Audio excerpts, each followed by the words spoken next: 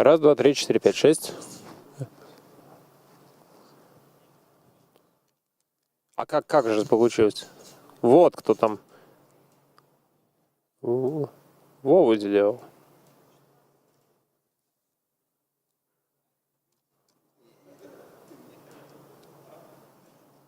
Один, два, три, четыре, пять, шесть, семь, восемь, девять, 10, 11, 12. 1, 2, 3. О-лё-лё-лё-лё. О-лё-лё-лё. Говорю дальше о том, что сегодня мы увидим невероятную по накалу борьбу на шахматных полях, черных и белых. Точнее, нейтрально-цветных. Одни поля одного цвета, другие. Никаких черных, никаких белых. Разноцветные. Да, черные включают часы, делают всю грязную работу. Белые ходят первыми. Вот. Есть еще гендерно-нейтральный ферзь. Потому что непонятно, он ферзь или королева. То есть, возможно, он и нашим, и вашим. Вот. Что еще? Шахматы вообще, да. Закрываем пока звук.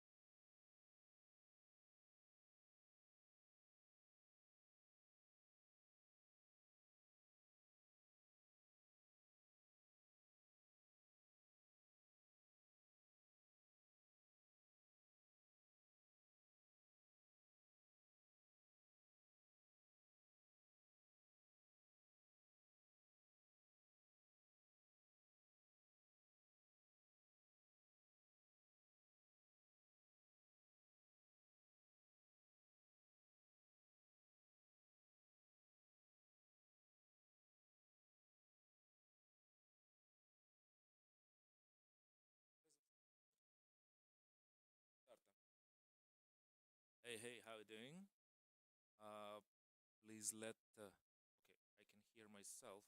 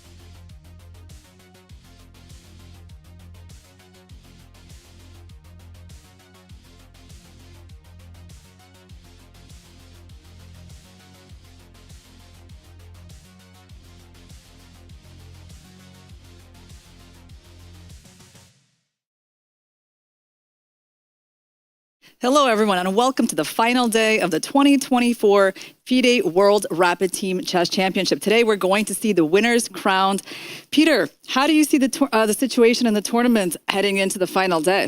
I think it's very exciting because we will have some very important matches right at the very beginning in the first round.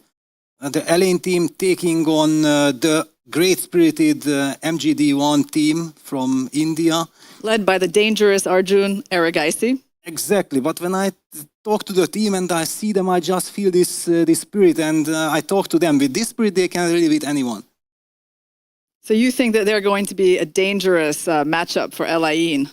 Definitely, because also they won yesterday in the final round. Also, Sunil Utnarayanan, their very strong second board player who had been struggling in the event so far, had a very important win against Haik Martirosyan. That will give him a lot of boost. I think we shouldn't be ruling out that they can cause some more upsets. Yeah, on their team, well, actually, let's take a look at the standings first. So we have Elaine at the top, sole leaders with 14 match points. closely followed by the Decade China team led by the world champion Ding Liren, and then two teams tied for third, fourth place. That's Chessy and Team MGD1 from India that we were just discussing. Now, the pre-tournament favorites, WR Chess with Magnus Carlsen and Jan Nepomniachtchi, Ho Yufan, Alexander Kastanyuk, they are actually in fifth place, and it will be very hard for them to climb their way into the medals, although actually into the medals should be possible, right, Peter? Just first place will be very difficult. Yeah, first place will be very difficult. They really hope that there will be upsets. Yeah, they need upsets because they have lost their matches against Chessy and they lost against Elaine. They only drew against the Decade China team, so they can't really have direct impact anymore. Yeah, they rely on their opponents. Yeah, I mean, they can still play against MGD1. No, because Magnus has Magnus already beaten beaten Arjun. Aragaisi. Yes, right, that's right. Okay, so actually, they've played all the teams above themselves. Yes, which is actually in their case, it's bad because they are such a strong team who probably believe that we can beat anyone, just give us the chance, but they don't get a chance anymore. Yeah, so basically out of the four teams above them, they did beat MGD1. They drew the Decade China team, but they had two losses to Chessy and Elaine, which is why they're in fifth place where they're where they didn't expect to be at the beginning of the event. But they'll be hoping for some sort of results that would allow them to still medal in the rapid portion of this tournament. By the way, the tournament is not going to end after today because we're going to have a super exciting day of the Blitz Championship tomorrow as well. So in terms of the team MGD1 facing off against Elaine, I mean, Aragaisi has been one of their star performers. He's definitely been doing very well on board one. I think he might have lost just that one game to Magnus. Yeah, he has just one loss in the tournament so far. And their last board, Mihir Shah, he is on a great score. He's only lost one game, so I think he might have something like 7 out of 8 points. Yeah, he is doing great. And I think actually, you know, what's going to be decisive for Team MGD is the performance of their second board, Sunil Narayanan, because he started so poorly, but he's picked it up since then. He's gotten 2.5 out of 3 points yesterday, including that big win against Martirosyan from the Chessy team that you mentioned. So I think if he can start playing well, then their team has a chance for the medals. Yes, but of course, Elaine is the leader with a very solid performance. Yeah, by the second, third, and fourth board, Maxodlu, Artemiev, and Andreikin. Now the big question is because we have seen the first day, after first day, Team Chessy was leading, but it's not so easy to be leading this competition. Yeah, you suddenly feel a lot of pressure. You are trying to hang on to your first place. Clearly, it's a very strong team, but there is a burden when you are leading and everybody wants to catch you. I'm very excited for this match. Well, let's take a look at the playing hall because we're just a couple of minutes away from game time.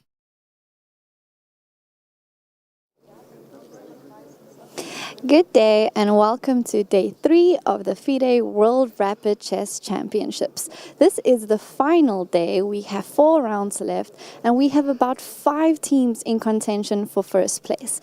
Next to me here we have Elaine, who is currently leading the pack, playing against the MGD Indian team. Of course, there was a bit of an upset yesterday as MGD1 beats Chessy, who is also in contention for first place.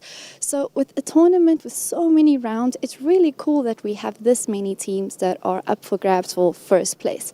Anything can happen because WR Chess is also here. Of course, they won last year.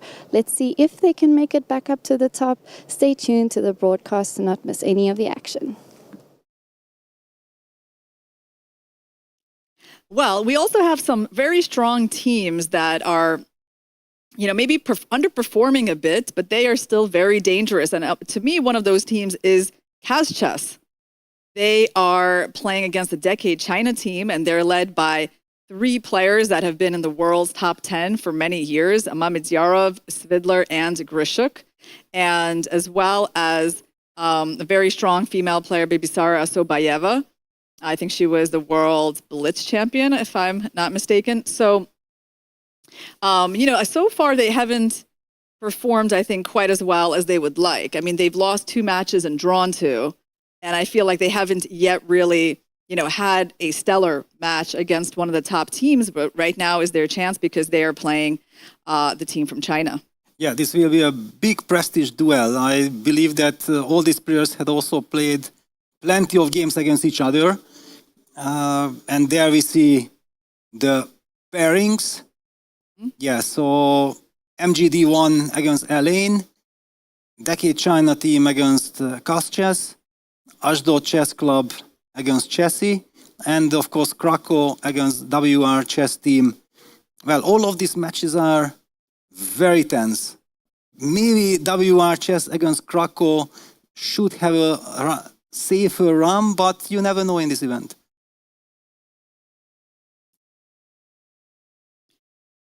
I have already opened my game. The game I would love to start, if you agree, it's Daniil Dubov against Arjun Regaisi. Oh, yeah, that's a good one to start with. Yeah, we're just 1 minute away. We're hearing some announcements from the playing hall. Also the Chessy team is being challenged by the Ashdod Chess Club. Also a team that has very experienced players, maybe hasn't shown their best yet in this tournament. They had that infamous match where they lost to the rookies, the young kids. Okay, we see Magnus and Nepo smiling about something. And they're playing for the team from Krakow today, where we also, it's mostly Polish team, but there is Timur Gareev on board number 2. And the games are about to begin. Handshake.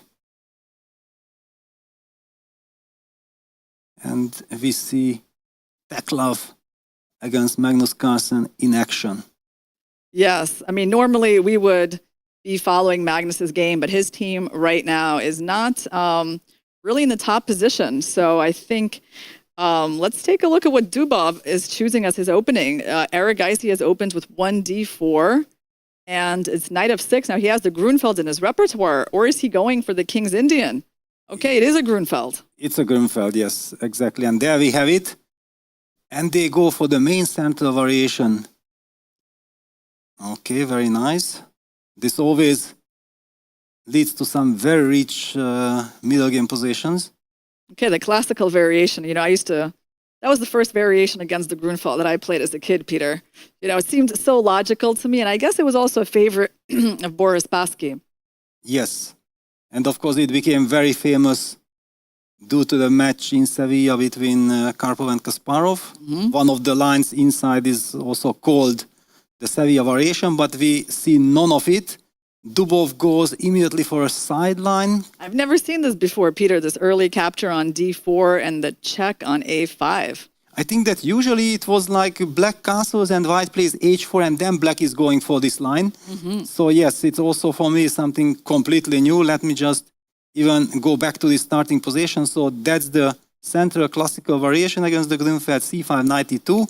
The knight is developed on e2, protecting the d4 pawn and avoids this typical bishop g4 pin, because then white will have f2, f3. So after knight c6, white guards the center with bishop e3, and usually here we are seeing the move castles, and castle is the very big main line, or white can also try after castles the very aggressive h4, when usually black then reacts with cd, queen a5 check. That's the line from which I know this queen a5, but Dubov is Dubov, and he has his own ways. cd, queen a5 check immediately, forcing Arjun to take his time. Bishop d2. Bishop d2 and queen back to d8. Wow, okay. This is kind of a, well, I would not say draw for, because it's black is black. Yeah, so black is at the moment trying to stabilize. So he's forced the white bishop to reposition to c3 to defend the d4 pawn. That's the concept. It's definitely unusually placed on c3 for this variation of the Grunfeld, but he answers with bishop g4 immediately. So obviously we're still in Dubov's preparation. And interesting, so he provoked the bishop's transfer to c3. Now he's provoking white to play f3, Peter. Yes, f3, bishop d7. I think this is already also on the board. So usually if this bishop would be on e3, we would be talking about very familiar territories. Yeah, this bishop on c3 is something special. I believe the bishop on e3 is better placed. On the other hand, with this queen a5 check, queen d8 operation, black has lost at least the tempo. And in this regard, then white should be able to make use of his bishop on c3. Yeah, so probably this is a rapid weapon. Yeah, this is also typical Daniel Dubov. I don't really believe him repeating this in a classical game, especially after he has shown this idea. But right now it's Arjun who is faced with a new situation and he has to spend time. It looks like he played something that is not the move castles. Yeah, he played queen d2. Yeah, stability first. So he's also stopping any potential like knight a5 moves with that. I wonder what is black's concept here, Peter. Like, he's not really in a good position to play the move e5 at any point to attack the center. He's not going to have knight a5. So where is black's counterplay supposed to be coming from? Like on the c file or a6 and b5? What do you think?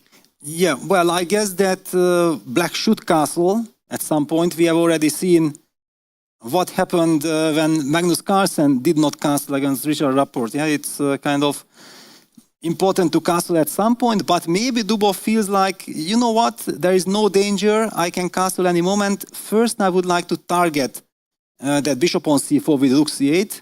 A very natural move, because now already black is hoping for some tactic along the c file, and I'm not exactly sure where do I retreat this bishop. Arjun says yes, I don't need to retreat, let me castle first. Castles on the board. So they've both castled now, or is it? Yeah, they've both castled. Yes. Okay, so that's the current position, a very fresh one. White can, of course, continue with rook ac1, yeah, because indirectly it protects the bishop, but we also have to watch out for some knight e5 jumps. Yeah, let me just show this because this is quite beautiful. The rook ac1, black might have the move knight e5. I'm not sure because there are so many tactics, but there is this double attack on the bishop on c4. If white takes on e5, then we take on c4. And importantly, white does not have this bishop takes f7 check trick, because then we capture with the knight on f7. Yeah, so rook ac1 looks like the most natural move. I mean, because also there are some ideas here of like knight takes d4, I guess, for blacks. Okay, but he played rook a b1. Okay, b1. Interesting. So he doesn't defend this bishop. And he's saying that the move knight takes d4 doesn't really bother him. I mean, because there's a lot of things that white can do on that, including bishop takes f7, yes, I guess. Exactly. This transformation of structure is kind of nice. Takes, and then bishop takes d4. If white is able to trade the dark square bishops, and then the knight remains against the bishop with a better pawn structure, that could be very unpleasant for black. So I don't see Dubov going for this. So how is he going to deal with the attack on b7? b6 is a very ugly move, so there must be like something nicer than that, because b6 weakens all the light squares. Yes. So you don't want to do that. Yeah, b6, then white gets access to the a6 square. Just previously we have been talking about where does this bishop retreat? Well, then we have the answer immediately. And for the very first time, Dubov is taking his time after rook a b1. Yeah, so something about that move surprised him. Yeah, I suppose there's queen c7, but then there could be rook fc1. Yes, exactly. Yeah, let's just put it, because it's a very nice way of setting up the rooks. Rook a b1, rook fc1, there is no need for the rooks to be on the dc file, because now there is more pressure along the b and the c file. And eventually at some point d4, d5 might appear as a threat. Of course, clearly then black will get access to the e5 square, so white also doesn't want to push this too prematurely. There are all kinds of finesses and all the reasons to be spending your time, which isn't such a ideal scenario in a rapid game. Okay, well, we have one more fascinating game on a top board, and that is the board one matchup between Ding Liren and Shak Mamedyarov. So that one is actually also a Grunfeld, Peter, so we could stay on the Grunfeld theme. Wow. Yes, with the move 3h4 by Ding Liren. bishop g7, knight c3, d5. And there was a pawn sack early on, h5, knight takes h5. CD, okay, white gets the pawn back immediately. E6, G4, it's pretty crazy. Yes. Does any of this look familiar to you, Peter? Yeah, I think there was some game in the FIDE Grand Prix at some point 4 or 5 years ago that featured something like this, but I'm not so familiar. Let's enjoy what they are doing. So D takes E6, bishop takes E6, E4. Exactly, I think this was like a key idea to sacrifice the G4 pawn but occupy the center. And Shakhriyar says, I'm not interested about your G4 pawn, I want to get the initiative. That's the reason why I'm playing this line with black, going for queen e7 and the piece sacrifice after G5 with knight takes E4. Knight takes E4, bishop D5, and it's not about winning back the piece because white can protect it with F3. Let's just very quickly show that bishop takes E4, Fe4, queen takes E4 check is simply met by queen E2, and white trades the queen, so black is unable to collect the rook on H1. However, the whole point of Shakhriyar's brilliancy was that forget about material, give me quick development, knight C6 and bishop G2 and some long castles and opening up files is the main idea. However, this bishop on G2 and the pawn on F3, they might look passive, but they guard the very important E4 square, and white is planning to go knight E2. Okay, this is a fascinating battle. Yeah, I mean, so the compensation for the piece, I guess, is that white's king is stuck in the center, but where's black castling, though, after bishop G2? Is he going, he's going queenside, right? Yes, because it brings the rook in one tempo, in one go into the action.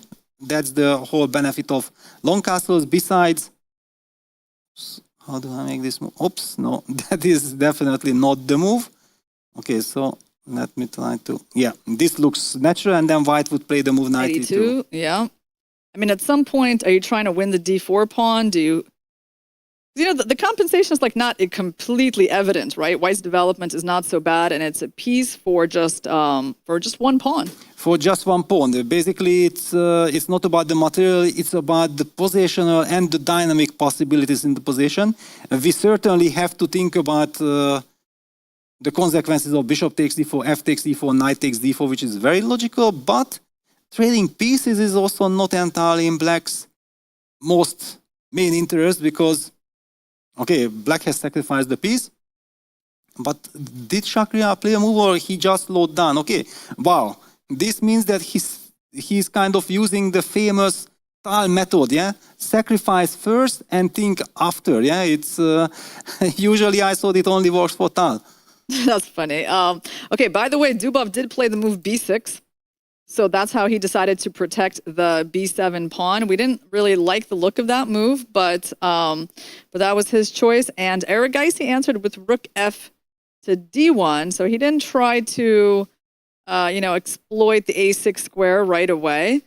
It's interesting that he chose d1. I mean, that's not like really that intuitive to me, Peter. Like, I don't know how much protection that pawn really needs and why the rook didn't choose to go to the c file.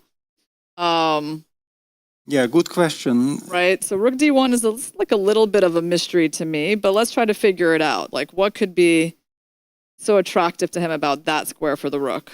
I think Arjun is also not just enjoying himself, that for the first time he is ahead on the clock. Yeah, so basically the surprise element of Dubov's opening choice has evaporated. Now things have settled down.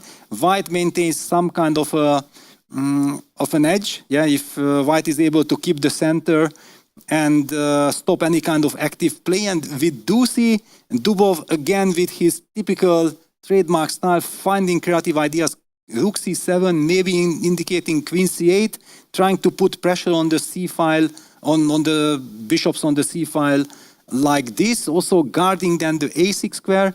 Very nice move. Yeah, rook c7, I mean, it makes sense because he's so cramped, right? In general, that's the problem with black's position. He needs to find some squares for his pieces.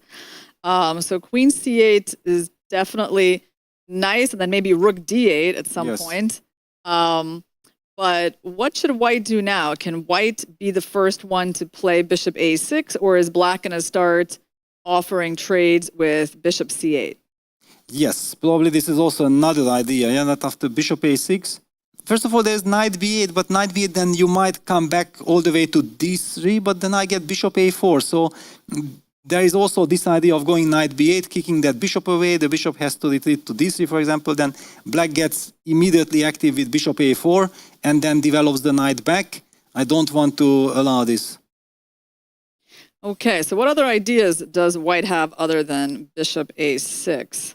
You know, the bishop on c3 is so awkward, isn't it? Yes. Yeah, you definitely, like in this position, if we could put it back on e3, it would be a lot better for white, because now it's harder to play on the c file with that bishop. And the move d5 never really feels very effective because it gives up the e5 square to the knight. This is kind of the trick in the position psychologically, that with the bishop on c3, you would love to open the diagonal. But if you open the diagonal, you allow black the desired idea, the desired setup with knight e5 jumping and immediately creating counterplay. Okay, so he went for rook bc1. He decided it's enough what my rook has done on the b file. Let's look for greener pastures. And he went to the c file. So now queen c8 is, I guess, what we're expecting from Dubov. And maybe at some point he can pull his bishop back to b3 just so it's not always hanging there. Exactly. So finally now that once b7, b6 was provoked, then Arjun felt like, all right, okay, the rook ab1 move has done its job. Now let me just correct my rooks. We talked about it that if black would have played queen c7, then rook fc1, rook ab1 would have been a nice setup. Now things are changing. You adjust to the situation. Okay, I think let's go to one more interesting game in their match. Is between Andreykin and Adiban.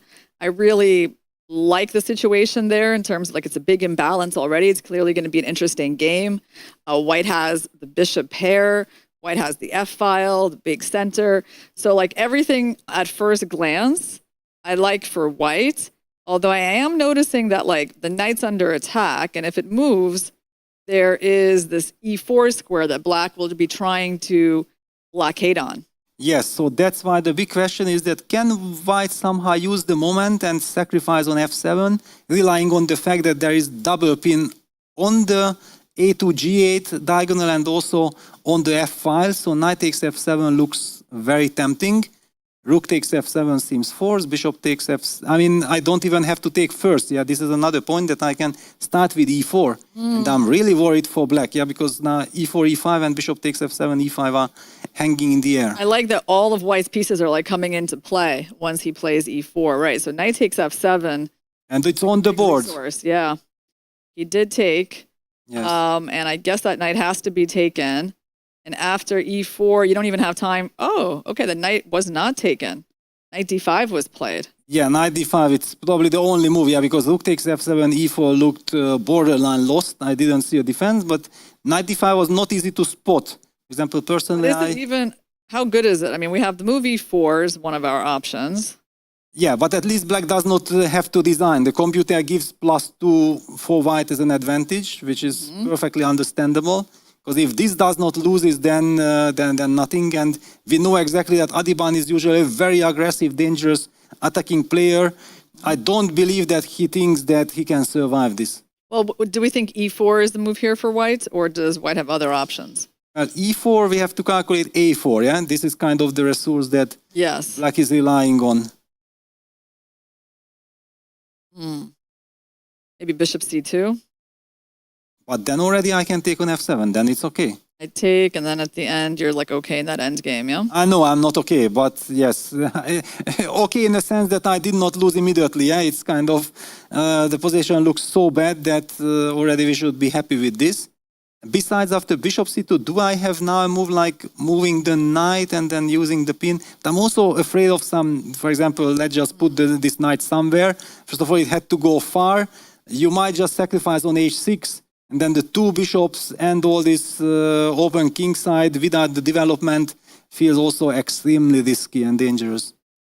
By the way, Dubov went for a pretty interesting decision. He sacked a pawn. It's a move that we were not expecting at all. Knight a5, Peter. Aren't you surprised by that one? Wow, interesting.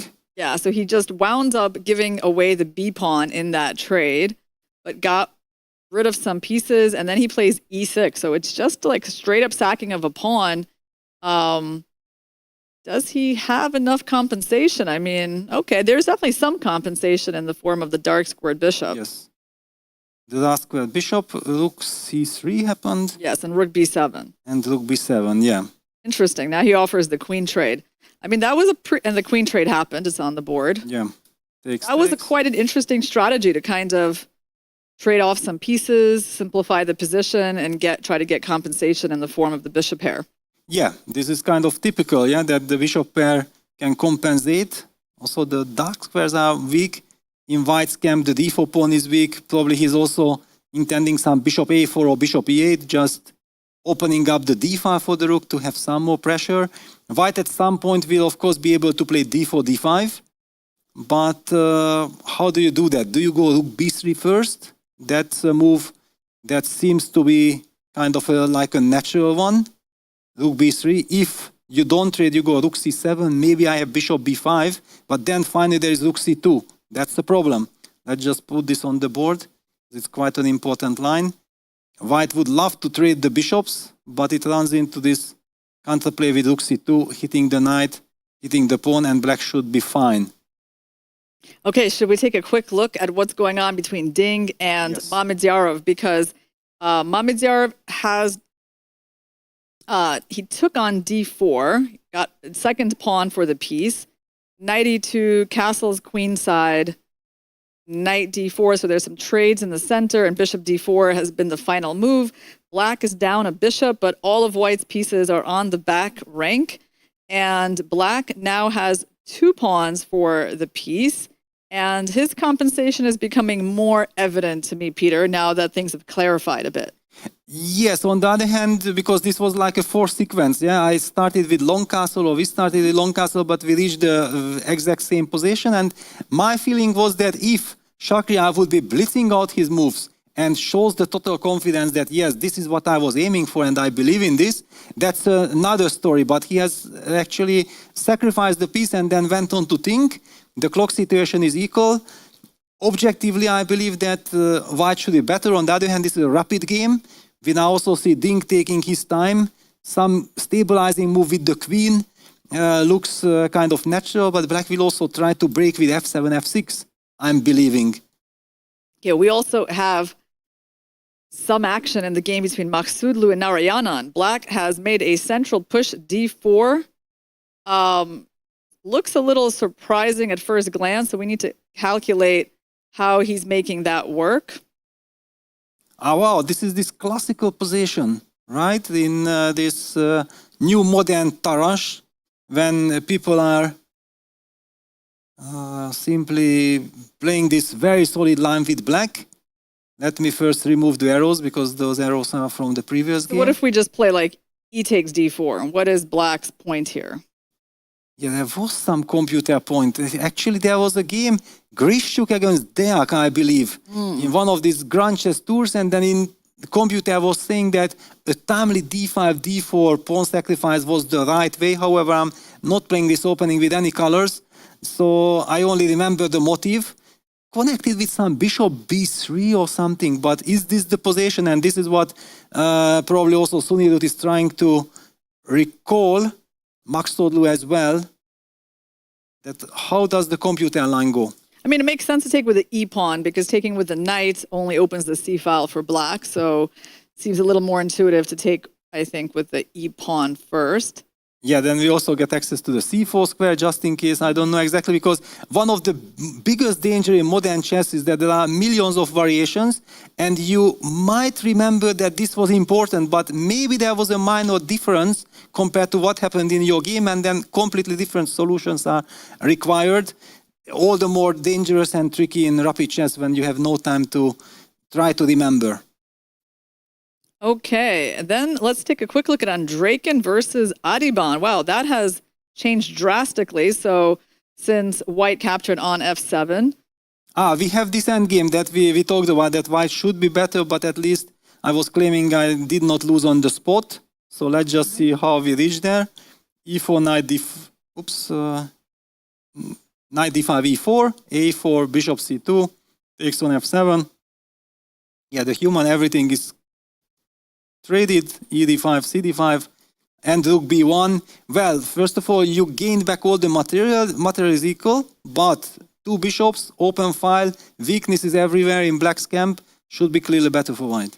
Yeah, I mean, the problem is that black's bishop on c8 doesn't have like an easy path to development, and the knight cannot really get to the c4 outpost, right? Like potentially if black could, get their pieces out, the pawn structure is not so bad for them, but it's pretty hard to reroute that knight. A4 is already under attack. D5 is a bit of a weakness. So yeah, I think it's a pretty nice endgame for Andreykin. Yes, I think now black pushed the pawn to a3, but this also gives white the b3 square. And Dimitri played the move bishop b3 immediately. I don't like this. I felt like maybe there was a chance with knight e4 to hit the bishop on d2 and try to play in a very concrete manner. But after a3, bishop b3, now look at this. Even some bishop f4, bishop e5 ideas are possible. And in long run, how can black hope to survive this with all the weaknesses? Should we take a quick look at the last board between Al-Mamari and Shah? Because that board matters just as much as all the Grandmaster boards. And there is a pretty complicated position has arisen where Al-Mamari's king, like in one of the previous rounds when we saw her play, looks a little bit weak.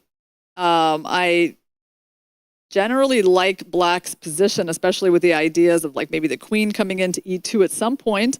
But okay, white always has bishop, actually bishop f1 is not possible when the knight is hanging. Yeah, but we can maybe take the rook on e6, yeah? Right here, yeah? Do we have the time? Do we have the nerves? Why not? It's analyzes for us. Okay. Take on e6, and also black's king is in danger. That's a good point, Peter. This rook is hanging. Yeah, we don't have to recapture on e3. Yeah, but you have e takes f2. Oh, but she did take on an e3. Ah, she took on e3, okay.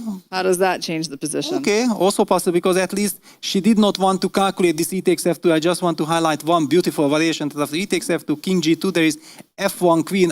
The move that I cannot make, unfortunately, in the analyzing board. Why can't we play king takes f2? Yeah, well, then some more checks. I don't know where they lead, but yes, I think you can. I just wanted to highlight that f1 knight, f1 queen, knight takes f1, queen e2 is suddenly maybe tricky, but even then you have king g1. So here's the problem. I just finally realized, the rook on e6 is sort of pinned to the f7 pawn. So white's kingside pawn structure may look ugly, but actually it's black's king that has a problem here because their rook cannot move at all. Yes, there is this tremendous pressure on the f7 pawn. The bishop is hitting on e6. Computer confirms a +3 point something advantage. That would be a huge, huge win for Wafia, for the El Ain team. And she is a two-time member of the United Arab Emirates Olympiad team and a former Emirati women's champion, for those of you who don't know. So let's take a look at also Harika versus Logno, our first time coming to that board, the women's board. We have equal material on the board. Harika putting some pressure on the clock. I would say also on the position a bit. What do you think, Peter? Yeah, tiny bit better for white. Yeah, after all, this e6 pawn is a typical French weakness, but there is no typical French bishop. Yeah, the bishop on d7 is traded, so normally we talk about bishop on d3 and bishop on d7. These positions which would clearly favor white. The pawn on f4 is also slightly isolated. So yes, I clearly prefer white, but I'm not sure how much of an advantage is this. All right, let's go back to our board one. Erigaisi versus Dubov. I mean, he has sacrificed a pawn. And does he have enough compensation? I mean, he has an active rook on b1. He's probably trying to take to h1. Well, white's solid.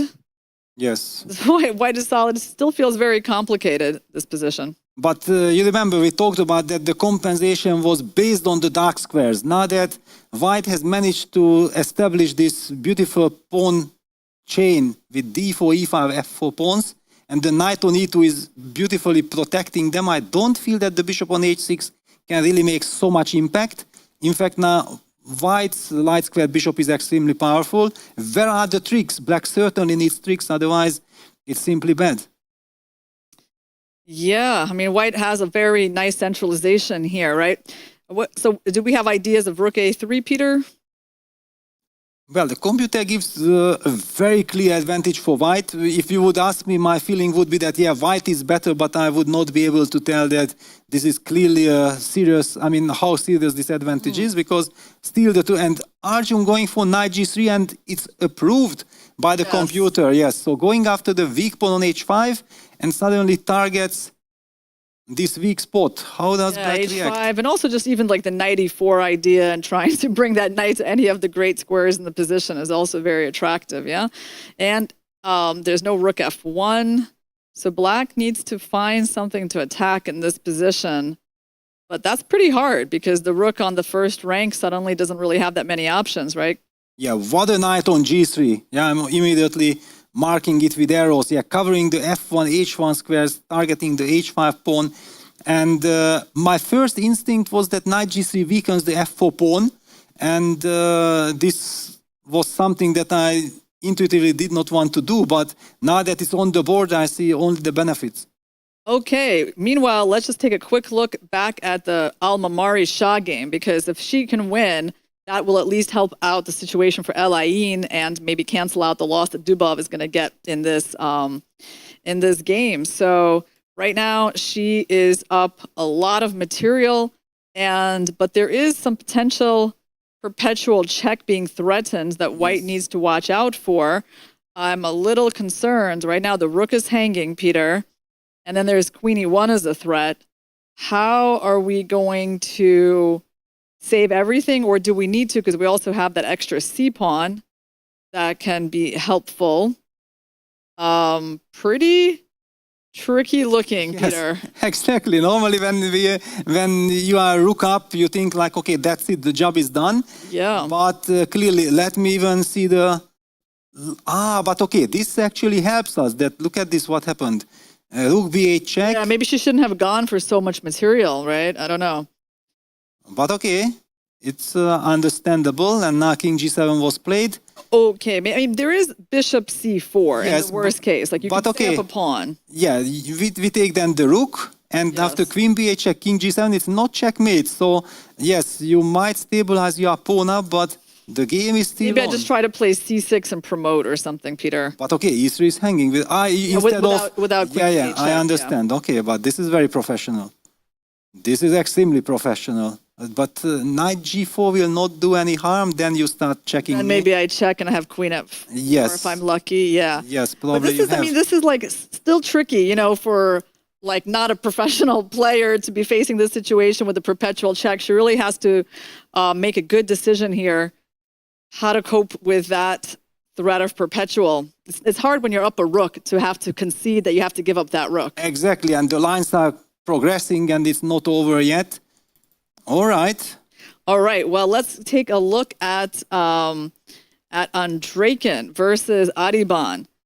So 4 pawns for each side. I don't know. I feel like when I see this position that black is sort of surviving, Peter. No. No? No, the situation got better than before. Yes. I agree, but still far away from survival, especially I mean, all the pieces look better than they did in the beginning. Yes, exactly. At least there is a knight on d6. Yes. The bishop on c8 is passive, but okay, at least it protects the pawn on b7. The rook is in the game with rook a6, so I understand your point. Yeah, black is much closer of saving this game than ever before, but still, I think he will have plenty of practical problems. Okay, well then let's take a look at Maksudlu versus Narayanan. This is, you know, Maksudlu has been a star for El Ain, but this is not going to be his star game. He's like down to a little over a minute, and he hasn't really been able to make anything of the white pieces at all. Oh, wow, but this is, yeah, actually then they remembered after d4, e4, knight takes d4, yeah, this was the computer point, knight takes d4, and rook c4.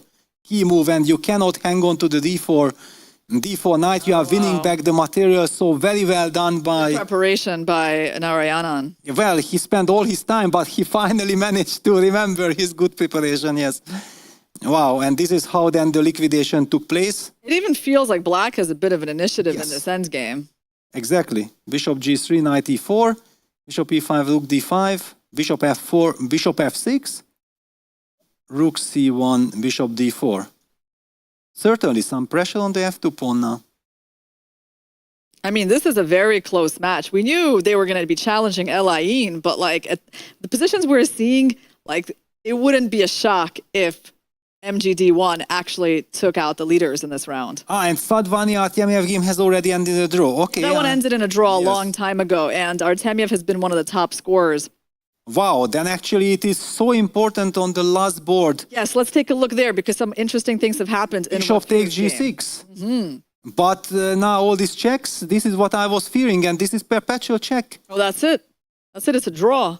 I don't see wow. because king Oh, h3, that's so sad. there is queen g4 check. Yeah, that's it. The game's already ended in a draw. Wow, okay. What a save and how important it is, knowing the situation. Yeah. Wow, what a swindle. Because, you know, what we're seeing right now is like not a single win yet for the Elaine team, and Dubov in trouble on board one. Yeah, the Harika Katerina Lachno game looks very equalish. Yeah, I mean, it doesn't look like Katerina can play for a win so easily, but there she goes. She goes with e5. Let's take a look at that. Because the White's king is a bit open, Peter, so maybe there is a chance for her. She's actually up on the clock now against Harika. Yeah, she's trying to liquidate. This e5 move is for liquidation. After all, black is the one who was under some pressure. I think with e5, she just equalizes. Andrei needs to win because there is the chance. Yes, that's the one. That's the one, yeah. This is the one. And now, actually, we also know that he needs to win in order to tie the match, unless Daniel Dubov pulls out a miracle.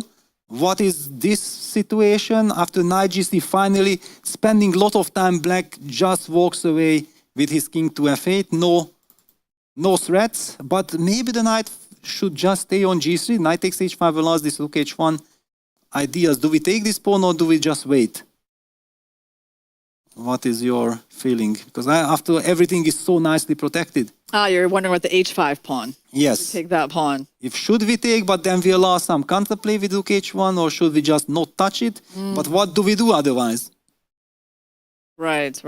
So, okay, well, there's the answer. You D5. played d5, getting rid of that backwards pawn and opening up the rooks. There's going to be a trade there. Daniil took. Yes, this is a good move. d5 is a great move. You need to break... The bishop, right? Open up the bishop. Yeah, open up, break this construction, and also get access to the f5 square for the knight, yeah? And then this bishop on h6 can be trapped. Yeah. I mean, so far we can say that the opening concept didn't quite work out the way black wanted, right? Just kind of a suffering in the end game down a pawn. So which way should we take? With the rook or with the bishop? They both look possible. Yes. Well, naturally, one would say that bishop takes is the most natural move, I believe, but... He went with the rook. He went for the rook, so it's a very concrete approach. Rook takes d5, does not worry about rook c8, yeah, because intuitively I felt like I don't want to give the chance of getting pinned, but maybe knight f5 just wins the bishop. It's a very concrete position. And you have always like these back rank ideas as well.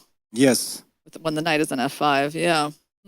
Arjun is playing with so much confidence. I think this is one of the problems for Dubov. He likes to bluff, yeah, kind of, but Arjun is not a player whom you can bluff with some tricky moves. He will call your bluff. Okay, he played rook e1 check. So maybe some chances against that f4 pawn. You can't go king f3 because of bishop c6. That's one of the traps. Yes. So I guess we can go king f2, but at some point f4 will hang. So he does go king f2. Yes, correct. Moved away to d1, I think. Yeah, but okay, this is not a scary situation for white. Now everything is kind of protected. With d5 he opened the pieces. He will trade on d8. Yes. Take on h5 maybe. Finally. Nope, he didn't. King e3 back. Yeah, stability, and he still insists on this knight f5 idea. Yeah, this will hurt black immensely. Okay, Arjun looks very motivated. Let's take a look at the Andreikin game. for a second, because he really needs to win for his team. He is better. I mean, there are chances, right? Peter, you're still liking white here. Yes, of course. Bishop goes to f4, yeah, pinning this knight. Yeah, that's why we kind of provoke the move g5, g4. Adiban is done to a minute. This is the problem when you have to defend. Yeah, bishop f4 on the board.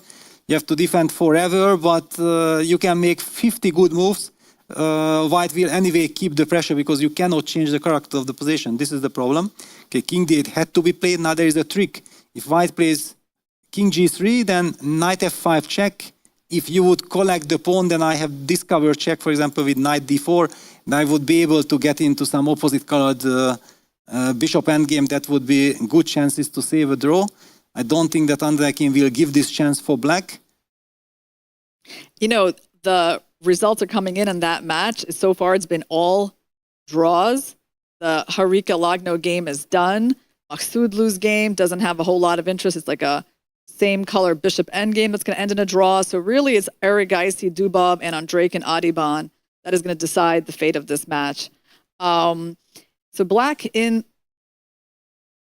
Okay, so here we have Erigaisi, Dubov. The rook is on e8. He's threatening rook takes e5. Wow, what a trick. What a trick. And this whole rook e1 check, rook d1, rook takes d8. Now, how do we get out of this pin? Rook takes e5 is a threat. If king f3, then bishop c6 check is happening. And the f4 pawn is hanging. All of a sudden, there are chances for Dubov to save the game. Oh, wow. Okay. So rook takes e5. Is that difficult to get out of? Huh? Yeah, now rook a3 was played. Okay, but rook a3 just in time. Okay. What did he play, the moves? It seems, one second, let's see. Rook a3. Rook a3. No, something is not Oh, right. and then, yeah, well, rook d8 obviously was not played. Yeah, no, this is completely wrong. So ignore the evil bar, ignore the, rook a3, and the rook is still on e8. All the tension in the position. Maybe we can have a close-up view on that board so we can actually see the position on the board. All kinds of tactics, like rook takes e5 check. If king d4, bishop takes f4, but then then what happens? I have no idea. It looks like Arjun. Okay, right now it's Dubov's move. And Arjun is about a minute, and Dubov is just under a minute. So rook a3, he's thinking about where to pull that bishop back. Yeah, because the rook takes e5 check, maybe you can play king f2. Maybe king f2, and then you are overloaded because rook a5 runs into bishop b3. Yes. Yeah. Let me just pull it because rook takes e5, there is a pin, but then maybe white can play king f2. So what about bishop c6 here? Bishop c6. Okay, he played bishop b5. Wow. Okay. What a move. Interesting. A little shocking, right? But still, you're planning to get the bishop back with rook takes e5. And Arjun down 2 seconds. How many seconds? He has a minute and minute 25. Okay, so yes, he's still got time. So Dubov has about like 35 seconds left. And finds like some computer-like study-like defense, with this rook e8 bishop b5. If he can win the e-pawn and then he has like the bishop starting to open up, we can see Dubov getting a draw in this game. Wow, incredible. Then we'll be checked. I mean, if Andreykin manages to win, but Andreykin's position is still complicated, but he's going to be, I think, up a pawn with some bishops of opposite color, but the rooks are still on the board. I'm not sure if he's actually able to win that, Peter. Okay, but right now I'm all eyes here on this. I think Arjun has finally taken b5. It was not a happy choice, but he didn't know what to do. And he's trying to squeeze out something. By taking the pawn on a7. Yes. He's okay. Still a pawn so up. He's still a pawn up, but feels like Black's task has simplified a lot. I mean, there's chances of play against the f4 pawn. How are we going to organize Black's pieces, though, to do that? Yeah, not easy, because actually this knight on g3 and king on f3, pawn f4, h4 are taking care of Black's construction. The rook on b5 has to keep an eye on the h5 pawn. Yeah, you don't have rook b4 because of knight h5 always. So it's like your rook has to defend the pawn. Yeah, king g7 probably. King g7, king g6. Try to get the king there, but I'm afraid of running into some... Okay, he played king g8. So he's trying to get bishop f8. Yeah, because the pawn on a2 cannot move. Yeah, if white advances a4, then black has access to the b3 square. So he wants like bishop f8, bishop d6, for example, and maybe Yes. activating like that. Okay, he's looking at the other boards. Maksudlu's game, I think, just finished in a draw. Wow. And Dubov has not suddenly good chances to survive. Meanwhile, Andreykin decided not to go for the bishops of opposite color. He didn't take the pawn. And I like that he's still keeping it complicated. He's got some edge on the clock. Yeah, it should be a technical win. He's further away from Dubov, so Dubov can't really see that position because he's all the way on board 4 for Team Elaine. Yes, so basically Arjun needs to win. He really needs to win this game in order to tie the match, because I don't see Adiban surviving that against Andreykin. F5 played, clock situation, 36 seconds for Arjun, 15 for Daniel Dubov. Dramatic. So he just played rook e5. The white knight can't move. I don't know, the pawn being an f5 is like provides an extra target for black, doesn't it, Peter? Yes, certainly, but simply Arjun didn't know what to do. Now rook e3 check is always Rook A6 possibility, maybe played. king h7 here. But then there could be rook f6 as an idea for white. Yes, rook f6 is Rook a6 is a tricky move.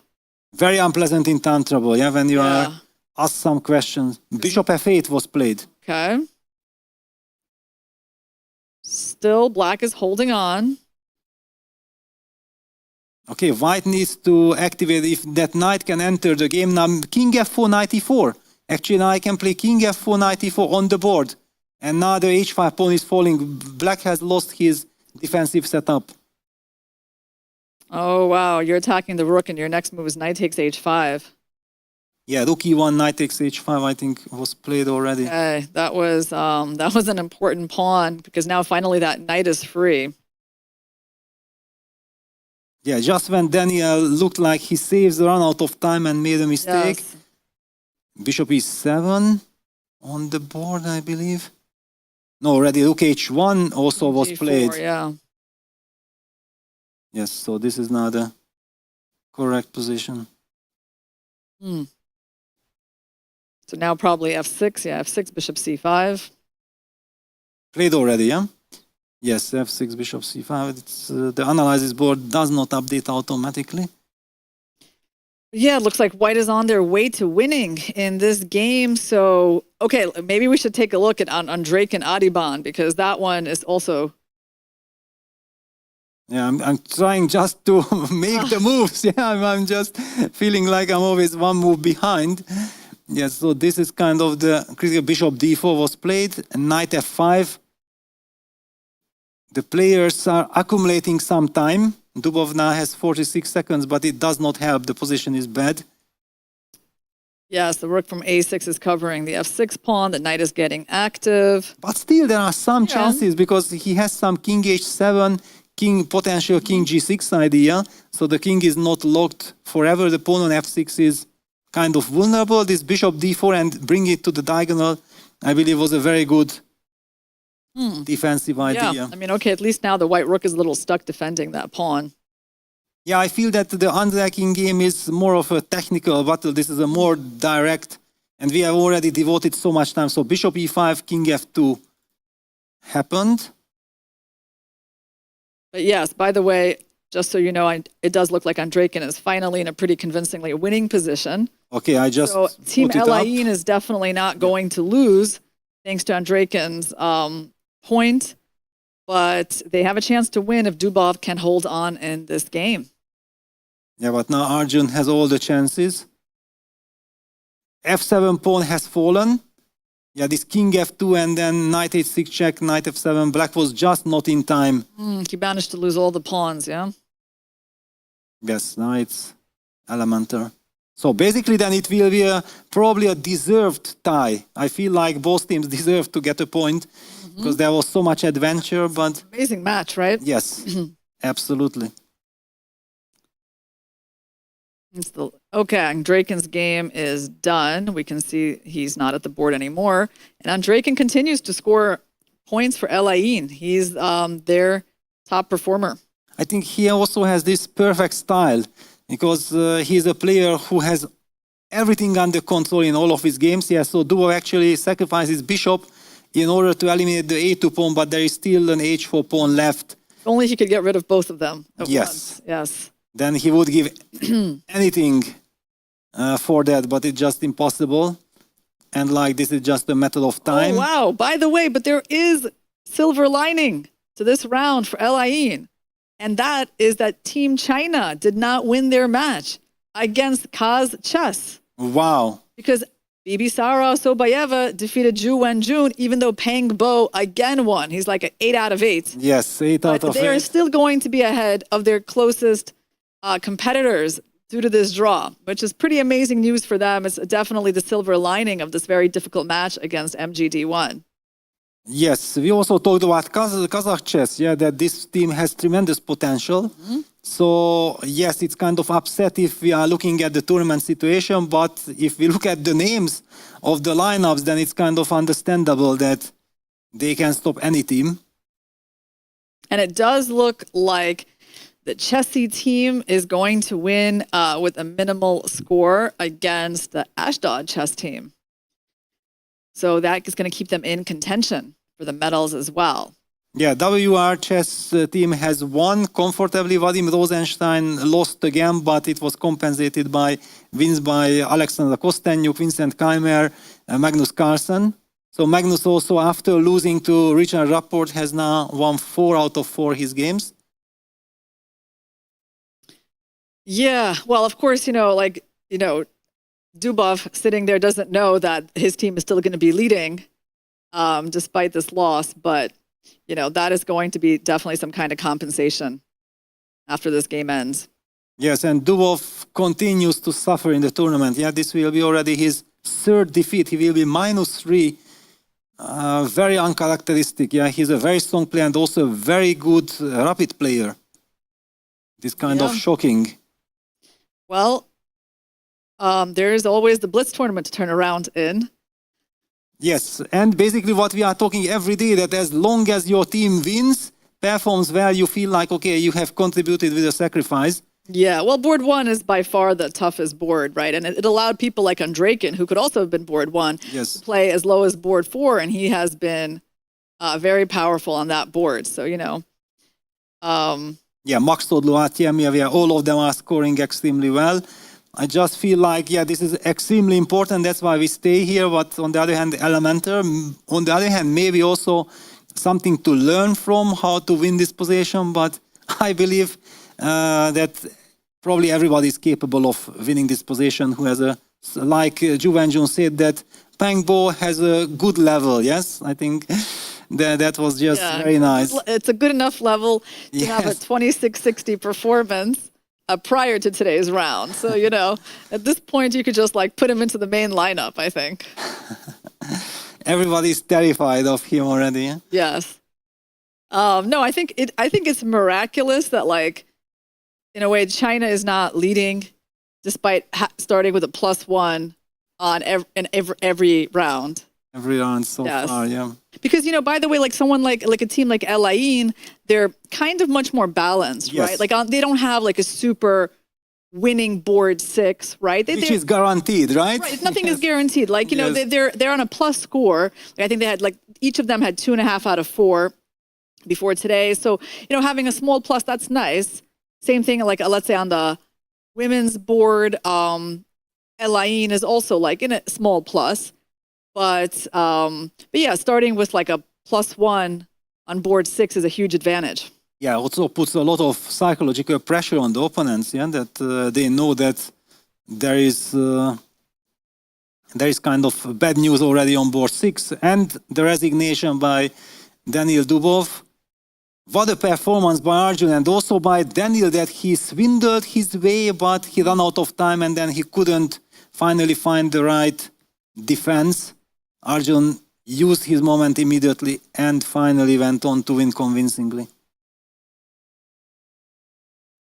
Yeah, so we have a draw on that second board between Decade China because they exchanged wins with Kaz Chess on the women's board and the amateur board. All the other games in that match were drawn.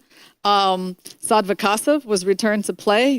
He had that very unfortunate game yesterday where he lost to Yes. Ardogmus quickly, but now he was put back in the lineup and he drew against China's fourth board, Xu Xiang Yu. And Vidit finally gets a chance, and he beats Volokitin with the black pieces.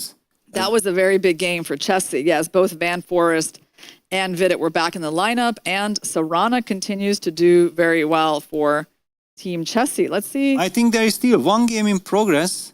If I'm not mistaken, it's Aina Kul in action against Tanikin. That's the last board of the match. Oh, this was a rook between end Chessie. game. Yeah. It's a 2 against 1. theoretical draw, but who knows? Is it theoretical draw on the last board? I'm not sure. Like Aina Kul doesn't really need this point to win for his team because they already have a 2-1 advantage. So if he just draws, that's fine.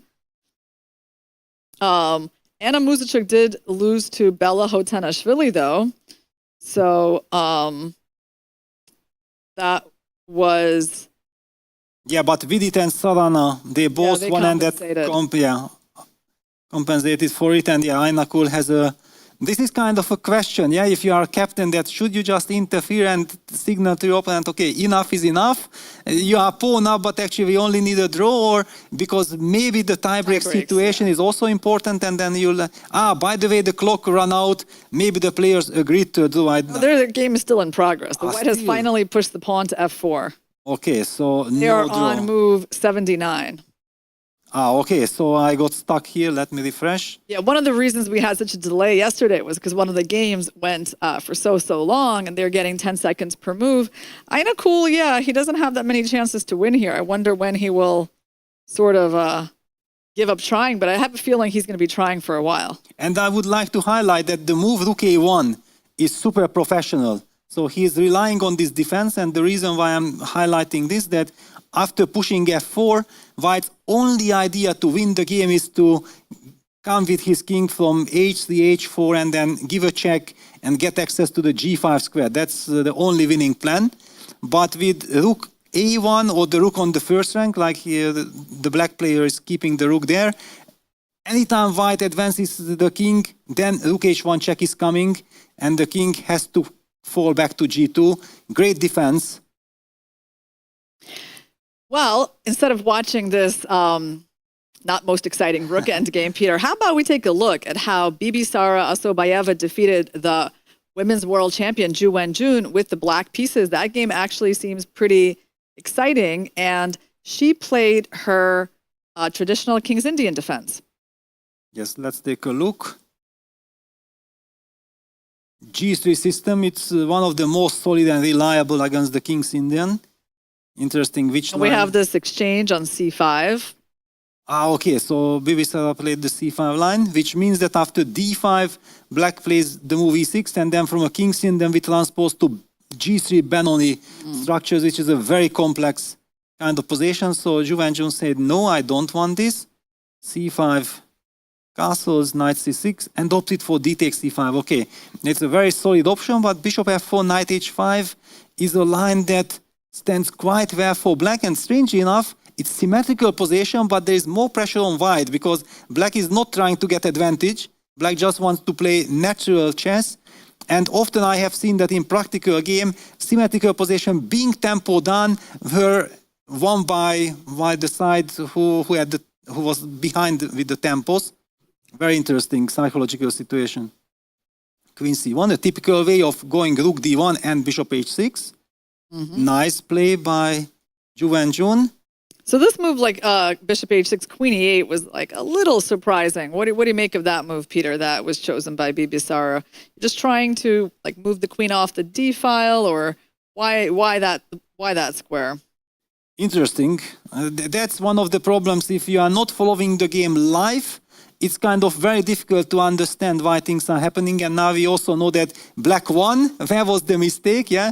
So yeah, it's a mysterious move. She is probably also preparing rook d8. So there are some reasons behind this move. And she doesn't want to put the queen on c7 because it's going to get hit with knight b5 or Yes. knight d5. Exactly. Okay, so it's like a safe square for the queen. And white also plays slowly with h3. It does not look like an impressive move at all. Like, I don't know. The moment I see h3, I'm like, okay, we just wasted a turn. Exactly, and I don't know, but I don't like allowing this knight d4, and maybe that is the point of putting the queen on e8, because if in this moment black would have played knight d4, then after knight takes d4, bishop takes g2, there could have been some knight e6 trick. If that's the point, and then The pawn structure, yeah? yes, ruining and saying thank you very much. Now we know exactly that white is better. So wow, maybe this is some super deep move. Queen 8 setting up the threat of knight d4, and maybe the white player Ju and Jun did not sense this. That she was thinking like, okay, if black played the move queen 8, I can allow myself to do a pass with h3, and then all of a sudden knight d4, and all this what happened here, this liquidation feels like it should be in black's favor in a sense that black gets dynamic chances. Takes. Now there is no knight jump. White the capture on g2, c takes White's d4. king feels a little bit weaker, right? Also, black got the strong pawn Yes. on d4. And suddenly we will see, I think, the black's pieces come to life. Knight d5, queen c6, using the pin. Very important. Activating the queen, king h2, rook fe8. And now if black will be able to kick that knight away from d5, then how do you stop those pawns? The e and f pawns will be advancing. So b3, knight e6, rook d1, b5. Yeah, very nicely played by Bisar, undermining the knight on d5 by creating a weakness on c4. And then black will have a very easy play with rook ac8. I think from this moment on, it feels that black is better. Well, there's also a beautiful exchange set coming up, so let's not miss that one, Peter. Wow, yes, you always know the future. Yeah. I know this. All right, so yeah, queen a3, b takes c4, of course, in the spirit. Knight takes c7, takes, and then d3. Wow. I mean, it doesn't really look, completely clear at this point, yeah, but black is trying to fight for the initiative here. Yes, and for the f3 square, and I think that Bibisar is also a very dangerous attacking player. So yes, if she gets the chance to go after. And the next move, queen f3, so it's not the knight that comes in, it's the queen. Yeah, this surprises me. Okay, this. Right? I mean, is white really so defenseless here? Let's see. But okay, yeah, one of the problems was that white was unable to play rook d2, because rook d2 is met by c3. Then knight d4. And rook c2, knight d4, exactly. This is a problem, because rook f1 is a very sad move. Rook f1, c takes d3, and now black has this incredible domination with all these pieces, and rook d8 is probably also coming. The knight is protecting, knight is ready to jump. So what happened here? Rook a1, d2. Rook takes c6, yes, white has to destroy black structure. d1 queen. And rook d1 queen takes f2 first, and then you pick up. This is what happened. Okay. All right, but rook e2, at least one feels that maybe black is slightly better because of white's vulnerable king, but it should be holdable. What happened here? Rook c8, but okay, you still can't get active because I have perpetual check. Okay, no reason to panic. Rook f2, queen d5, and this was lost, yeah? Wow, queen takes a7. Good nerves. Rook g2. So she thought she's like holding on here. No, but this is way too passive. This is way too passive. I don't know. Okay, clearly like relying on rook g1. yeah, Also. Yeah, but okay, it feels. h4 she played, okay. Queen e4. Okay. Queen f2, queen b1. Now you don't have... Oof. Oof, this queen e4, queen b1 was beautiful. Okay, what happens on rook? Yeah. Oh, she wins both pawns after rook g1, but maybe you can still go... Hold on, what if you go rook g1? Yes. I mean, you win both pawns, but maybe what do you think about that queen endgame? Yeah, should be drawable. Right. In fact, I think this is with the g3 h4 construction, it should be easy draw. Okay, so maybe she had that way out. She had to go for it, but probably she felt like, okay, I'm pawn up. I don't want to suffer in endgame pawn down, and where is the mate? But this is just with little time on the clock, so scary. You can always blunder something. F1 rook maybe? f1, exactly. Oh, and queen f5, it feels like it's... King G. Now look at this rook on h2. This is Maybe completely rook c1 or something. logged out, yeah. Where'd she go? Oh, there you go. That's it. So basically, why not going for the 3 versus 2 position? Why just lost in 3 moves? But it was a good game by Bibi Sara. I could feel the energy. Black's play in that game, and White's play was very kind of shaky, right? It's like, with White, you're trying to impose your will a bit on the game, but in this game, it really was all Black. So I feel like she got the deserved victory there.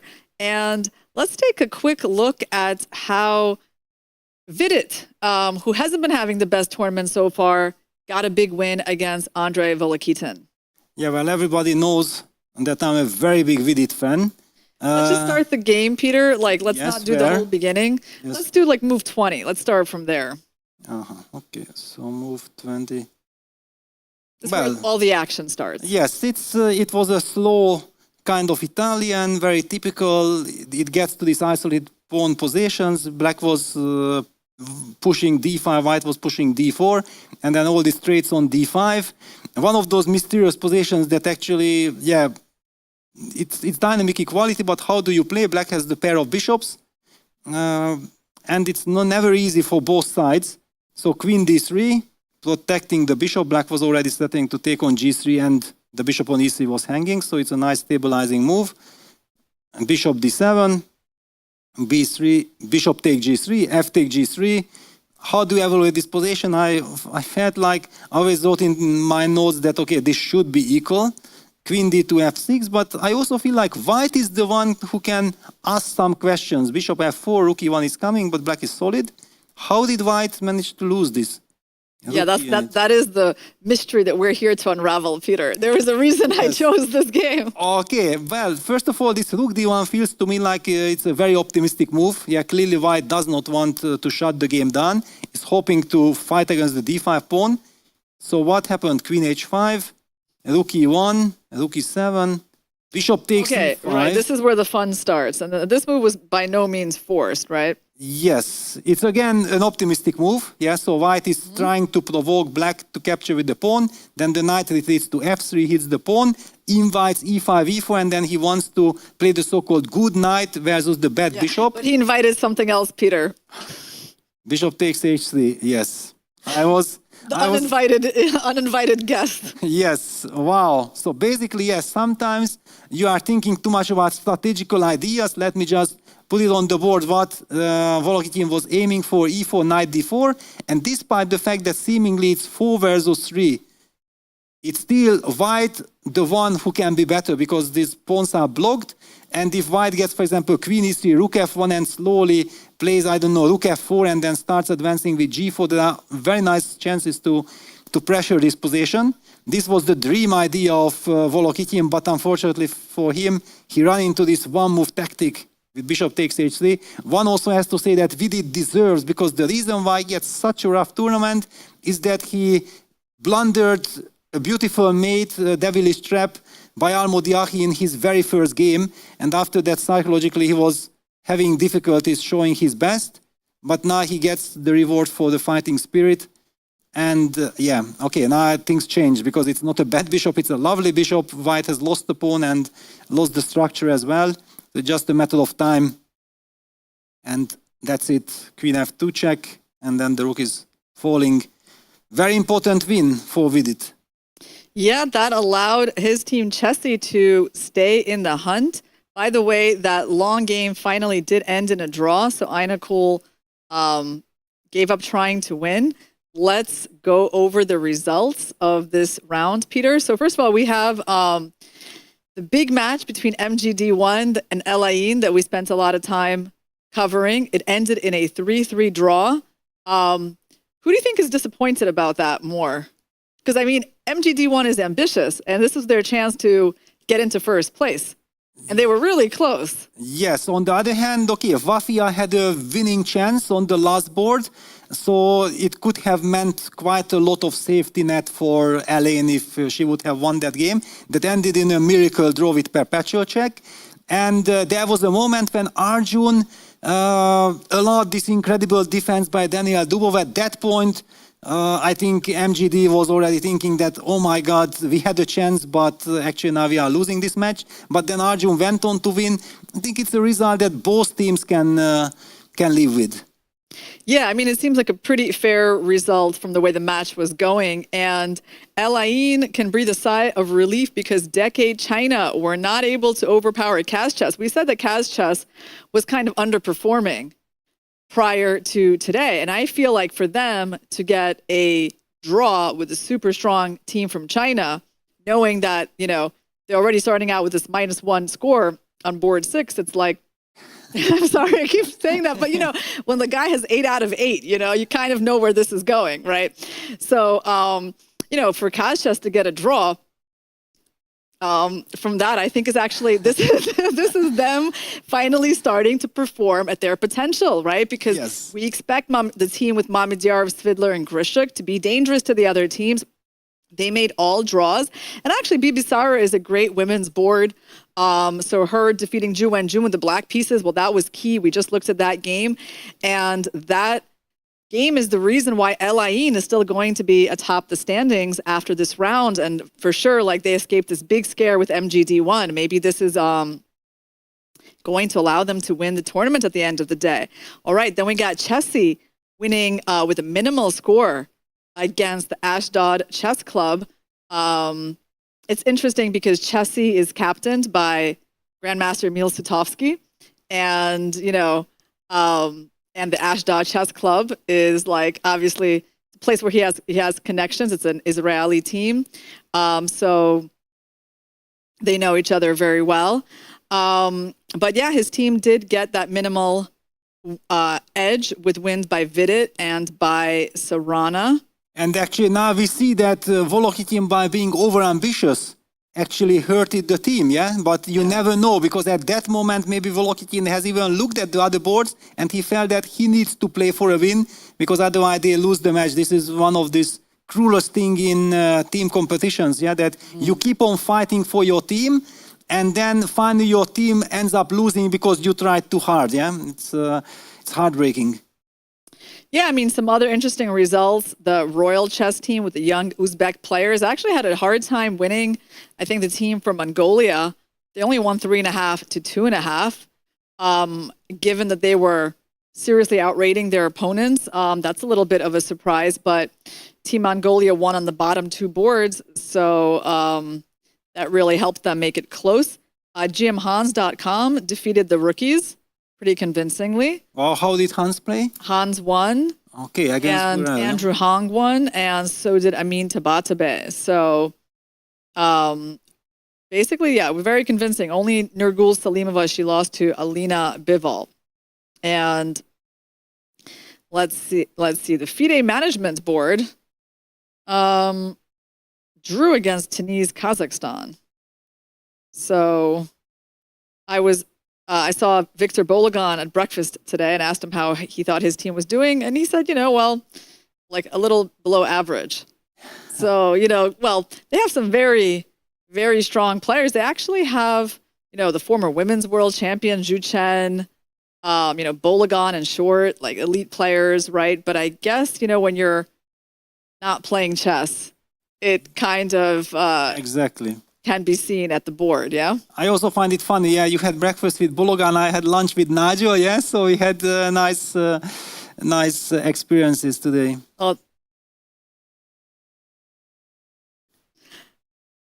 All right, so let's see if we have the pairings for the next round yet. It's probably not up yet, yeah, so we got 3 more rounds to go. I don't know who Elaine can be playing, Peter, because they've played pretty much all the top teams. By the way, we didn't mention that Magnus Carlsen's team did win 4-2 against the Krakow team. Magnus won, Keimer won, and Alexandra Kosteniuk won. I think Kosteniuk has won all her games here, if I'm not mistaken. No, she has 3.5. She has 4.5 out of 5. Yeah, 1 draw. Yeah, she drew Ju Wenjun. So but she was, you know, she was kind of sat out for a lot of the key matches where Ho Yifan was playing some of the stronger players. But now she's back. Well, Peter? Yes. Hey! Oh, we have Pavel Tregubov in the studio. Do you want to join us, Pavel, and give us your thoughts? No, actually, we probably don't have a way to set, we don't have a way to set you up with the mic. But it's always nice for us to have guests in the studio. Okay. Here we go. Hello. Hi, Pavel. Yeah. So how is the event going? What is your feeling? Well, my feeling is that everything is fine, but what do you think about the organization of the event? I would like to have It's your super opinion. exciting. Well, we love it. We love commentating on this event, right, Peter? Yes, absolutely. And okay, we are having some crazy battles. If it continues like this all the way till the end, then it will be fantastic. Great, great. And tomorrow, well, we'll have maybe even more exciting names, yeah? Yeah. The Blitz section. Well, it will be very tough to commentate. Even we see that it's a very big challenge and we cannot do justice to everyone. There is tons of action. So we are very sorry for all the fans who are feeling like we are not covering their fans, their favorites, but it's just impossible. All right. Well, thank you, Pavel, for joining us. Guys, we're going to go on a short break as we get ready for the second round of the day. So we will see you in a few minutes, and we have some clips prepared for you to watch.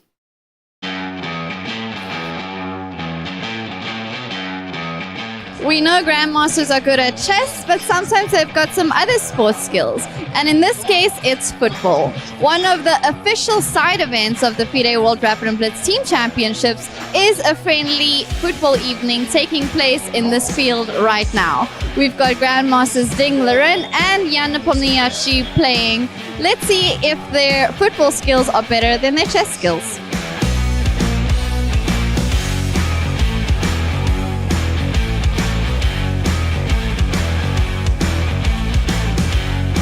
You might be asking why these players are doing a whole exercise after playing 7 hours of chess. Well, contrary to popular belief, chess players have to be fit. You're sitting at a board for hours on end. There's a direct correlation between physical fitness and chess. So maybe football and chess go hand in hand.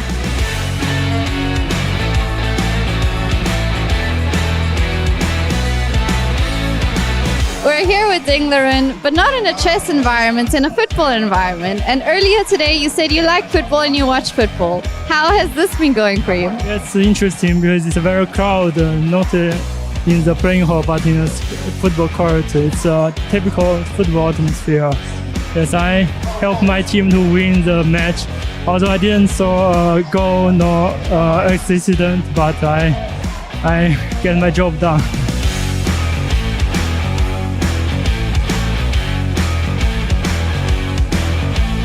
And that's a wrap on a really fun evening of football. Team Astana Pavlodar took home gold and FIDE came second. We saw a lot of good teamwork and team spirit. Let's look out for the same in the chess.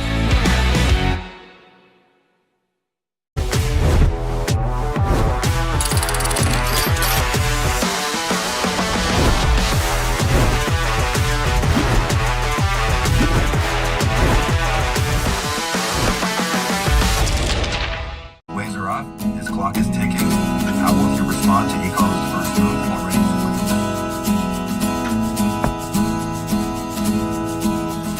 Who's gonna swing across the channel? I'm a strong swimmer. Who's gonna swing across the channel? Why did you wonder? You say like house. Am I right, boy? Am I right? Why did you wonder?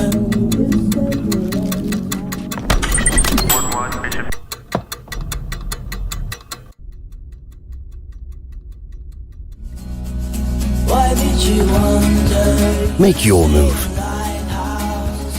The 45th FIDE Chess Olympiad, Budapest 2024, where the story becomes history.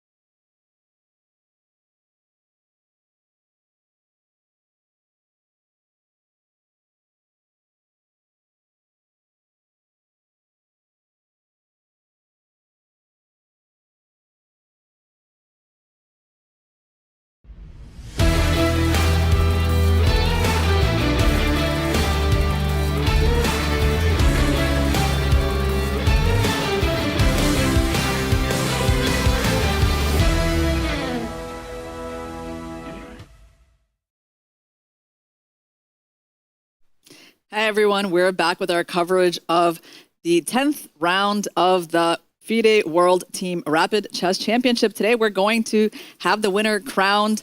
And the day started with a super exciting clash between L-Ain team and the team from India, which finished in a 3-3 tie, which allowed L-Ain to stay atop the standings.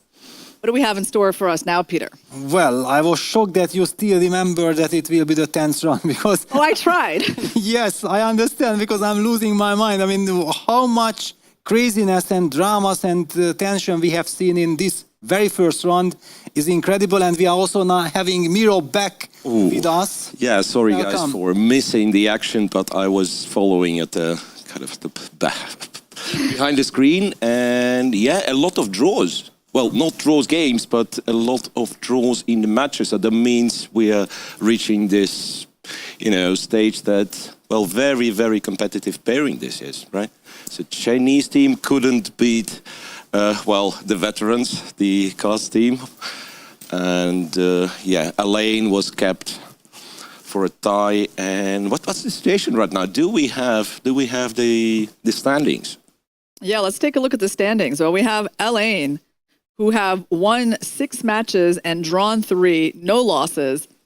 So they're still at the top, right? Yes. They're still followed by Decade China. Decade China has made 4 draws, so just 1 draw more. But now Decade China has to share second position with Chessy, who managed to win their match against the Ashdod chess team. But also, please take a look at the tiebreak 1 criteria that the Chinese team, for some reason, I don't know exactly for which reason and what is the tiebreak, they have extremely good tiebreaks. So if they manage to tie, they manage to catch the leaders, then they might win on tiebreaks. So that means like you do not want to be tied with Team China, right? Because you lose on the tiebreak. Well, the good thing for Elaine is that they've really played all the top teams, and now they're getting paired against Astana 1, so that's the team in the 6th position there. But still, they've gotten through so many difficult teams. There's really shouldn't be anything stopping them from winning all their matches except the pressure. Yes, the pressure shouldn't be underestimated. And many times when you are constantly facing very strong opposition and you are winning those matches or finally you are tying and you keep the lead, you might have this feeling like, okay, that's it. I already deserve to win. Yeah? And in this moment, if you just show one little sign of weakness, can actually cost you the tournament. Team MGD1 from India, they have been so competitive here so far, even though this is not like India's A team by any means. In fact, some of their top players are playing for other teams in this competition. But nonetheless, they have been very competitive.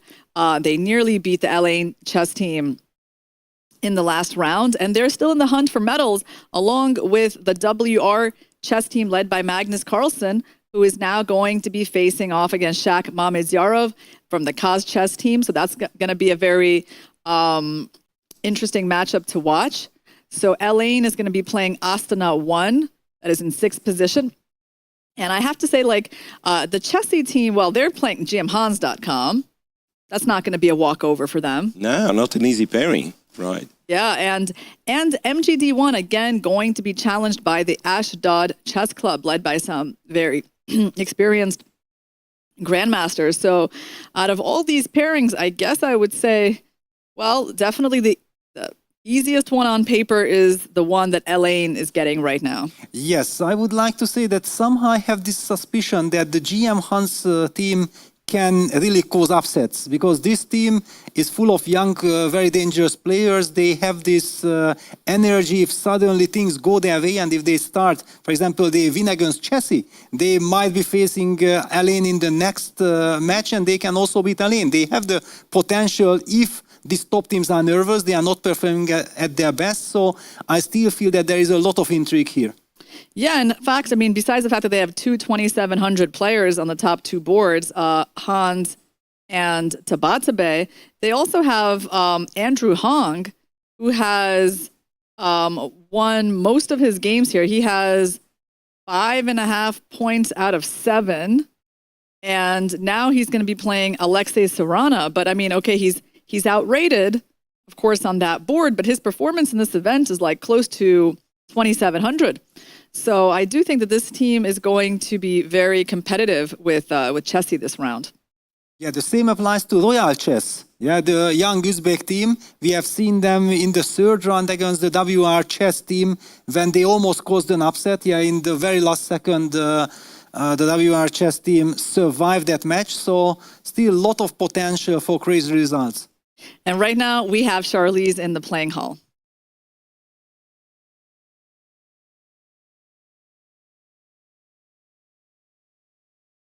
Back to the playing hall where the next round is about to begin.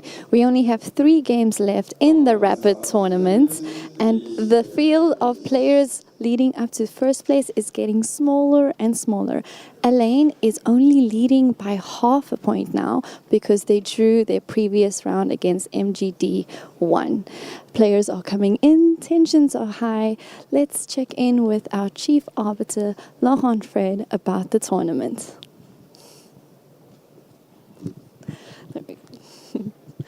Hi, Laurent. It's been smooth sailing so far. Tell us your impressions. Yeah, the first day was a bit hectic, but since yesterday we are on full speed and we are getting ready for tomorrow because the Blitz will be really hectic. And in terms of teams winning, how many do you think are lined up to take first place? What is WR's chances of coming back to reclaim their title?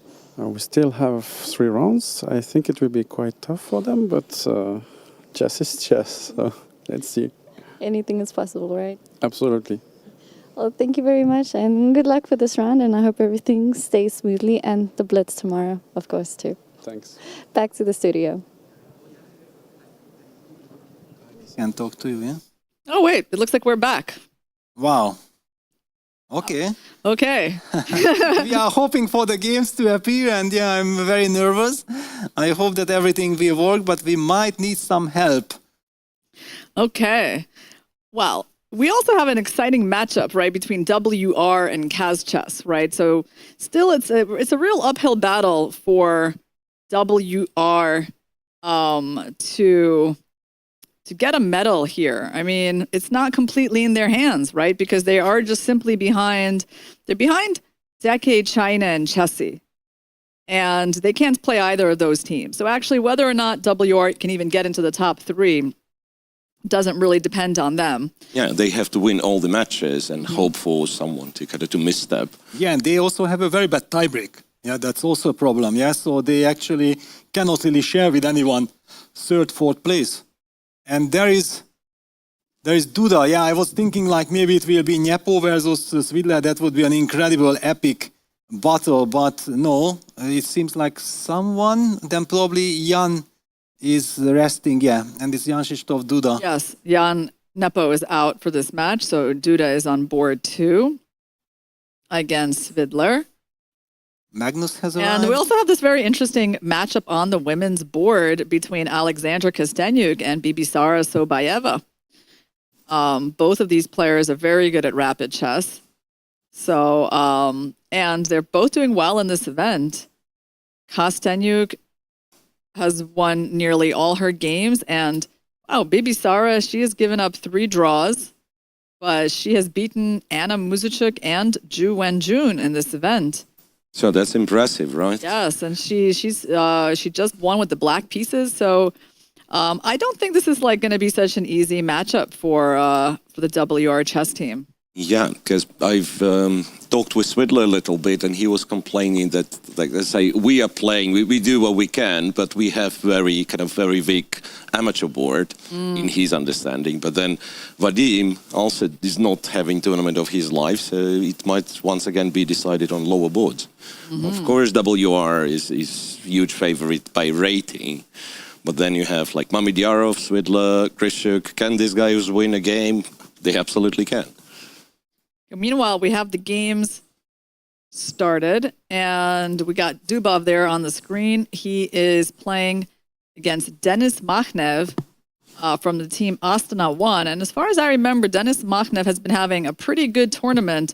I mean, he has lost to Erigaisi, and to Nihal Sarin and Ding Liren, but he's also beaten grandmasters Tin Jingyao and Sichev. So he is not. That game against Ding Liren, Peter. Remember early on in the tournament? Yeah, this crazy...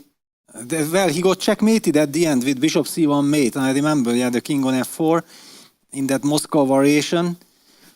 And I have the games. Great, I got the help. Thank you, guys. And we can check anything. Well, I feel like we know that Elaine is playing against Astana, but I do believe that if we have Magnus Carlsen against Shakhriyar Mamedyarov, then we have to tune in there because that should be an epic battle. It's an open Spanish, Peter, so... Yes, with Queen e2. And yeah, we are also hoping that the camera will bring up that match. So, Spanish, bishop b5, open Spanish, knight takes c4. And Magnus opts for Queen e2, knight c5 play. This is not the most typical move. I believe bishop e7, rook d1 is the standard main line. But yeah, knight c5, rook d1, knight takes b3, ab on the board. The players are surprising each other. Black has wasted some time, captured that bishop, but white is up in the development. Now the big question is, how does white continue? Is he going for some c2, c4 ideas, or is he trying to set up a blockade? I'm not an expert of the Queen e2 variations, so we're gonna have to wait and see. So, Shakhriyar is taking his time. Miro, what is your take? That well, I don't know knight c5 at all. I remember Queen e2 was played with the idea to go rook d1 and c4 later, and there were some very long forcing lines in this. Exactly. Yeah, and knight c5 seems like a new move. Yeah, or at least an old forgotten move, yeah. Which is like new for both players. Even Shakhriyar has played it and now he's thinking, yeah, this is always a very scary situation. We have seen him in the previous round against Dingrilan sacrificing a piece in the opening and then going for a long think-tank.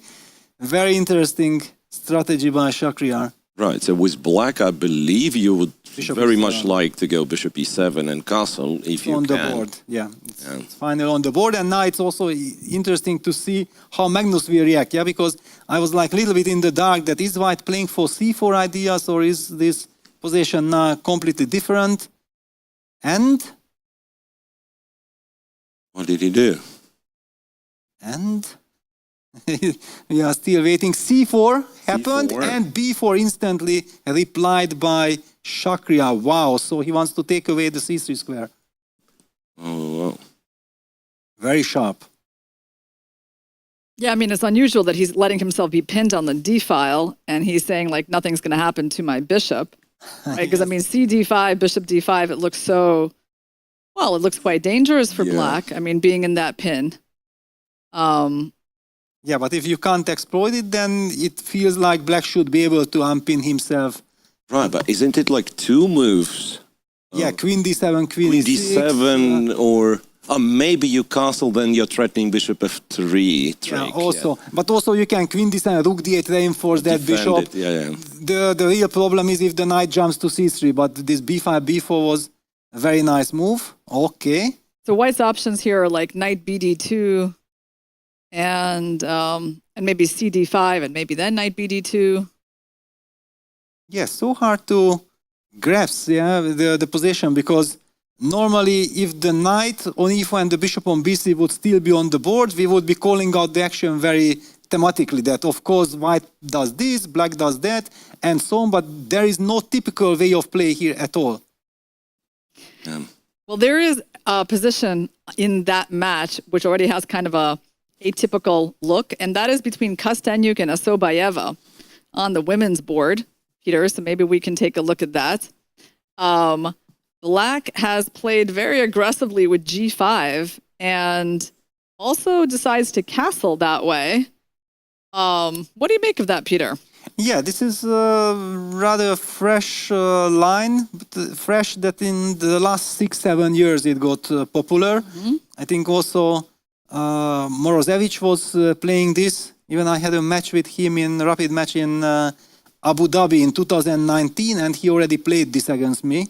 So wow, I didn't even know about this match. Yeah, there was this match. Friendly. Tell me about it. How did that get organized? Well, I will tell you afterwards, because otherwise, well, the Abu Dhabi Chess Club, I'm very good friends with the Abu Dhabi Chess Club, and they organized this match. It was beautifully organized. We had a lot of fun, crazy action over the board.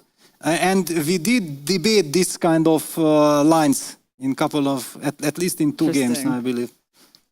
So, okay, it's a big fight. There is not much to talk about. Yes, it's atypical going for it, but it's strange enough for both sides, very difficult. Black has also ideas like knight e7, knight g6, bring that knight to g6, and then eventually also push g5, g4 in the right moment. White is also playing with a big finesse that, having not committed the move c2, c3, White activated the knight directly to c3. I believe this is also kind of nice for White. It's a good benefit. White has already pushed the pawn to a5. This pawn is also causing some headache on the queen side with a6. A very big and entertaining clash is awaiting us here. Okay, well, in the match on the first board between Andreikin and Kamaladinova, she is seriously outrated by Andreikin, the star player for Elaine. But the position they have on the board actually is pretty interesting. So the unusual thing about that match is that they put the women's board on like the overall board, and they have like a grandmaster facing Jujiner on, well, what is traditionally the women's board. So this position, though, she just played f5. She has a nice outpost for her knight on b4, and it doesn't look to me at first glance that Black has a bad position here, Peter. No, it's a rather complicated position. And look at the clock situation. She plays with a lot of confidence. Yeah? Yes. One would feel like, okay, you face Dmitry Andreikin, a super grandmaster, who has also scored brilliantly in the tournament so far. And then you are getting this task of playing him with the black pieces, and you show total confidence. It can also shock Andreikin. Oh, yeah. I mean, she actually started off by trying to play a King's Indian, I guess. He went into a sideline, but now she has that f5 move in. And, I mean, normally in these positions, you just don't have like an outpost for your knight like that on b4. Yes, I'm now also curious that how did we reach here? Finally, it's like some c3 kind of Sicilian with d6, knight f6, g6. And this is how we got this King's Indian type of position, e5, d5, knight b4, bishop b5, f5, e takes f5. I mean, we are expecting g takes f5, and yeah, honestly, it looks kind of like a dream for Black or King's Indian player. Yes, usually yes. On the other hand, I'm assuming that Andreikin has a clear plan.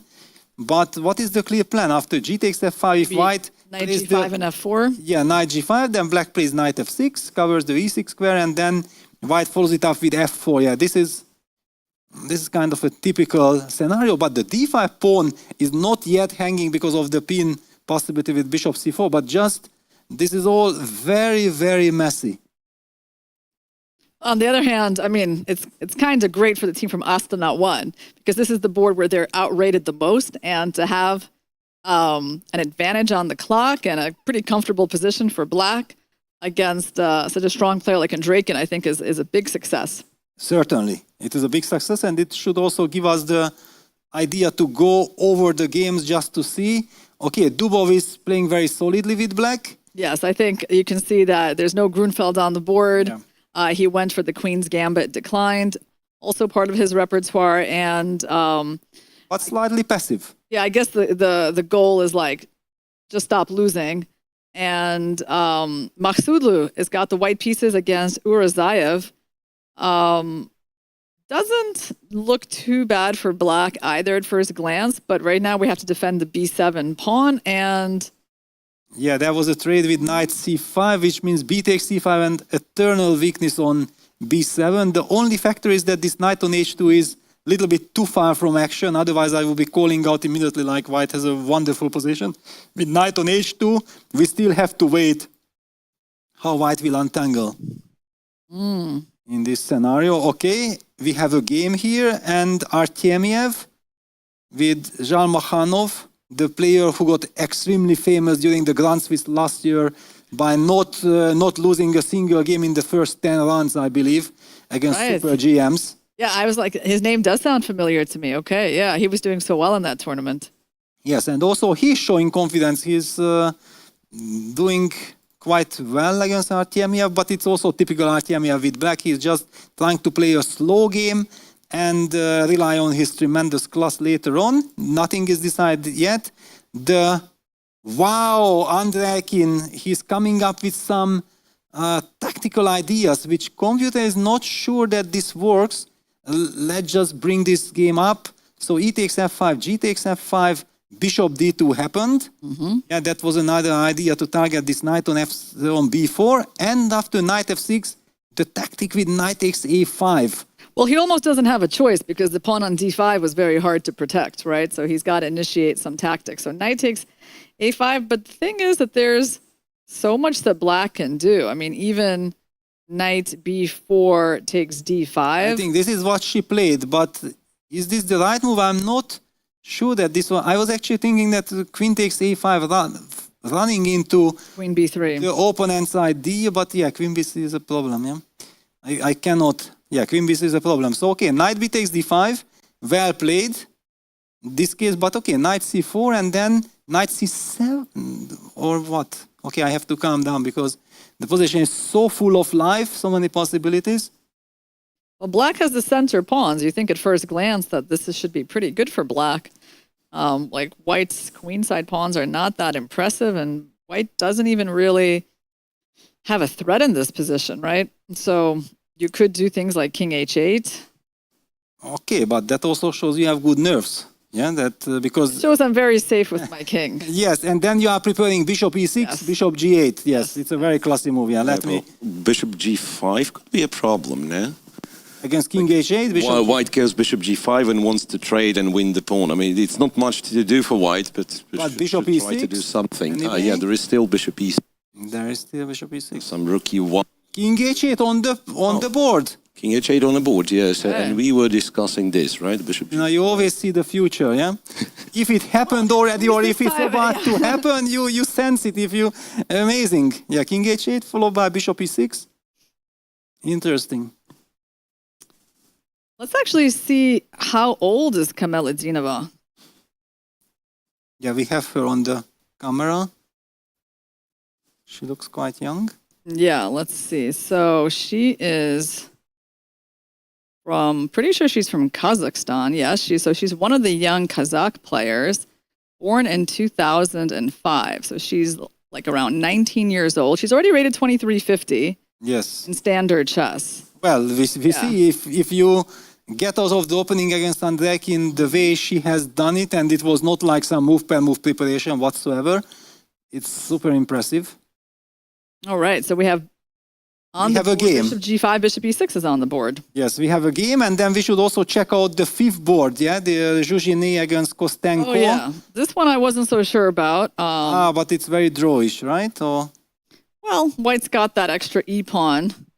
Yes. Definitely for black, it's a bit of suffering, isn't it? Yeah, a little bit of suffering, and for us, not the most exciting position, because yeah, there will be a lot of maneuvering here. White The sixth board is going to be a real toss-up. You know, it was the Blumenfeld gambit. Wow. Okay. And Galim Janoli is playing for the Elaine team. So he's got the extra pawn. Black has the Blumenfeld gambit, yeah? The famous structure, relying on the center, quick development. Of course, a timely e to e4, if it works, hurts a lot. Black's intentions, but at the moment it's black to move, and I do feel like this is a Blumenfeld that worked pretty normal for black, yeah? Black got the standard kind of stuff. I'm not an expert, so I don't know the nuances, but judging from the position, it feels like both sides are probably happy. Okay, let's take a look at Makhsudlu versus Urazayev. So Makhsudlu has actually improved the knight from h2, and he has brought it to e5. I'm starting to like his position much more. Oh, this is then very bad news. I've always felt like against knight f3, black has to take on f3 and take on g3. But if it does not work, then it's bad. And it seems like Makhsudlu, with his precision, find the way to get it. And yeah, look at this. Computer says +3 advantage, because this is such an overwhelming positional advantage. This knight on e5 is a monster, the weakness on b7. Also this f5 pawn is hanging, so white has even some ideas like just going f3 and then collecting on f5, somewhere some g4 ideas. Also very tempting. Miro, what is your feeling? I'm wondering about the tactic, because if I can play f3, knight g3 and king h2, even this, yeah? Can this knight run away? I mean, I don't believe in it strongly because there is like rook a2 stuff and so on, but there is this idea in the air. Wow. You go f3, and if he has to take and we go king h2, maybe we just win. Yeah, could easily be. And I wanted you guys back, your attention back to Carlsen and Mamedyarov, because something is happening. Yes. Magnus spent some time over here, and he couldn't find anything better than going knight d2, knight f1, so trying to put the pressure on d5, but doing it in a slower way. And I think now, looking at it, I'm guessing it does look familiar, so there must have been some games in this line. Mamedyarov is sort of an expert on open Spanish, right? And yes, but yeah, if you look at his time management, yeah, he has already spent more than 5 minutes, so it isn't that he's blitzing it out, but somewhere deep inside it should be. Yeah, it's roughly same time, and yeah, it's hard to tell how exactly white has to go about this position, because something I have like vague memories of black going d4 and just sacrificing the pawn later on. I think there have been games like this. And somehow you get this sort of end game, which is maybe even similar to Berlin's, so that white has a pawn on e5, and in this case it's an extra pawn, but the light square bishop is dangerous and it can go after b3 and so on. Yeah, Magnus actually took on d5. Maybe he did not like this possibility for black going for any kind of d5, d4 at some point. So he trades, but it also frees, it simplifies the play, but also, as Korshno used to say, it simplifies also for your opponent. Yeah, it's never exactly so simple. Yeah, that okay, make the easy choice. Yeah, easy choice often leads to easy choice also for the opponent. Knight is replayed. So maybe queen e6 now. Queen e6, or this take on f3 is very dangerous to answer the commentator because there is so much to calculate after bishop f3. Queen e6 is queen f3, and then you want to like play knight e5. Knight takes e5, and then okay, you have to think before you talk. Yeah, it's the usual scenario. So let's stick with queen e6, and if Mamedyarov takes on f3, then we will get into all those crazinesses. Well, we also have an interesting position in Niemann versus Van Foreest on the first board of the Chessy and GMHans.com match. Yeah, because Laporte is resting for some reason. We were completely shocked to see this happen, but it is Jordan Van Foreest up against Hans Niemann. And Van Foreest has entered with his rook on b4. That looks like a beautiful square. Overall, I kind of like black's position, but I guess, you know, it depends on whether white can do anything quickly. Like, I don't think the move c5 really works. So, I mean, if black gets to play like knight c5...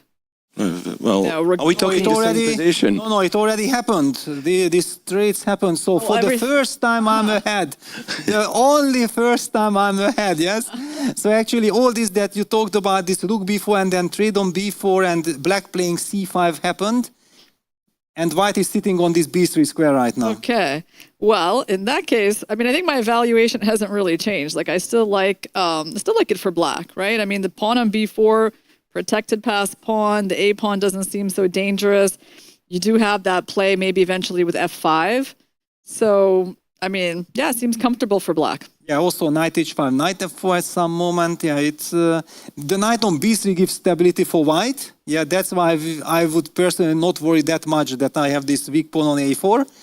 But all these things that you mentioned, yeah, that black also has this knight h5, knight f4, eventually f7, f5, in the long future, makes me feel that black should be kind of be satisfied. Well, Maksud looks like he's on his way to winning, but maybe we can take a look meanwhile at what is happening in Dubov's game, because we have a symmetric structure for a while, but There's still a lot of pieces left on the board, and I feel like black is trying to keep it complicated. I mean, this move bishop c5, attacking the f2 pawn. He sort of walks into some possibility of b4 later. So now the question is... he played bishop c5, yeah? Okay, now you are back to normal, yeah? You are one tempo up. Bishop at c5, knight f3. Knight f3 happened. So the question is, I mean, is b4 something that black needs to watch out for right now? Or, you know, well, okay, he answers that question by going knight b3. So yes, I was expecting that he wants to use this b3 square. So now the point is that on bishop a2, he's going to go knight d4. And then takes. Finally, a position that I believe Dubov will be comfortable with, yeah? There's also knight a4 ideas here, Peter. Like, what instead of like bishop a2 even, what about knight a4? Can I go for your bishop? Knight a4.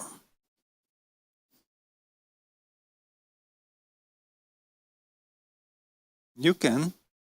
Why not? But okay, so I will play queen b5. You capture, yeah? Yeah. Rook takes c5. And then where does my queen go?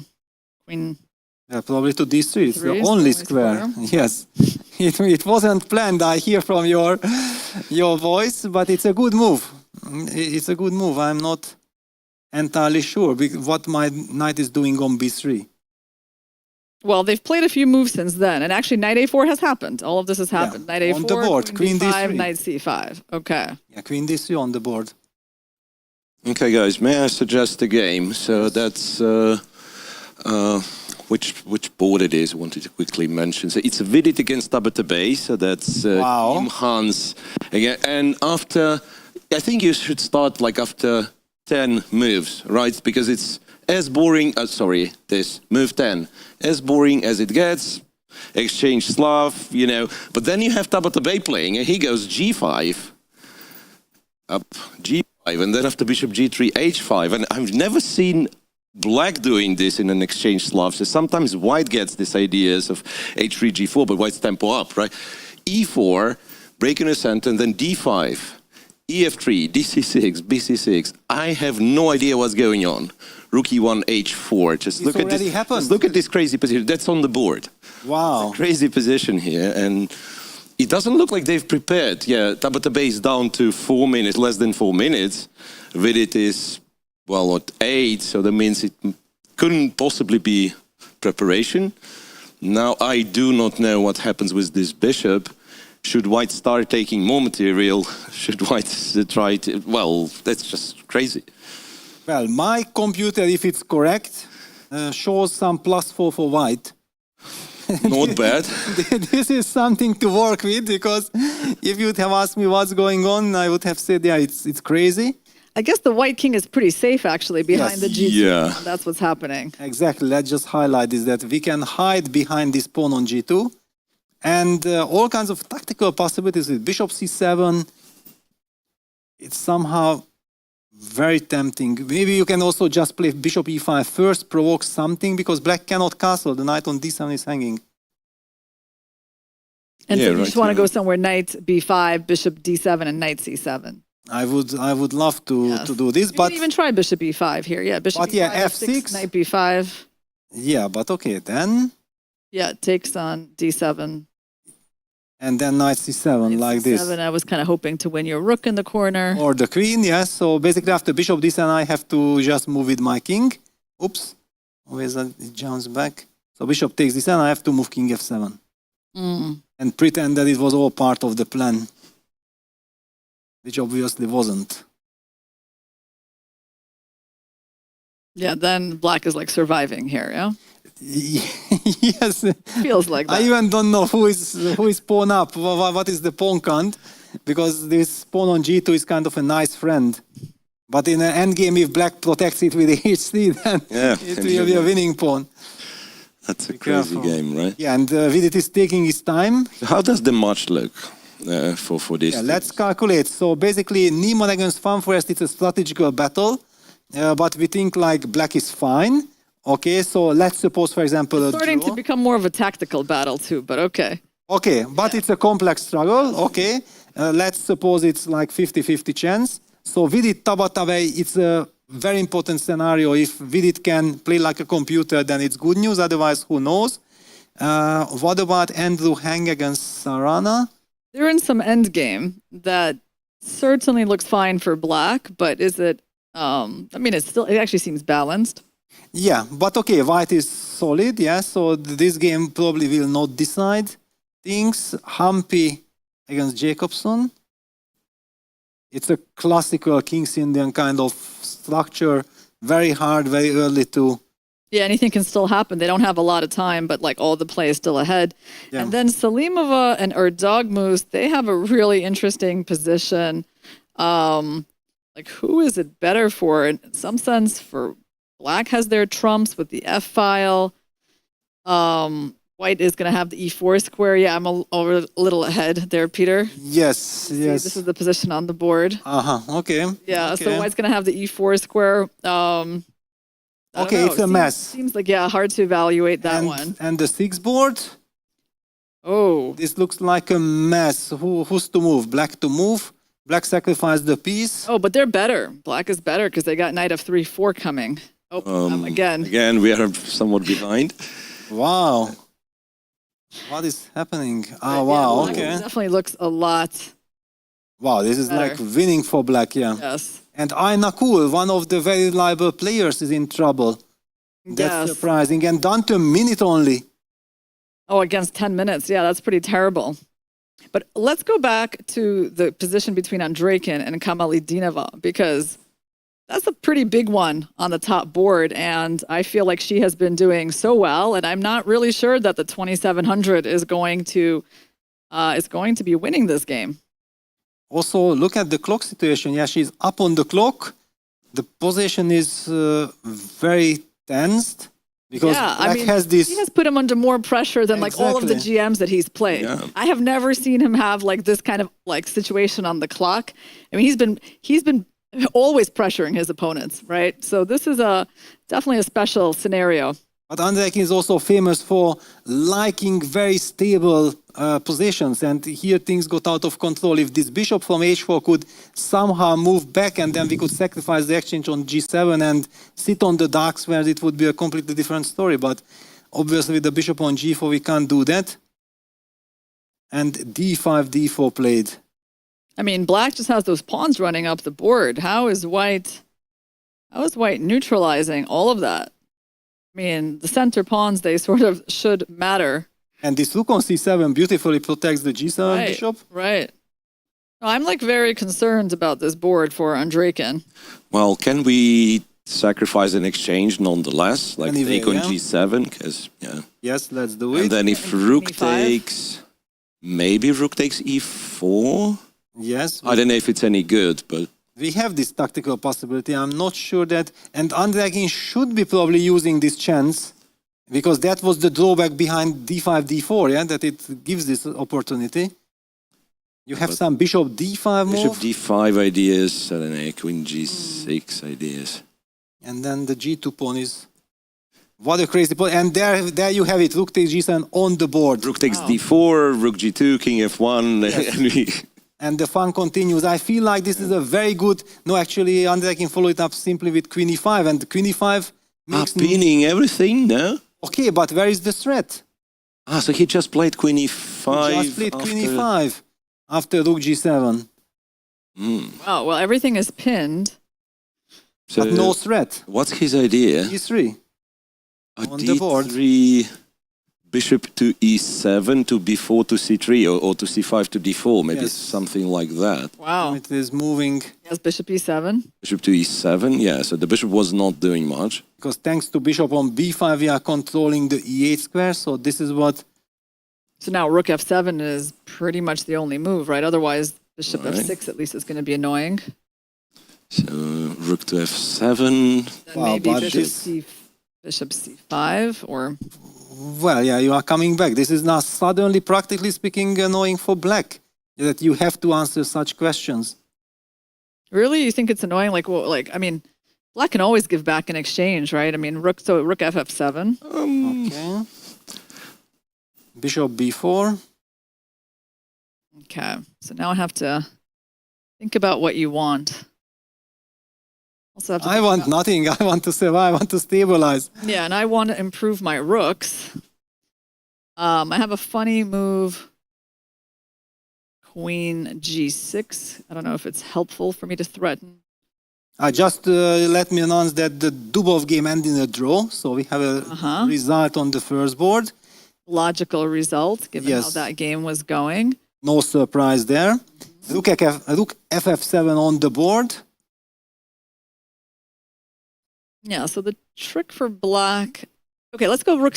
Rook C7 hangs F5. Okay, let's go Queen G6. Queen G6 is pretty Yeah, good. Queen G6. That's why I was not going Bishop C5 because I felt like you anyway going to go Queen G6. I have to play G3. Right. And now my pawn is protected, so I can maybe do. Okay, Bishop C5 was played, so I will put the Bishop then on C5. Okay.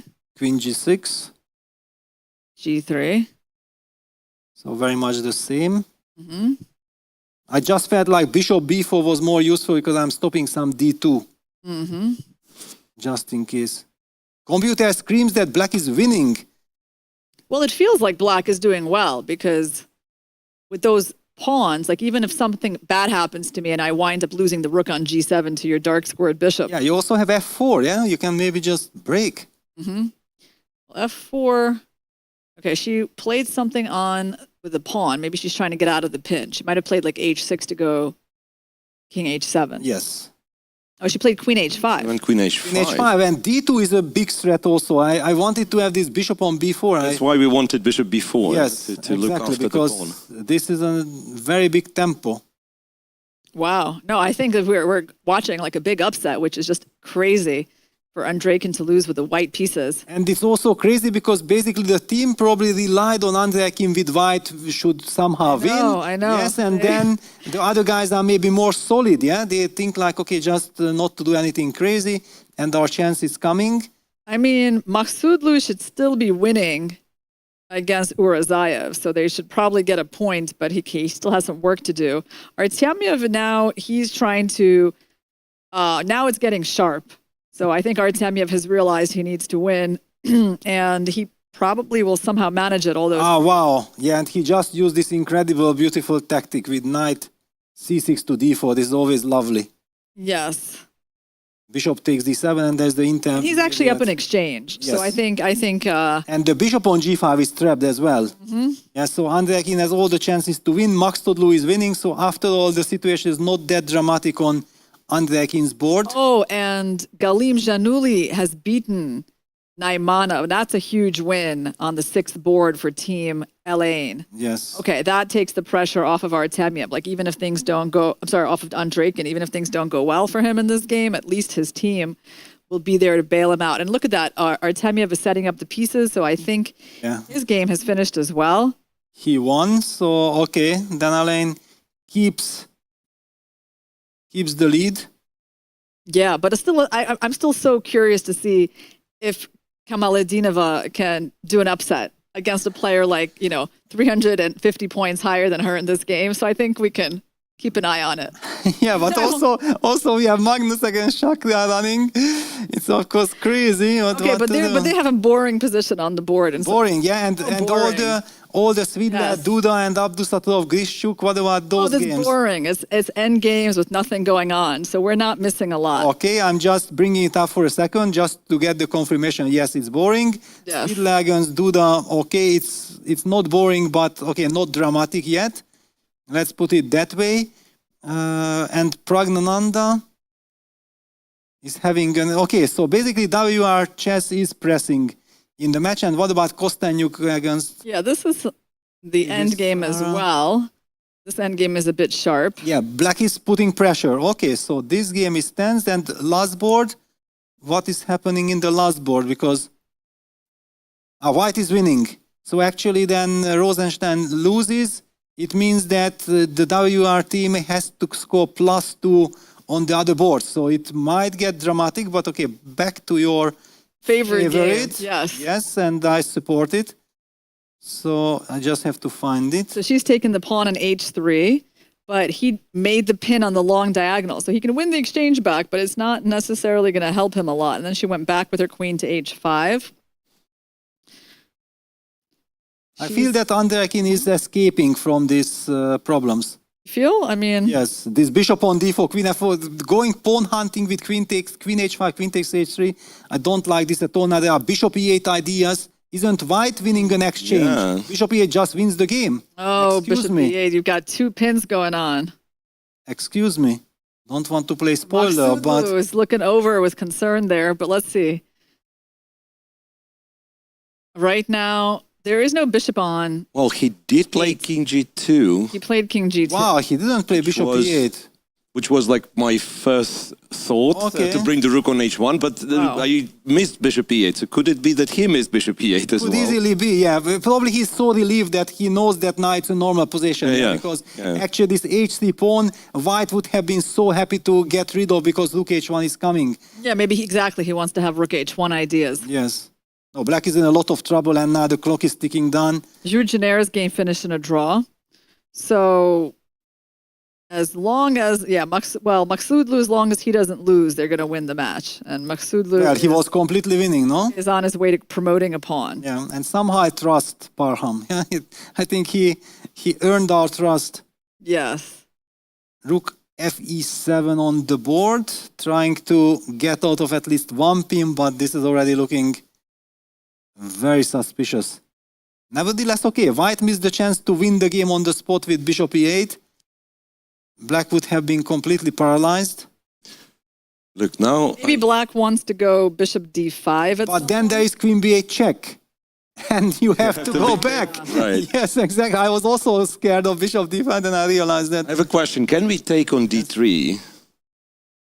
Like bishop... Yes.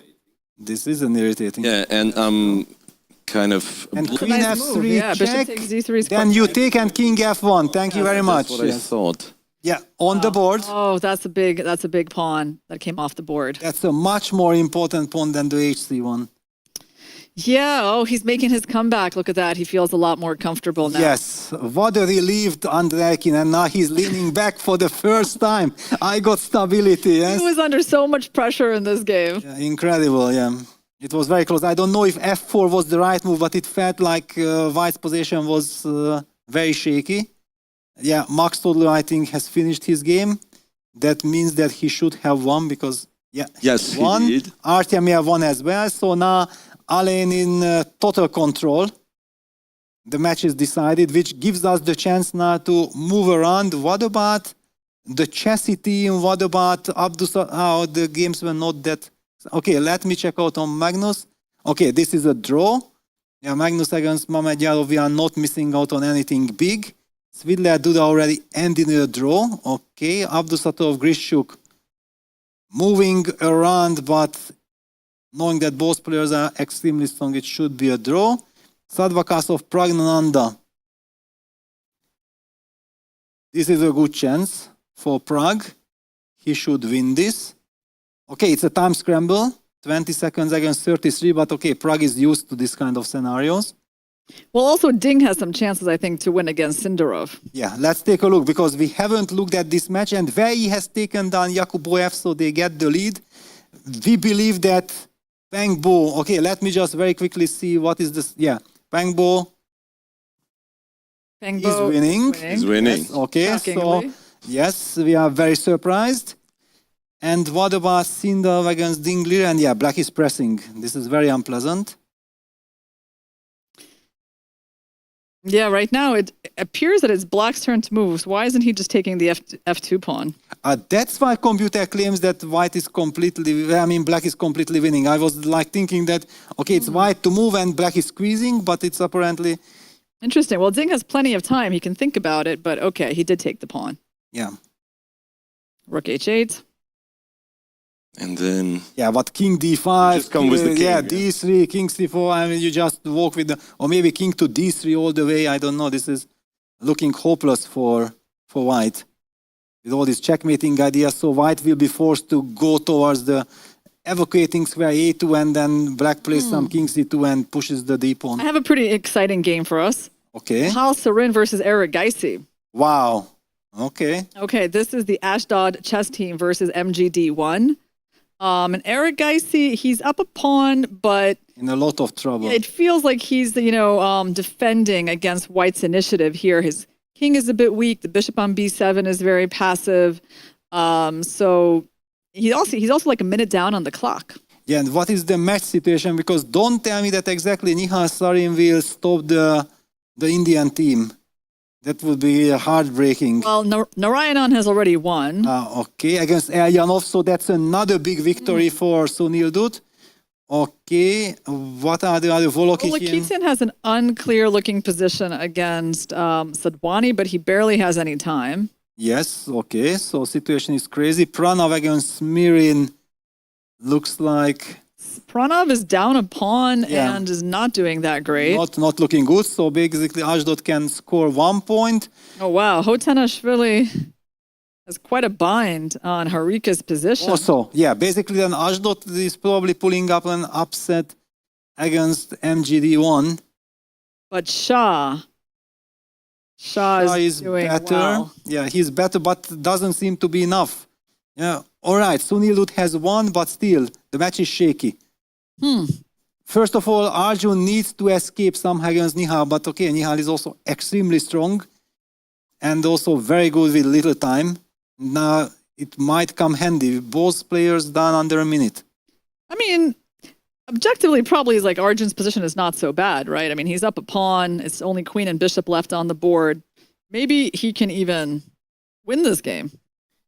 Well, now at least he somehow stabilized. The king is marching towards the queen side. And if the king gets to c7, then the pawn is the king is protecting the c6 pawn. The bishop might get active with bishop c8. No, something clearly went wrong for Nihal. He missed his chance. Oh yeah, queen d4 looks like a powerful move too. Yeah. Pushing back the white queen. So actually now black is taking over. Yeah, and this is very important news for MGD. Because if Arjun is fine, then okay, Smirin has a chance to tie the scores, but also Bella. Yeah? Let's just take a look at what's going on between Volokitin and Sadwani, because that position is so crazy. And is Sadwani winning? Wow, yes, already a second winning. Queen. Yeah, queen on d1 and g3 check. So Sadwani is winning. He's checkmating. Yeah. Okay, wow. Just in time, because in fact... Harika is not, Harika... In fact, if not g3, then white would have won. There was some incredible tactical idea by Volokitin, but relying on the fact that if rook takes this and then queen h8 is checkmate, and there was no way to support the rook, but unfortunately g4, g3 mates first. So what a big victory then for Sadwani. Yeah, I think the Team India is still going to pull this one out. Yes. After all this, yeah, and Nihal Sarin Arjun Agassi game ended in a draw. That's kind of good news as well. Stabilize the situation. Sadwani wins +2. Smirin might win and Bella. And then, okay, it might come down to the last board, and the last board is now completely winning with 2 pawns up. Well, then let's take a look at Bella's game against Harika. Yeah, what was that? Was this, exchange sacrifice, many pawns. Yeah, it looks pretty bad for black. Yeah, we even have an interesting move, knight e7 here. Yeah, I think everything wins. Yeah, also e5 wins, knight e7, and then e5. Yeah. Hopeless. Yeah. Okay, so she did play knight e7. It's completely hopeless. So, okay, I believe we can conclude that MGD1 is winning their match. What else is in store? So, how is WR chess doing against Kazakh chess team? Pragnanda has won. Rosenstein lost, so it's equal. Yeah, it's 2-2 with 2 games running, and then it's Mamedyarov Carlsen, the drawish Rukan game, last time I've checked. And also Bibisel against Kostenyuk looks kind of drawish. It looks like that match is heading towards a draw. Towards a draw. Kazakh chess showing their potential that we have been talking about, that this is a very strong team. No easy match for anyone. Another disappointment then for WR chess. And what about... Yeah, Alain Comforter Andreikin has won his game as well. So they are just marching. Yeah, Alain ended up crushing like 5-1 or something. Yeah, very comfortably. A match that originally looked quite shaky. Yeah, then okay, the Chinese team. So what about... but if Dingley then wins against Sindarov, then they are also winning. But hang on. Yeah, that's it. No, there He's is winning, nothing right? to, because he has time to take on G3 and then go back with the rook to H3. This is key. Because just the C pawn alone was not enough.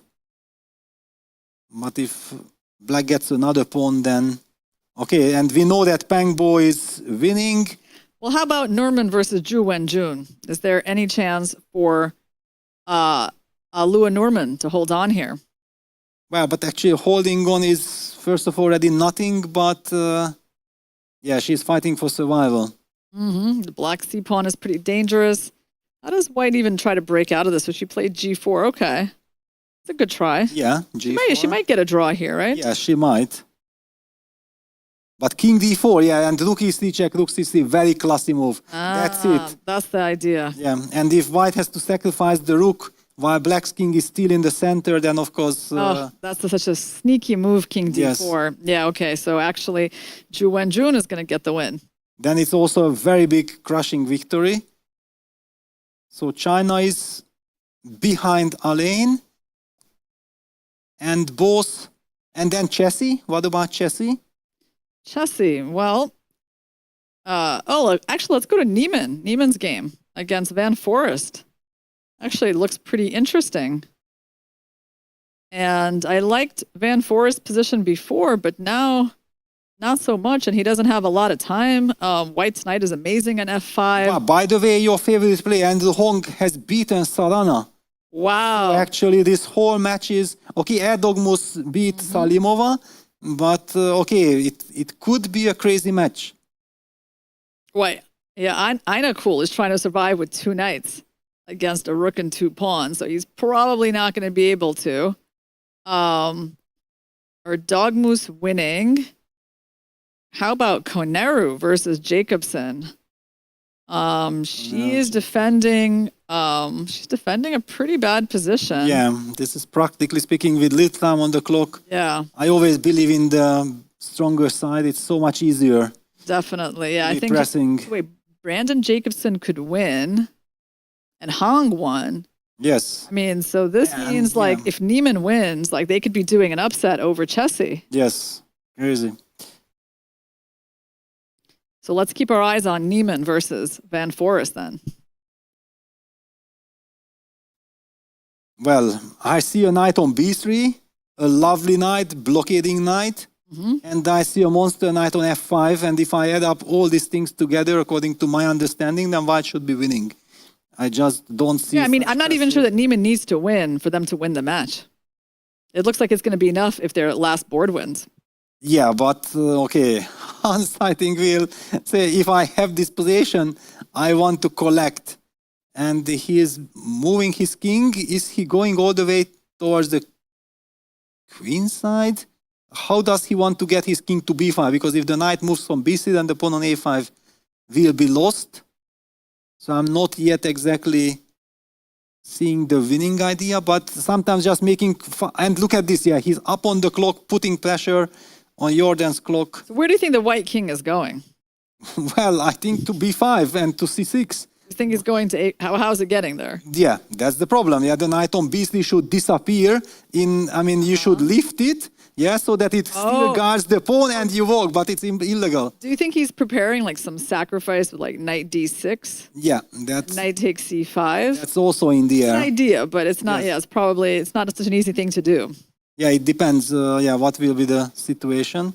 Magnus won his game, I'm sorry, but I have to interrupt you guys. This looked like a dead draw rook endgame long time ago, right? And this one, it's 3v3. Yes. And well, it's even black is somewhat more active or something. So I have no idea what happened.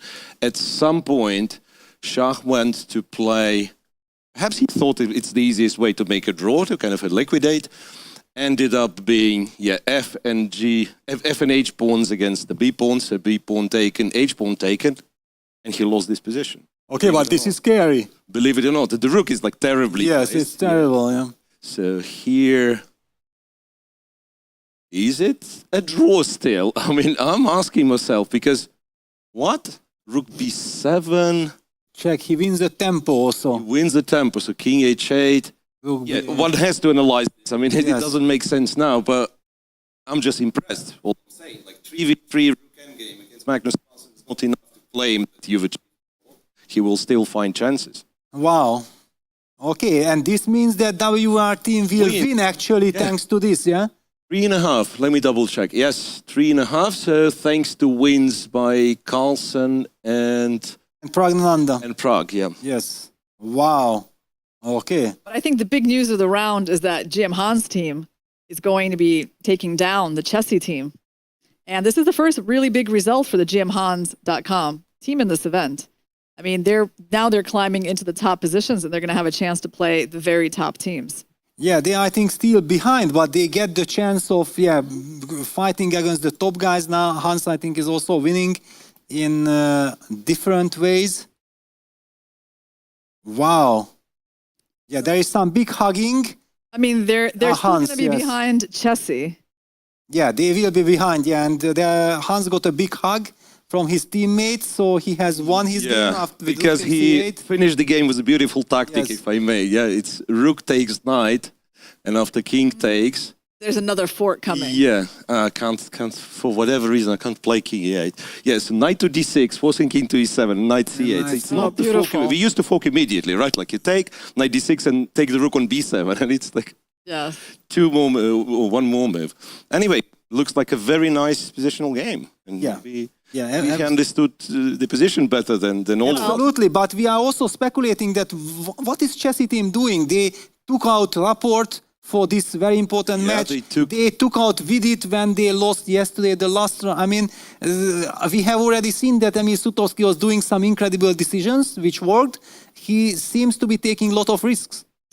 Yes, there's a lot of creative decision-making, I think, in the selection of Chessy's lineup, and didn't work out for this match. But the interesting thing for us is that now that GM Han's team has won, that means there's more of a chance that we're going to see a matchup between them and the Alain team, because we want this to remain competitive for Alain. We don't want one team to just run away with it all so easily. So we might even see an interesting matchup between Hans Niemann and Daniil Dubov. Absolutely. And we are looking forward to it. It's incredible, that Alain keeps on winning, but China is behind them. Yeah, China has also won their match, so it's just this 1 point gap. Now Chessy is falling behind. No, I think that the win of GM Hans is actually kind of good for the tournament. It's not good for the Chessy team, but it's good for like the other teams that, well, it's good for us as the spectators that they're going to face the other teams and be able to challenge them. Yes, honestly, I'm very emotional towards the Chessy name, because Chessy was the name of our dog, very sweet Chihuahua, and he died a couple of years ago. And when I heard that the team is called Chessy, I immediately talked to my wife also that, there is a team Chessy, I'm rooting for team Chessy. And then seeing them lose in a very critical moment by not allowing Laporte to play on the first board, I'm going crazy. Okay, let's see if we can figure out all the results of these matches. So we have Alain winning 5-1 against Astana 1. WR winning 3.5, 2.5. Yeah, that's a sad loss for Kazchess. Yes. No, I mean, given the position that Mamin Ziarov had, it's really quite surprising. We don't have an official score for Decade China versus Royal Chess yet, but I guess we can figure it out. So China is winning their match, right? Yes, and this is actually the first moment when suddenly one round was going in the right direction for WR Chess. Yeah, because Magnus has won this clutch game against Shakhriyar. They win the match, and exactly at this moment, Chessy showed weakness, and they might be climbing. Wow, what is going on here? Dead draw. Yeah, dead draw, queen endgame, which probably doesn't make any difference whatsoever, but the players love playing chess. And whenever you are pawn up, you want to play till the bitter end. Chu Jiangchu in action against Vahidov. By the way, also, Yuan-Chi... And we have a very special guest planned. Wow, good. Yes, Peter. You don't know who it is, but I think you will be excited. I'm already excited. Tell you guys. Yes. Until he's in the studio. Yeah, that's right. But he is from a team that we talked about a lot during this round. Okay, so you don't want to miss this, guys. Well, meanwhile, we have these two final matches between Royal Chess and China on the screen. Yes, Yuanji is under some pressure, but seems to be holding. And wow, but hang on, this is actually black having a pawn. It is Vahidov who is putting the pressure. Of course, he's putting the pressure because he needs to help his team. And what's the situation? But Wei has won, Dinglian has won, Juvenjun has won. Yeah, so the match is decided it's already. 4-0. Yeah, Yes. with 2 games running. Welcome. Welcome to the studio, Hans. Yeah, sit down. You just played a great game. Yeah, congratulations. Are you happy with the game you just played? Yes, that's very happy. At the moment I didn't see Rookie 8, I was worried for a second. It was like a mini heart attack, but I guess there must be some nice geometry when you have such a dominating position. So Hans, tell us about the journey of your team here to the World Rapid Team Championship. Like you came up with the idea, you just wanted to participate in this event and you created a team. Yeah, I created a team with mainly just my friends. We were not really, we have good team spirit, and we have Brandon and Andrew coming all the way from America. And Andrew's doing great in this tournament. Yes, no, Andrew, it was funny. Andrew is playing amazing, and he almost offered to rest this game, but I decided to put Andrew and Brandon in to show my faith. And they both won. Yes, they both won really amazing games, and Yes. our amateur board as well. So tell us a little bit about your amateur board. Mero, I think his name is? Yes, yeah, he's, I sort of held like an open application for my amateur board, and I had maybe like 300 people message me with their FIDE rating, chess.com, lead chess account, and I just went through and I just said like, message me your rating and your like, both. So I looked and looked, and I found this guy 2700 chess.com Blitz, but 1850 FIDE, and his last tournament he played, he gained 200 points, and he hasn't played really any chess in 5 years. So how old is he? 20, I think. 20, so he's a pretty young player. Yeah, we have a very young team. Wow, and he's from Syria. Yes, from Syria, yes. That's really cool. So you kind of like, gave him this opportunity to come here and play in a big event. Yes, he was very happy. He won a very nice game. I think. Yeah, we just saw his game yes, with his technical ability is almost better than mine. I need to. No, I just wait until the Blitz happens. And the Blitz, I think, his real, sort of. The real Mero will come out. Yes, because he's sort of not that experienced playing over the board rapid, but when Salimova, our women's board, is around the same chess.com Blitz rating as him, so I expect him to be very, very dangerous. Maybe he can beat the Chinese board, who's doing quite well. You guys have not played the China team. We did, yeah. Oh, you already did. Yeah. No, he had a good position, but I guess only the illustrious Syrian player could have a chance against. Yeah, Peng Bo. Everyone knows him now. Yeah.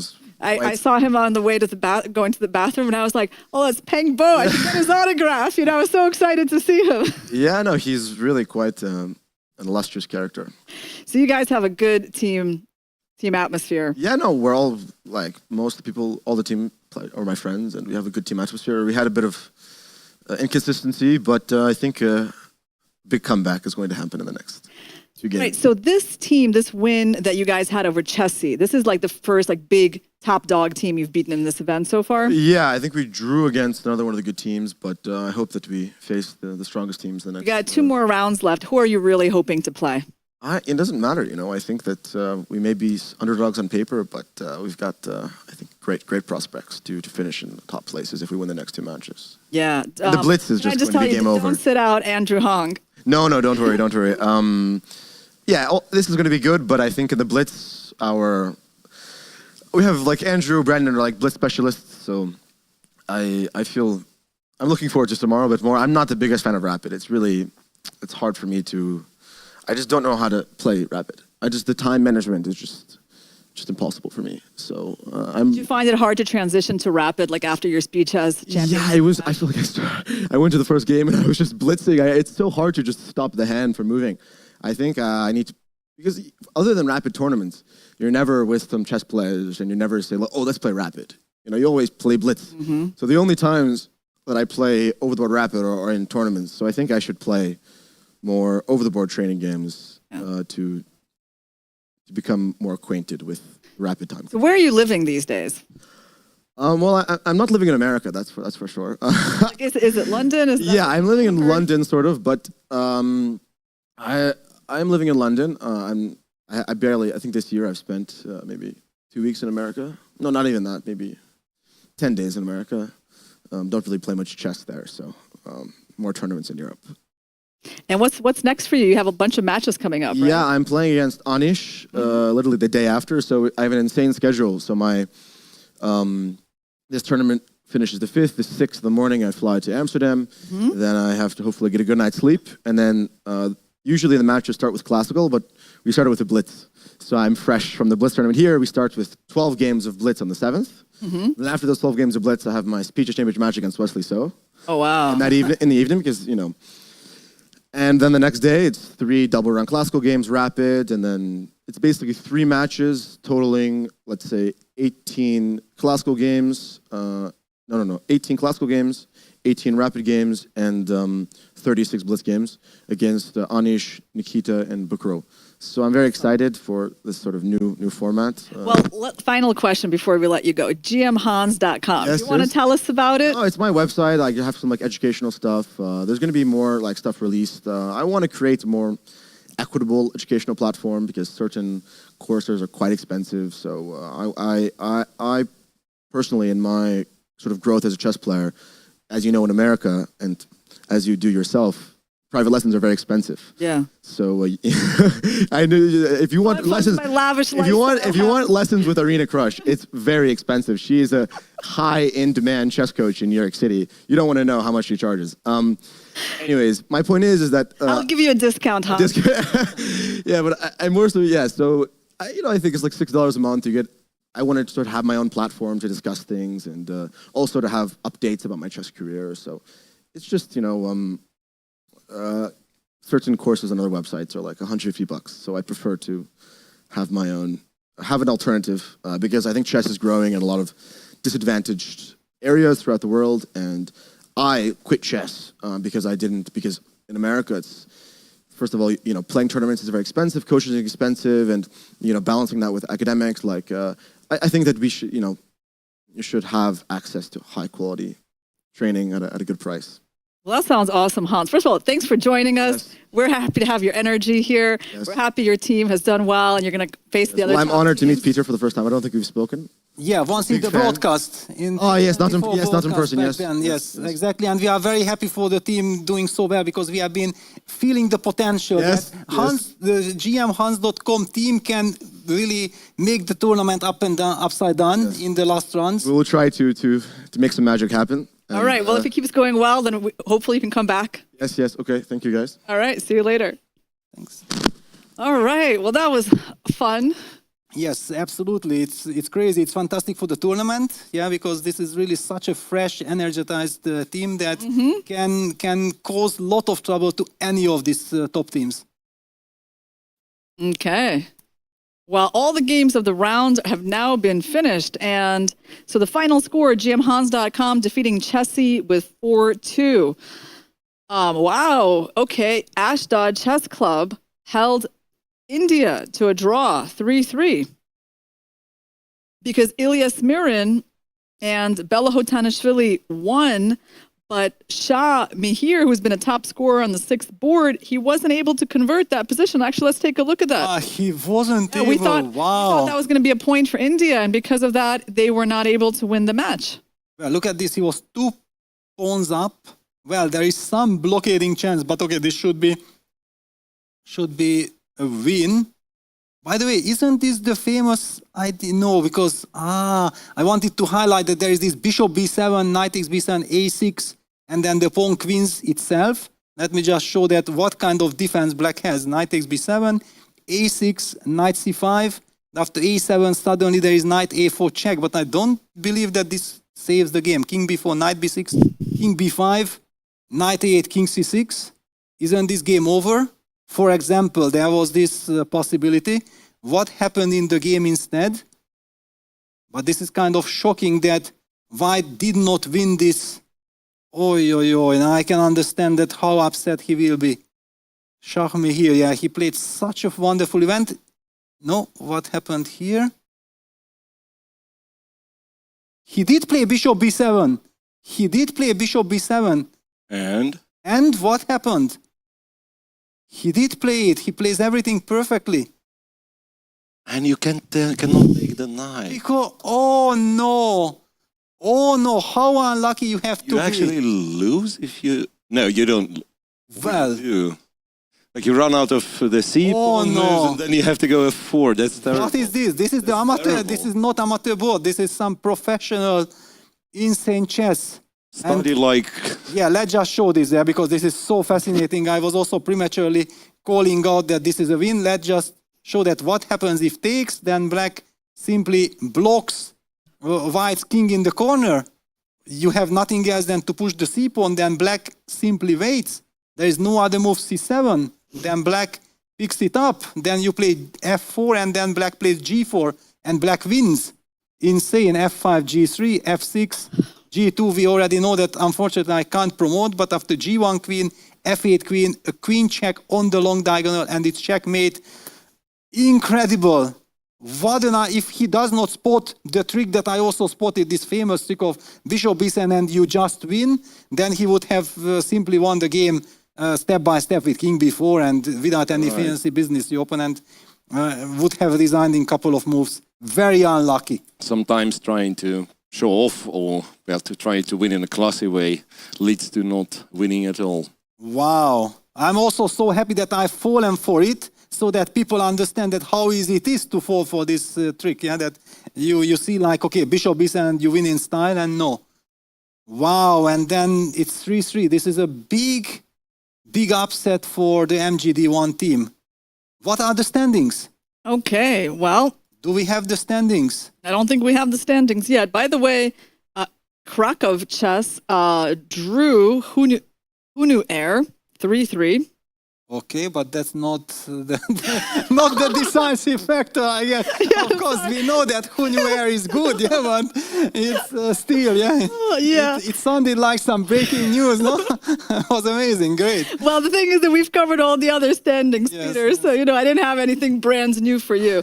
But I can repeat what we've gone over before, which is that WR won over Kaz Chess by 3.5, 2.5. So they're staying, within range, striking range. There's 2 more rounds to go today, guys. Elaine, not the easiest match ever against a much lower rated team. Astana won, but they did win 5-1. And their top scorers, Maksudli, Artemiev, and Andreikin, continue to perform. Decade China winds up winning over Royal Chess 5-1 as well, with wins by Ding Liren and Wei Yi, and Zhu Wenjun and Peng Bo. Oh. Yes, and the big surprise of the round actually is that GMHans.com won 4-2 against Chessy. And they have the spirit. Yes, yeah, they're excited because now they're climbing to the top positions. Finally, right? Yeah. Where the first days we haven't seen much of them, and there was one round where there were a couple of boards forfeited, I think against the Ashdod Chess Club, and they lost with a huge score. So they kind of knocked them back. We might see GMHans.com against Elaine. Right. Because, GM Hans is one of those teams that does have their own destiny in their hands, right? Because as you were saying, like no one from other teams can play Elaine. Right. So you have to win your match and hope for Elaine not to win. But Team Hans has direct impact on on they have a chance. Yeah. Exactly. I mean, and they're on an upward trajectory, so they're going to be dangerous because Hans, you can see how positive he is, and he's full of energy. He's so. Yeah, as if the tournament just started. Yeah, it's everything what happened in the first 2 days was the warm-up, and now it's a serious business. I like the story of how he made his team. Just gather your friends together and bring them to play. And also the application process for the 6th board. It's very democratic. And the fact that he would just go and study people's like chess.com games to find that one person. Oh. for his team is pretty special, right? Yeah, it's special, and also it's kind of quite demanding being a player and a captain and taking care of your team. And yeah, maybe the sponsor. Yes, right, as everything. well. Yes. Yeah, everything. So well done.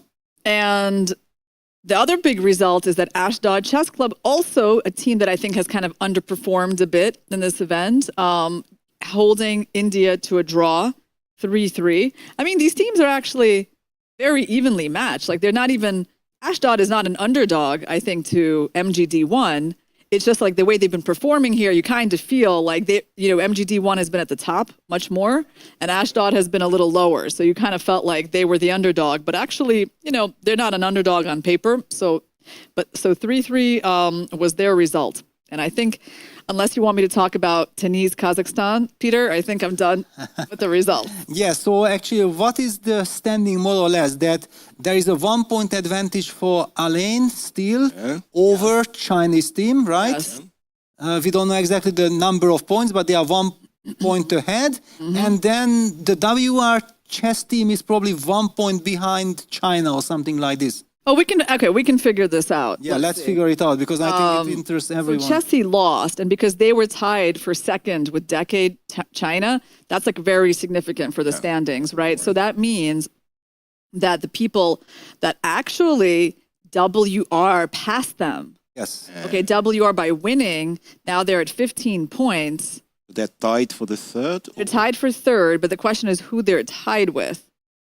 Who are they tied with? They might be in single third position. Wow. Because MGD only got 1 point for their draw. And then the points, so Alain after winning has how much? 17, 16, and 15 for WR. Yes. So there you go. We were wondering if WR could climb up to medal contention, and they're already there with 2 rounds to go. Right. So then, it's like a tie with Chessy, MGD1, and so they have 14 points, and GM Hans is going to have 13 points. So GM Hans' team is still, quite a bit back, but, there's 2 rounds to go. Yeah, and we have been a little bit worried that since there were 3-4 very strong teams and 12 rounds, that maybe the last day won't be dramatic. Well, this is insane action. We just got the pairings for the last round. For the next round.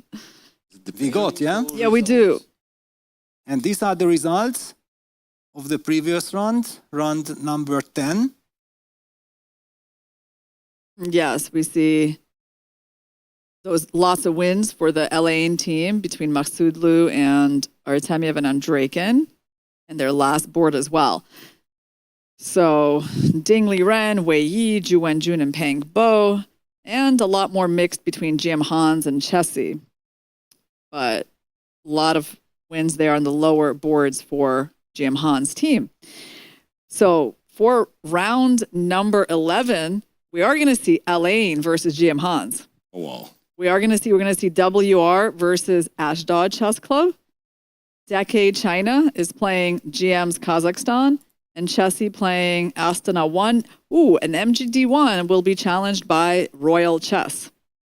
Wow. So which one of those matches are we going to focus on, guys? Well, okay, Alain against GM Hans, that's clear. There you go. And we got the matchup we wanted. I think it's very fitting, right? We just had Hans in the studio. Yeah. We wanted to see this matchup, and it's coming up in the very next round. Yeah, it's a sensational event. It really is. I'm enjoying it, and it gets more and more dramatic because the tension, imagine this Alain team, they keep on winning. They're on the first position, and then they feel like we get again one team which is so dangerous.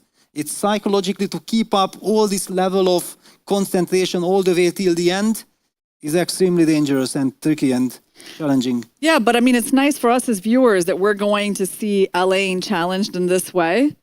Probably this last round was a bit of a wake-up call for Andreikin. Because he's like, oh wow, 2350, can be very dangerous. Again, yeah. Yes, I can lose with white. I mean, I really liked that game that we followed. Decade China, GM's Kazakhstan. We can try to see who plays for GM's Kazakhstan. We haven't really seen much of them. Astana. There you go. It's This is- Boris Grachov. Boris Grachov. They played Al Ain in the first round. Yes. I think Boris Grachov is responsible for spoiling Dubov's tournament because Dubov was too aggressive, lost that game and never recovered. Yes. But I mean, objectively, they're like a much weaker team than the China team. So I don't think this match can be too competitive. But still, Al Ain has everything in their hands, and they just need to bring it against GM Han's team in this round if they want to be the champions. So with that, guys, I mean, we're letting you know the next round is going to be super significant for the standings. If you are a fan of Elaine or GM Hans, then stick with us, and we will be back in just a few minutes for round number 11.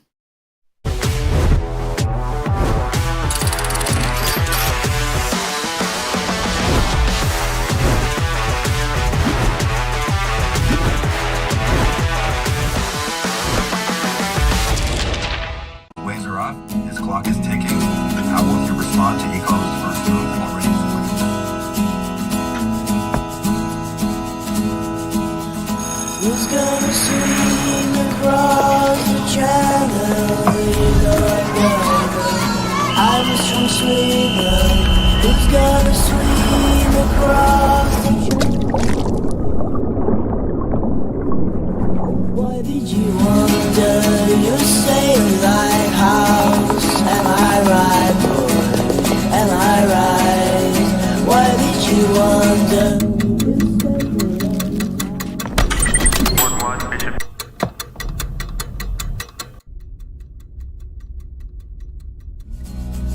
Why did you wonder? Make your move. The 45th FIDE Chess Olympiad, Budapest 2024, where the story becomes history.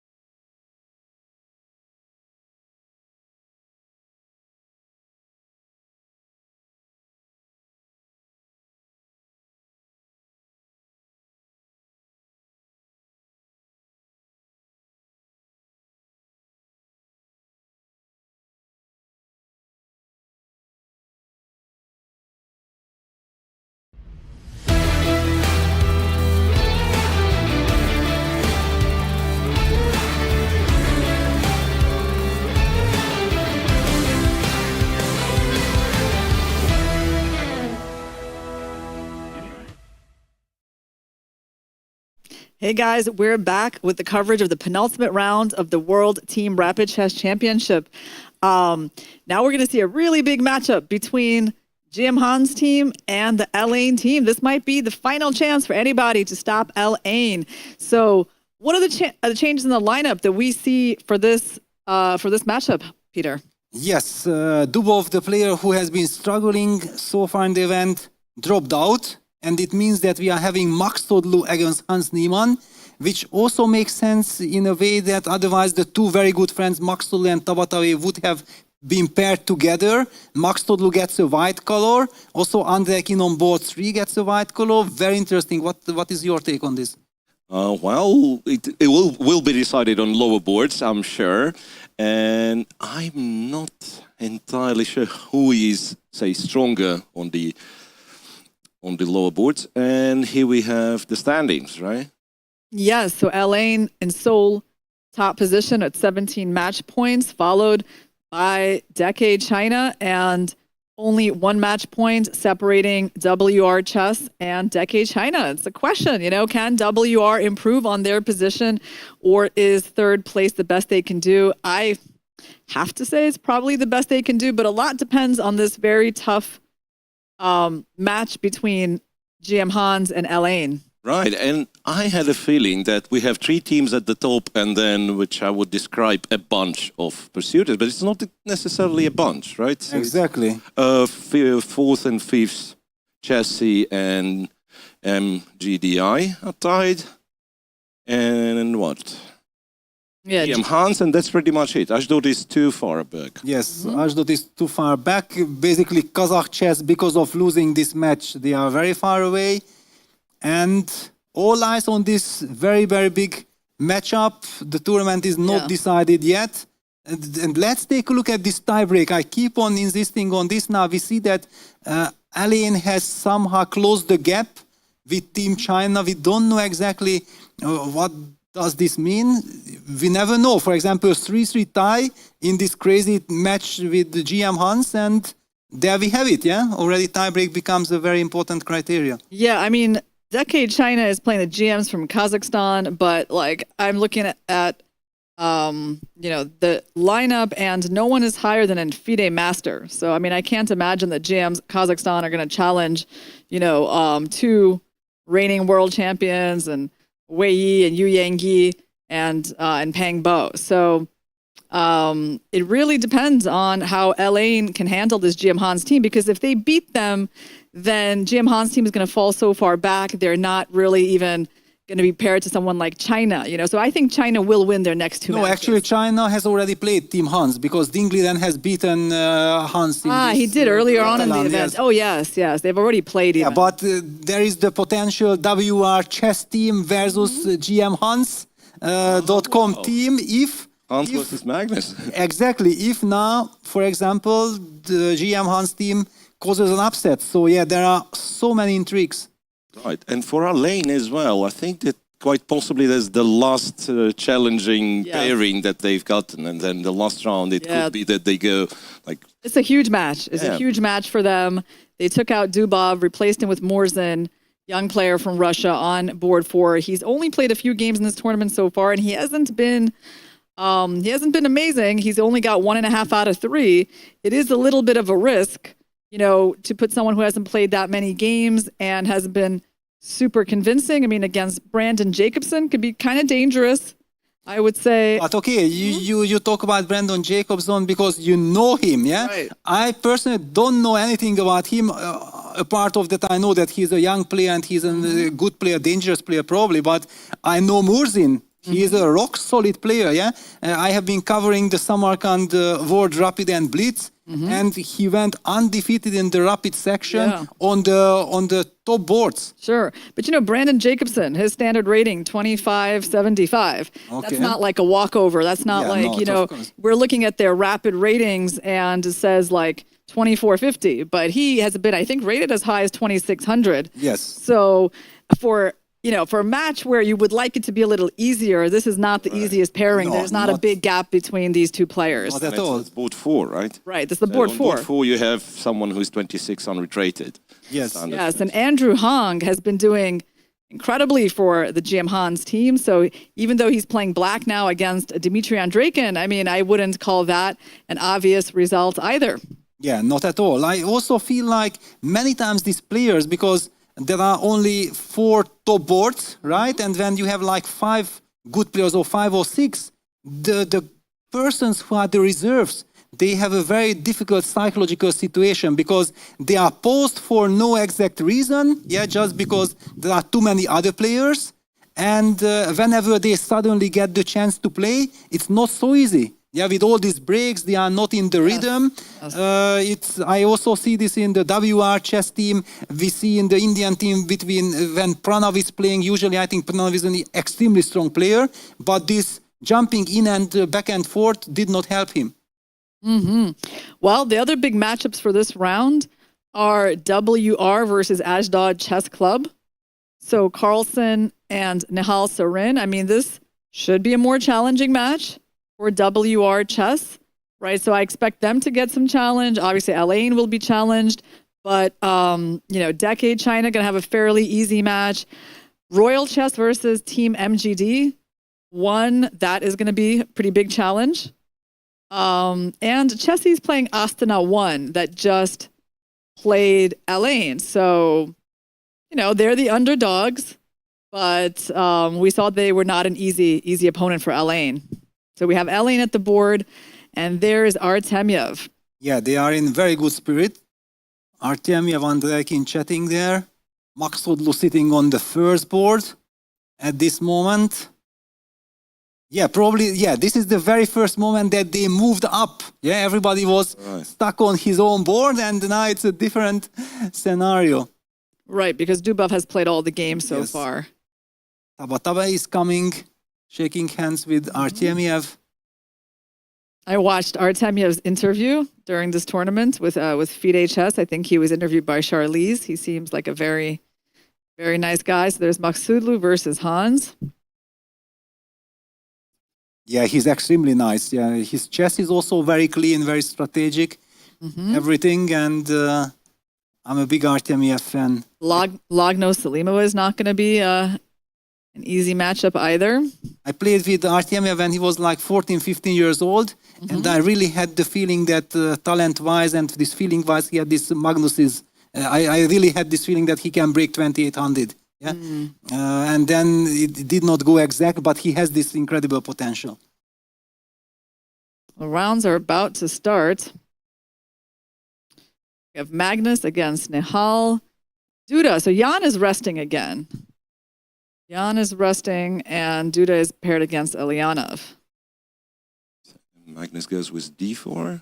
Magnus goes with d4. Okay, I will open the game of the players who are on camera. So whenever we get the chance to jump to Hans' game against Max Todlu, I will be switching the game. So right now, this could be anything. Yeah, it's a Ragozin, bishop b4 on the board. I'm loving it because this is my opening. I want to see how Magnus reacts to this move. Magnus himself likes to play the Ragozin. And there we have it. Max Todlu against Hans Niemann. Let me bring that board up. It's c4, knight f6, knight f3, e6. This can also go in every direction. If white plays the move g3, then we are going in direction of Catalan. Black plays with d5. If white plays the move knight c3 here, then black plays the move d5. If then white reacts with d4, then we can actually transpose to the position that Magnus Carlsen has right now, or head against Nihal, because there we already know that Nihal opted for bishop b4 going for the Ragozin.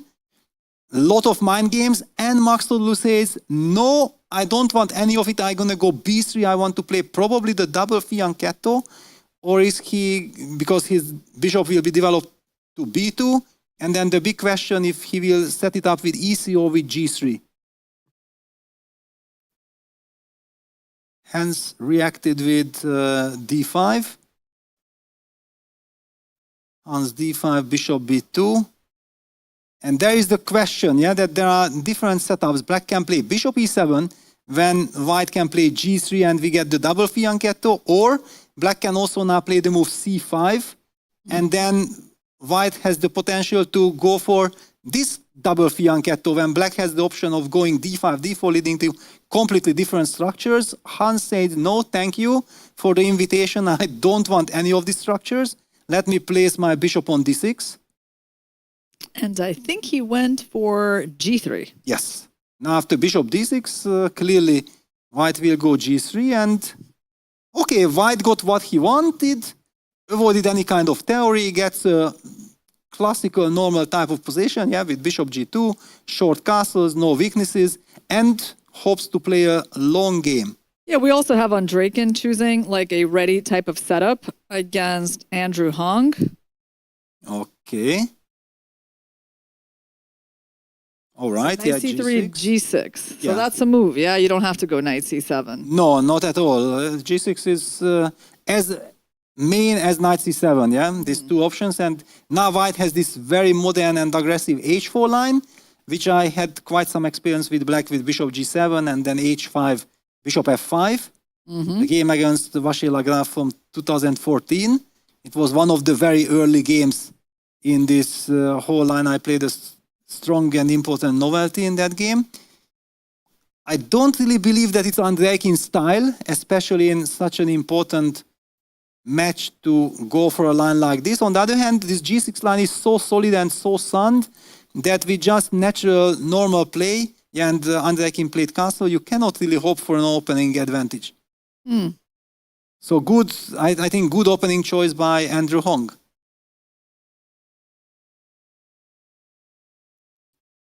We also have a Philidor in the game between Lagno and Salimova. Okay. Wow, okay, this is very risky, what Salimova is doing against a classical player with so much class and knowledge like Katarina Lagno to play a Philidor. I don't believe in this choice. I think that Katarina has way too much experience, probably also in the Philidor. I'm not liking this choice. And what about Jacobson against Mursin? Yeah, the game that we talked about, actually, Brandon is white, and we are seeing some kind of a semi-Slav Melan structure, but with whites, knight not yet committed from b1. So white is trying to be super flexible, but potentially the knight will be heading to c3, no? He will have to play bishop b2 and knight c3. I don't really see the benefit of going knight bd2. But okay, who knows, also mind games, yeah, waiting for black to decide where to put that f8 bishop. Now black is taking his time. Is he considering bishop b4 check? Because if not, then thematically you would just play bishop d6 a tempo and follow it in the usual manner. Yeah, this check might make sense, in fact, right? Because sometimes they like to lure the bishop to d2 and then go bishop d6. Knight c3 runs into like some knight e4, knight e5. e4, yeah. Okay, we don't know exactly that, yeah, what is black aiming for. And knight e4 immediately, basically the same idea. If black plays the move knight e4, it's clear that it's connected with bishop b4 check ideas. Okay, on the board also black gets chance to maybe defend that knight with f5. I don't think that that's the main idea, because then, for example, just to highlight, if white plays bishop d3 and black would play in the stonewall spirit with f5, then white castles, and after white is already ready to trade the dark square bishops with bishop a3, that would be very nice for white. So I'm assuming that black is connecting the idea of knight e4 with a bishop b4 check. We also have a really interesting game between Carlsen and Sarin. At least to me, it seems like an unusual position from the opening. Ah, wow, okay, this line, okay, good. You know, for now, black has this extra pawn. If white recaptures it, I guess white is just better.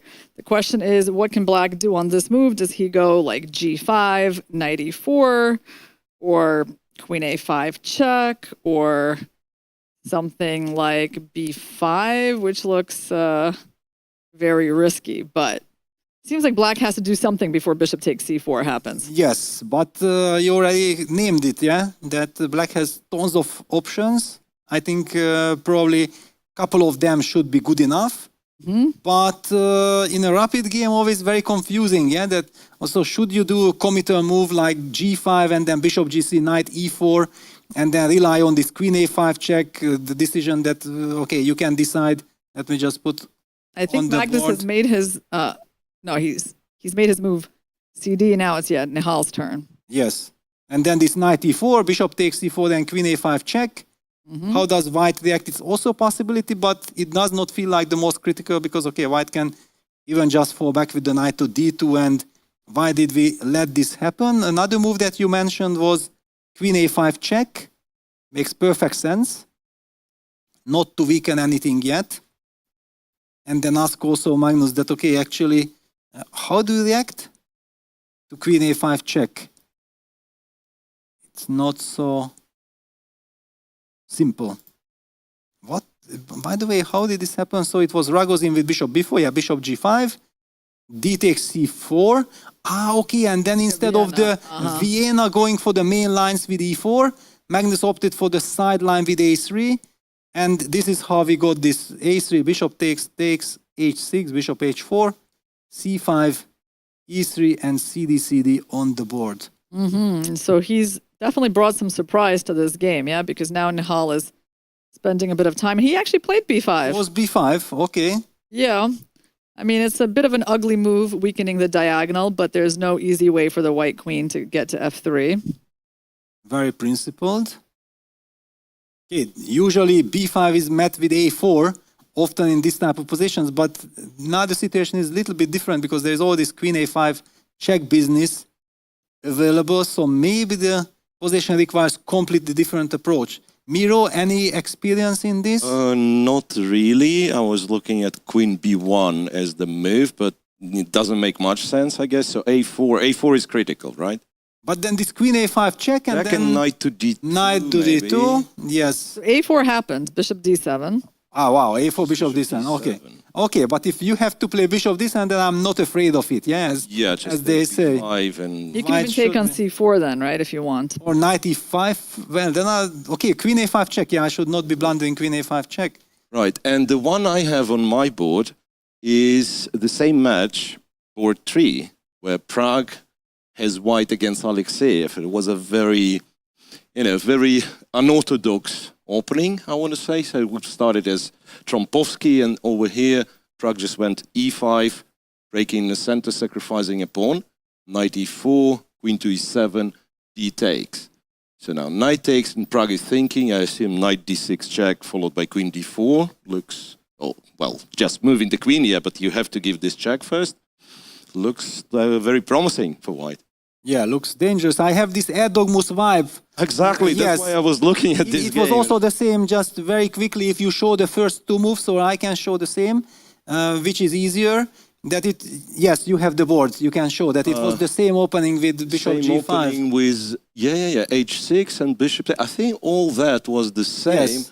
Knight C3, and what did Satvakasov do? He played some D6, Knight D7, yes. Knight F3, C6, Queen went to D2, and he went Knight D7. No, he played Knight D7, long castle E5, D, D, Knight B5. Yeah.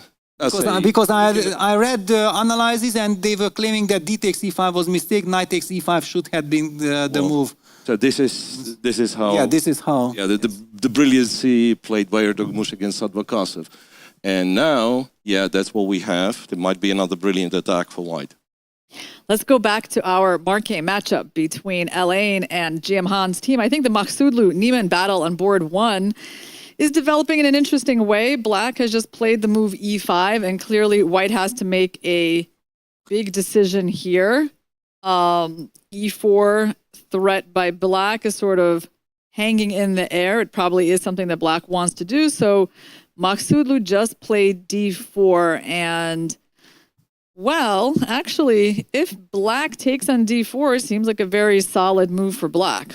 Yeah, but this type of positions sometimes are better for white. Yeah, Knight takes D4, Bishop takes G2. The C6 square. Yeah, and also somehow this E3, F2, G3 pawn structure is very solid. The Knight on C3 and the Knight on D4, thanks to this C4 pawn, they are having very nice center control. White is heading for Knight F5 somewhere, Knight D5, the move you mentioned, Knight C6. White can also just double the rooks on the d file. Suddenly black is lacking. Usually this ed knight d4, you would think like black has solved all his problems. When I first time saw this opening, I also thought like, there is nothing to worry about. And look at this, Hans opted for queen c8, which gives white even the chance of going d4, d5, which would of course give the c5 square. Okay, it's not a happy choice. He got out of the pin. Well, he made it pretty quickly, so he didn't seem to be too surprised by d4. So now on d5, he has knight e5. He also protects the bishop on b7, which is nice. Yes. So the tricky thing for white is that white has the space advantage, but like every move in the center winds up giving up some squares to black. It's a very special kind of position, because just to understand why it's so special, that after all these moves like e3, queen e2, this is slow kind of play, but strategically the big change is that black captures with the d pawn on c4 and white gets the chance to capture back towards the center with his b3 pawn takes, and that's how white got the center control. Look at the last move. Very aggressive move. Yeah, I was thinking he'll be, playing some snaky games, queen f1 and knight h4, and this is what you sometimes do in these positions. Now, Maksudlu says, yeah, let's go, e4. And black is forced to take pretty much, I'm guessing. Yes. So, ed4, knight d4. And yeah, well, black is getting a lot of squares for the knights, right? So perhaps the main question is, can you stop f4, e5? Because if knight this c5, happens, you have to go, to hit the e4 pawn. And if knight c5. And then f3, maybe I can just even protect. Maybe you play it slow. So and f3, I just move the queen away. Yes, you rook d2, rook, Right, Wolfson is very, very solid as well. And what is black doing, This is the problem. Bishop on b7 is buried. And that's exactly what has happened, I think. Yeah? Yeah, f3 is on the board. I mean, I like white's position. Yes. I like that extra pawn in the center that white has, and black doesn't really have any pawn breaks against the center, so he has the c5 outpost. But that's it. That's it, yeah. That's it, yeah. I think you would be enjoying, slowly, step by step, yeah. improving the position. Yeah. I definitely like this queen c2 move coming. Okay, Hans has made a decision. Bishop f8, trying to regroup with g6, bishop g7. Or I don't know if, probably g6 he will need anyway, because this knight f5 move will be annoying and hang in the air. So queen c2, knight d5 is like a very attractive plan. Because the knight on c3 is sort of blocking the bishop on b2, so we would like to unblock the bishop. I think the big question is, that we have these two choices, queen c2 or queen f2. And if there would be only one move, we could play it immediately. But if we notice both, then we don't know exactly which one is more beneficial for the future. It will be interesting that which choice will Parham make. Or maybe he will just say, I don't know yet, let me play rook d2 first, but I also like to move this queen away. Okay, exciting game between Brandon Jacobson and Morzin, because Morzin is going after him with a very clear plan with a rook lift to the king side. Wow. Unmistakable intentions. Wow, but then I'm completely wrong, because I thought like Morzin is the solid guy, and I expected Brandon to be the very active, aggressive player, and Morzin is doing this with black, going for the stone wall. I was checking this position like a couple of minutes ago, and I was sure that Brandon is playing black. Yes. Because I've seen quite a few of his games, and he seemed to give this impression that I'm attacking and sometimes like looking for tactical complications. So yeah, Morzin, you would not expect him. Not at all. And does it look sound to us? What do you think? Well, I mean, black has two undeveloped pieces, that are not coming out anytime soon. So you would think that white is doing pretty well here, right? Like that somehow there's a way to defend against this initiative. Yeah, the big question is, do you play f4 or when do you play f4 with white? That cements the knight on e5, gives also the chance of eventually going knight df3. Don't want to do it immediately with the pawn on f2. But on the other hand, after f4, then the knight on e4 will be unchallenged as well. But I'm absolutely with you that there is no way that this is fine for black. It should be better for white, because white hasn't committed any crime, just played healthy moves. Yeah, well, if we play f3, are you going to get away with queen h4? F3 shows very good. I'm very worried. Maybe it's possible, but F3 I'm gonna go Queen H4 for sure.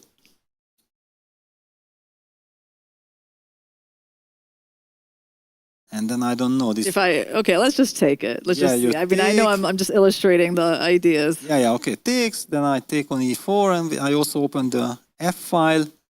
Yeah. You will have to sacrifice a piece back or something because. Okay, unless you can trap my queen. Rook H1, Rook F6 check, then knight to F3, and then. You're finding a nice line. And then the queen, but I have some knight takes E5. Look at this. Wow. The line continues.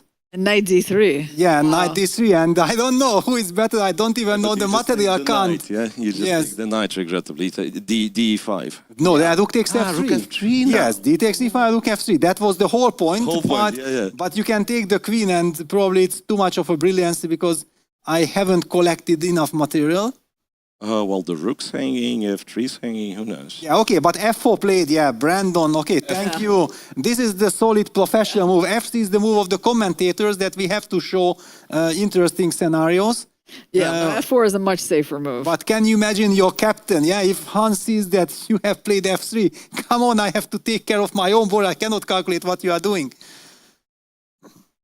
All right, so we got F4 on the board. That means that Queen H4 can be answered with Knight D to F3, so that's not dangerous. Basically, they have a symmetric position in the center, except like Black has this undeveloped bishop on C8, yeah? Yes. And you have to give the edge to White because just better development, and then there's going to be questions to the rook, right, on H6, like what is that rook doing there? Yeah, absolutely. You remember I was telling you that I have big respect for Murzin and he has very high class everything, but this is a little bit Murzin, completely different Murzin that I know. Yeah, what is this? He got provoked. Brandon, and we have to give credit for Brandon, yeah, with this move order that please come knight e4. He invited these complications. And at the moment, I'm worried for Black here. Well, meanwhile, Maksudlu has went for Queen C2 and Knight D5. So your ideas are on the board? Yes, I like the queen on C2, like lined up nicely on the C file. The trade on D5 happened, and Bishop G7. Okay, Maksudlu. And F4. Also aggressive. supports F4. Wow, Hans in a lot of trouble. Yeah, the white pawns are just coming down, you know. Wow. I mean, this looks like just awful for Black. Yes. And I already feel guilty, because whenever we had someone in the studio, like Peter Swidler, after he lost, yeah, he showed this beautiful analysis. Now we had Hans with us. He was fantastic, yeah, was sharing so many interesting things. And then suddenly he's in a trouble. So you mean we do have some influence? Are you trying to lose all of our interviewees? Well, the tournament is coming to an end, so we might be getting it. But I know from maybe I'm superstitious, yeah. But as a player, I always felt as long as the tournament is on, I don't want to give interviews, yeah, because I feel like if I'm telling that, okay, what happened and so on, I should be telling this only after the tournament is over. Well, Peter, maybe you can explain why Hans didn't take the pawn on D5. Well, I know it looked dangerous. Okay, there was knight C6 to win an exchange, just to start with. I'm not sure if I even wanted to win an exchange, but let me just even put it on the board. So after bishop takes D5, because of the pin, there was this possibility for white to jump with the knight to C6. It's a beautiful move. After queen takes C6, bishop takes D5, and then we pick up the exchange on A8, should be a tactically winning position. Maybe there was also something else, but this looked good enough. Yeah, but if you just move the knight, maybe you... yeah, knight B3. Okay, so rook D8, knight B3. I mean, on the thing is that White is just strategically like outplaying Black, right? They just got this huge pawn center. Can't be challenged very easily. Now he's trying to trade off the one good piece that Black has. Okay, bishop F8. It's a good try. I mean, Hans is going to be worse even if the bishop gets to C5 and like king H1 happens. Yeah, but look at Maksudlu on the camera. Maksudlu is just enjoying, and this is what I feel like. The Maksudlu is not he's used to getting good positions and converting it, yeah, because there are some players who are getting very rare good positions, and when they get it, they are very excited, very nervous that how do I convert, but he seems to be super calm, just enjoying his situation. Okay, he took on c5. And bishop d4. Bishop d4, huh? That surprises me a tiny bit, because I thought maybe king h1 with the idea of like queen c3 and play on the long diagonal. Because now you have this bishop d4, rook d4, c5 idea. I don't know if it's good, but at least it exists. Yeah, I don't know. Something about bishop d4 surprised me. I thought like the on the board, c5 on the board. C5 plays, right? Yeah. And c5, and when the rook moves, what they do? Do you ever go like f? That's too much. I thought f6 or. At least, okay. Hans also. It's like which pawns are stronger, the white center pawns or the black usually, queenside pawns? Usually it should, and then simply systematically, h4, king h2, not wasting any time, securing the king. No, of course, yeah, Maxwell Lewis. What's your feeling, Peter? I mean, you feel like this is a bigger, like this bishop d4 move was the right way to go? This is still a big advantage for white? Well, I would have also preferred not to give this for black. I perfectly understand what you mean, but I have also noticed that not every time what I prefer is the best, yeah? And maybe sometimes also giving chances for your opponent is the right way to go. Yeah, I always like to control everything, but by trying to control everything, I'm sometimes out-control myself and I don't get anything. Okay, let's take a look at Andreikin versus Hong. So Andreikin, does he have a pull with his extra center pawn on the d file? I mean, certainly it would seem like white should have some sort of advantage just by looking at the position at first glance. Yeah, he's up on the clock. But is this a substantial advantage due to that center pawn, or is it more like visual? You know, white looks nicely set up, but black really has no weaknesses. He just went knight c6. So we're going to be having a trade on c8. Black's going to try to put the knight on d4. I mean, actually, black looks really solid to me, Peter. Yeah, the queen on e6 is a strange piece. Yeah, it's a little bit vulnerable. But if black is able to stabilize, and this knight c6 was a very nice move, because the rook on c7 was causing some damage. If there is no tactic for white, and rook b7, okay, wow, very interesting. That surprises me. Wow. He's pretty confident that rook is not getting trapped, but I guess on knight a5, he can take an a7. Yes. Wow, what a move. It also shows a lot of confidence. And Andreikin, he actually does know that Andrew Hong somehow mixed up or didn't know enough about the variation, because he chose exactly the only one line where white is supposed to be pressing. So I think this gives the feeling for Andreikin that he has all the right to play for advantage. But how does white continue putting pressure here? I mean, black is so solid. And you have this knight on e4 that can barely move anywhere, and it's blocking the bishop. Well, some knight g5s are always... You have knight g5, the but... moves you have to calculate. Yeah, but then maybe they just go queen d6. Yes, then some Queen bishop f4. Yeah, and you're trying to provoke me into e5. Yes, I would like. You want me to play e5. Yeah, because then the bishop will be blocked. I will get, maybe I jump back with the knight to e4. I don't know, somehow black seems not to be well coordinated in my eyes. I don't know if I'm right or not, but this is the feeling I'm getting. What if, okay, you go knight g5 and I go queen f5. But then you step into bishop h3. I don't know, like, can I win already? You have still queen d5, but okay, that was already a very close. Yeah. Also, somewhere this rook takes, I don't know, it's very shaky. Okay, so we still think that white has some initiative in this game. White has initiative. By the way, also the computer confirms it, gives plus 1 point some advantage. I'm assuming knight g5 could be, and Andreikin is also leaning into the board, but he did not, no, actually, he did not play knight h5, and Andrew immediately played h6. Yeah, it signals that he was so worried of knight g5. Okay, but h6 is a little bit of a weakening of the structure, right? Like, I mean, at some points, maybe white can play h5, but I guess it just gets met with g5. Yeah, it gets, no, it was very important that this direct knight g5 is eliminated from the position. Okay. I think that now black... The edge went down, right? Yeah, edge went down. Okay. It's now 0-0 because the position is quite healthy for black, yeah? It's kind of a crazy miss because Andrekin is usually very precise in this kind of moments, but the players are probably also tired.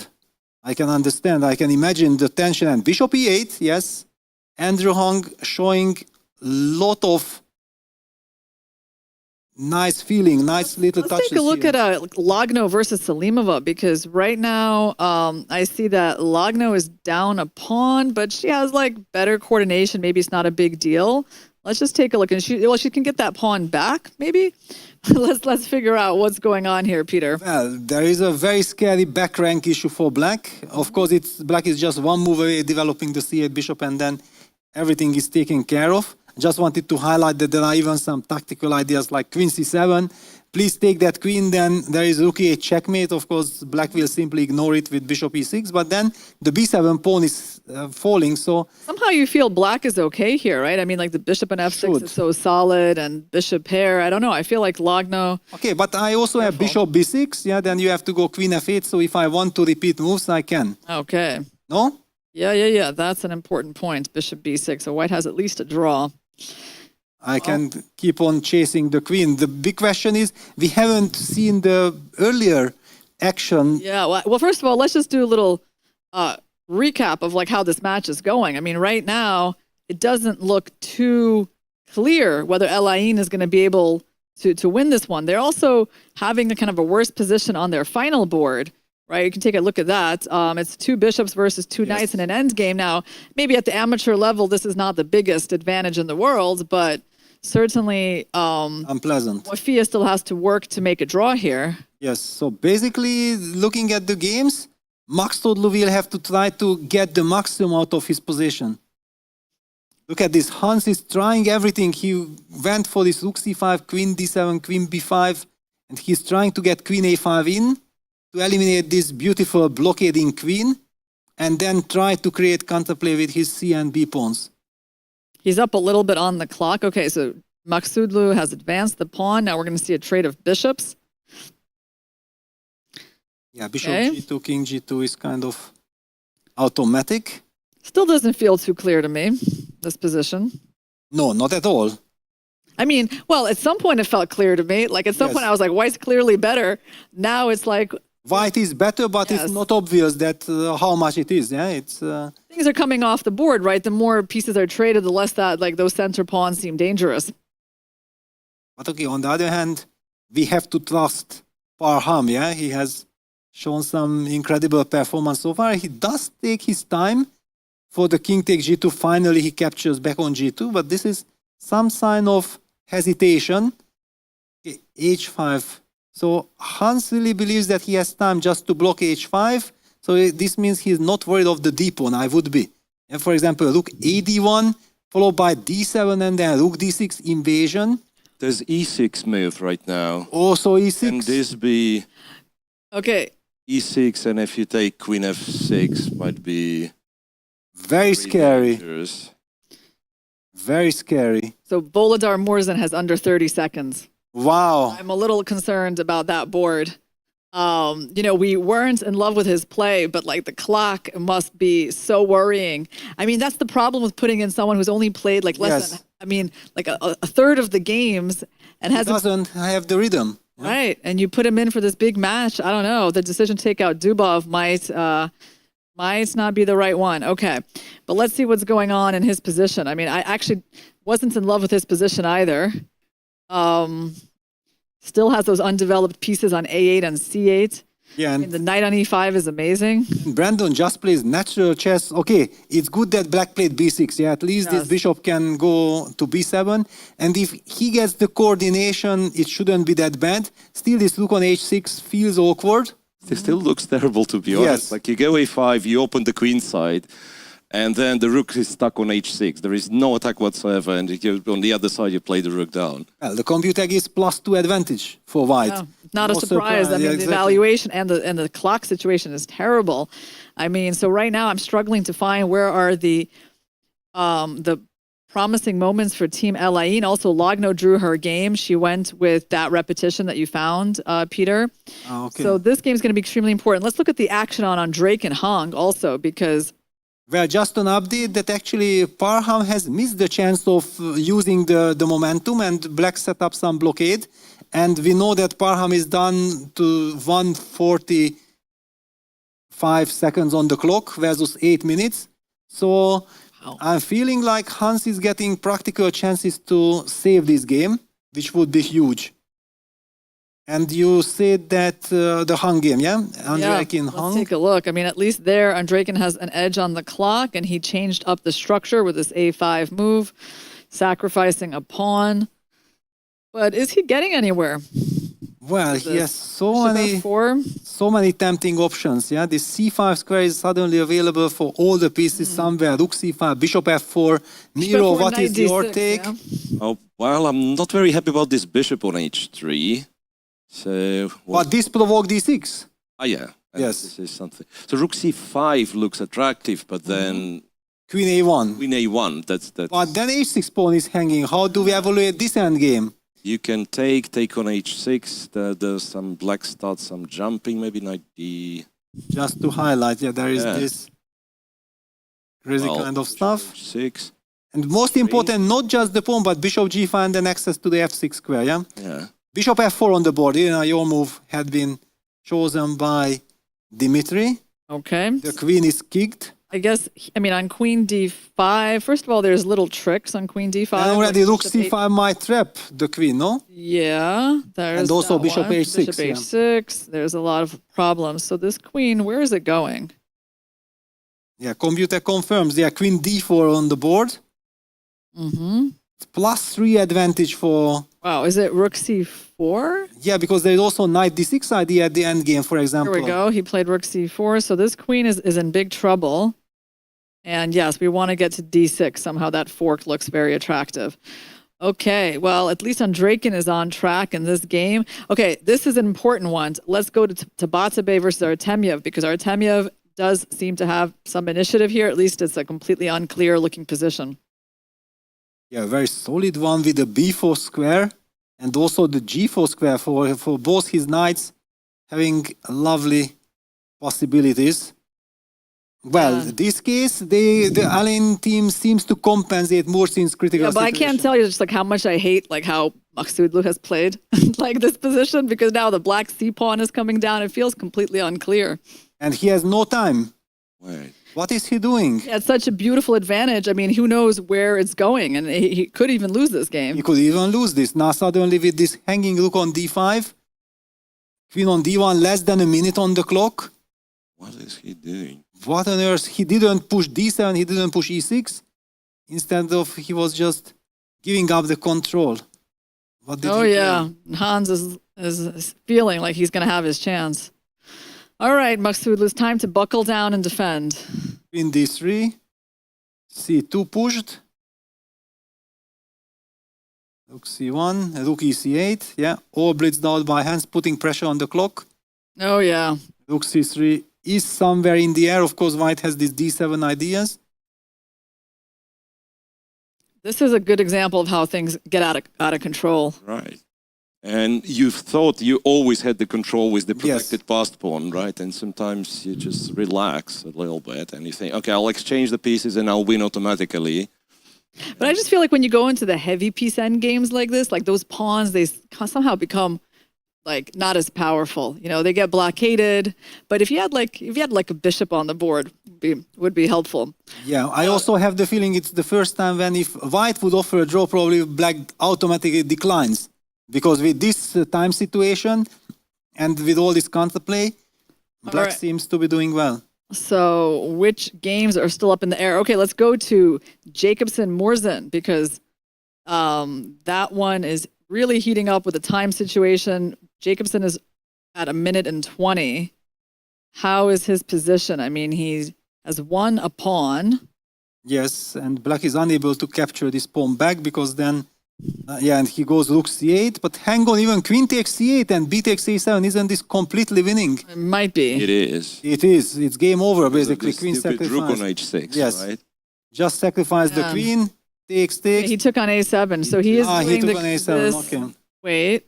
Which is the same. He takes on a7 after rook c4. He can always take on goes c4. a8, I guess. Yes. Right?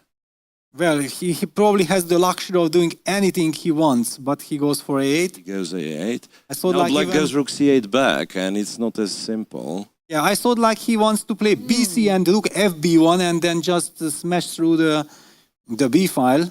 But okay, everything seems to be winning. A8 queen, okay, I have to wait for the move. But this is not too terrible for black, right? I mean, it's bad, but he's lost a pawn, but at least he doesn't have to resign. Yeah, he didn't lose the game yet. Right. No, this actually looks sort of like a dream compared to what it could have been. Not great, but you know, the diagonal is open for the light squared bishop. The knight is coming to an outpost. I feel like this is still a game. And queen h4 might be back in the air in some cases, right? Yeah, and 93. suddenly white is under a minute as well. No, how could he miss queen takes c8 and b takes a7 and just resigns on the spot? And he played it pretty quickly, right? He could have thought about it a little bit longer. That was such a key moment for him. So he found, if you will, fancy a tactic, taking on a7, promoting, and he could just brutally cut. I feel like Morzin can hold on here. Wow. Well, you're only down a pawn. The B pawn's not that dangerous. He's got some good pieces. Yes, he has some stability. There is pressure on white as well. Now the bishop on b7 is alive. Knight e3 is in the air. And Brandon Jacobson is under 20 seconds. And it's all about the momentum, right? Like, you know that you were completely winning, and now it's like so much harder. So let's see how he handles this. Finally, he... Something h3 maybe? Yeah, something h3.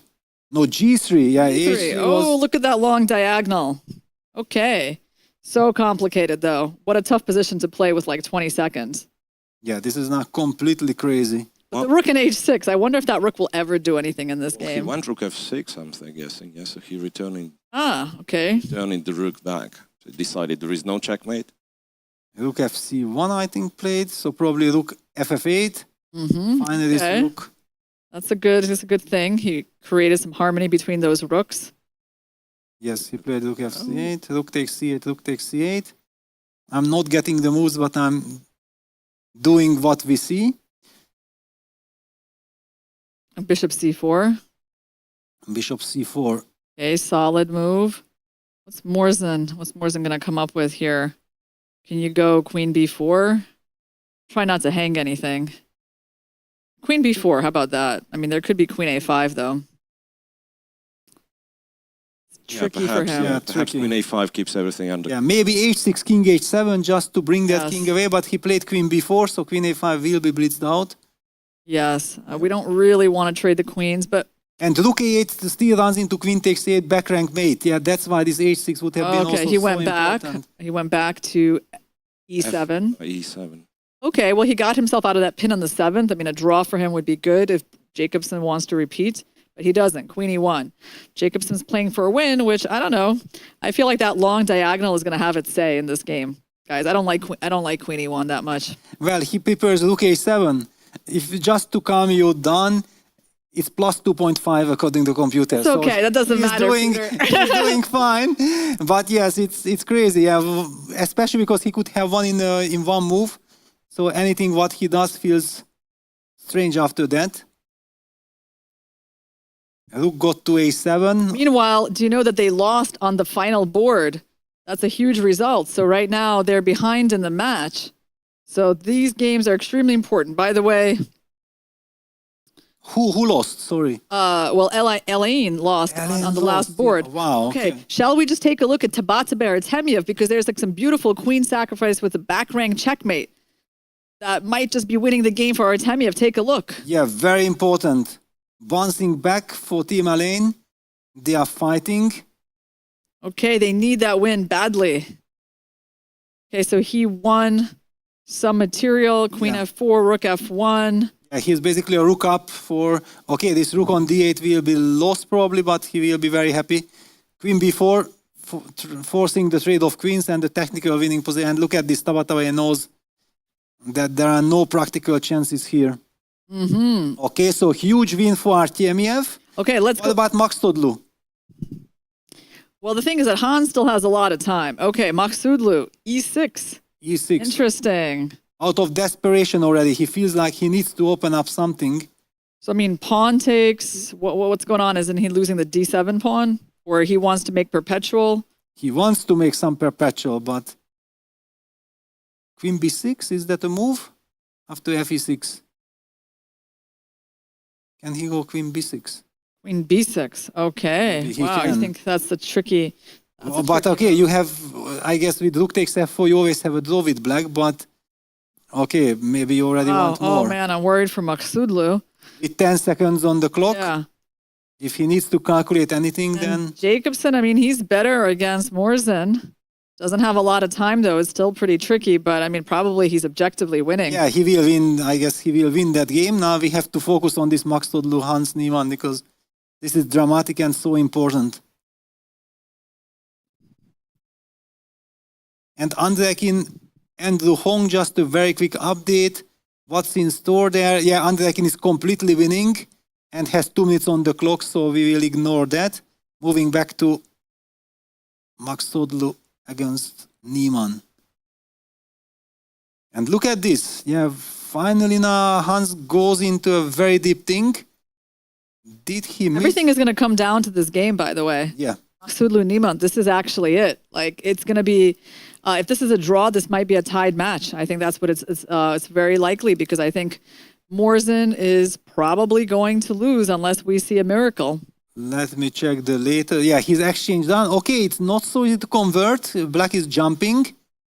Actually, maybe it's the best position for Morzen that we have seen. White will need to play some h4, king h3 just to create. Maybe we can watch this for a second because Niemann has a lot more time and we can come back to that. Yeah, h4, I believe, was played.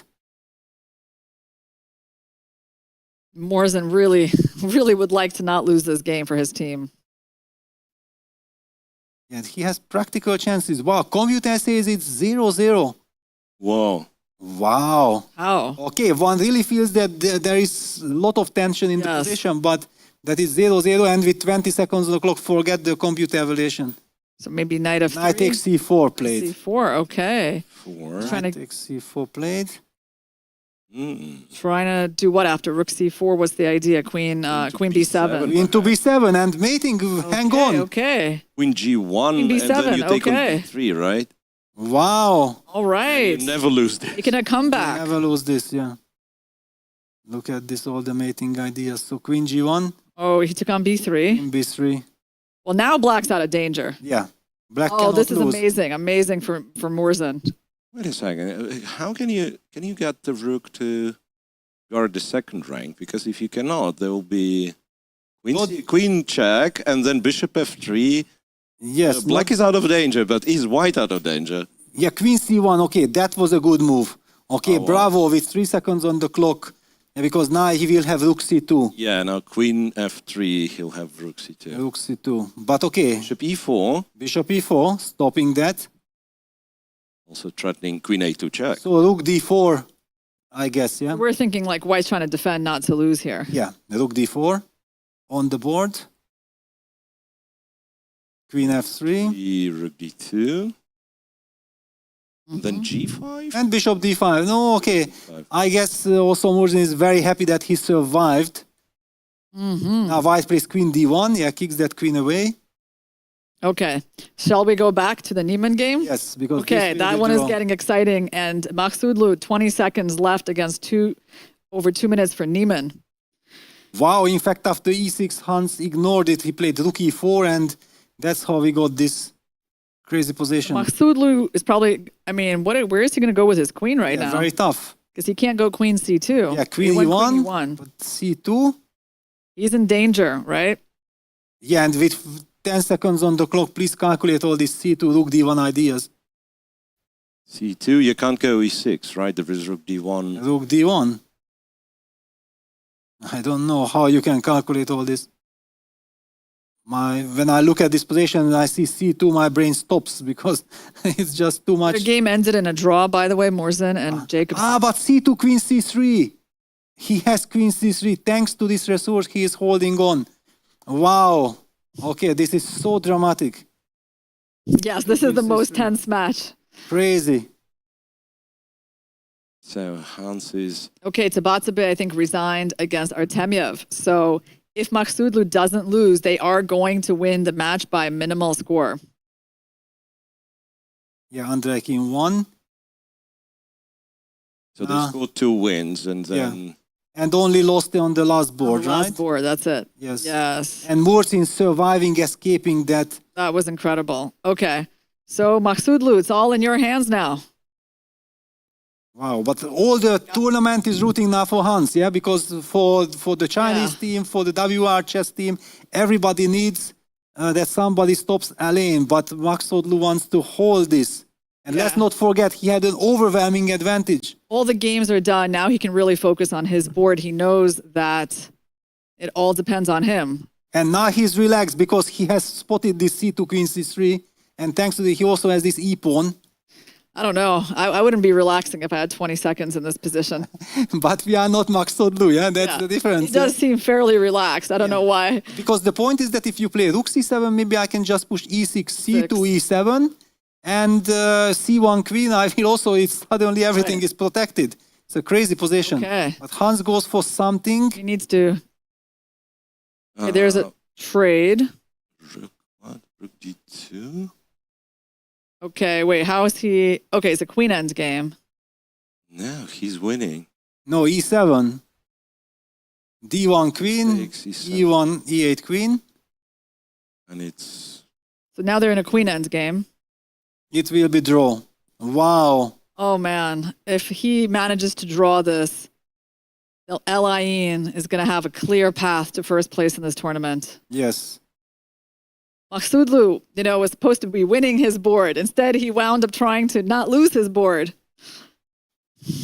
Absolutely insane. But now there is also no more intrigue. He's out of danger because he can always And look at this, Hans also gets up, he looks around and he knows that... the results of the other games. And if he will see the position of Brandon, then he will go crazy. Yeah, Hans looks a little disappointed. Very disappointed. But, he had such a bad position and he was still able to turn it around. Yeah, but he's playing for his team, yeah? And, okay, basically even if he would have won and they lose, he would not be happy.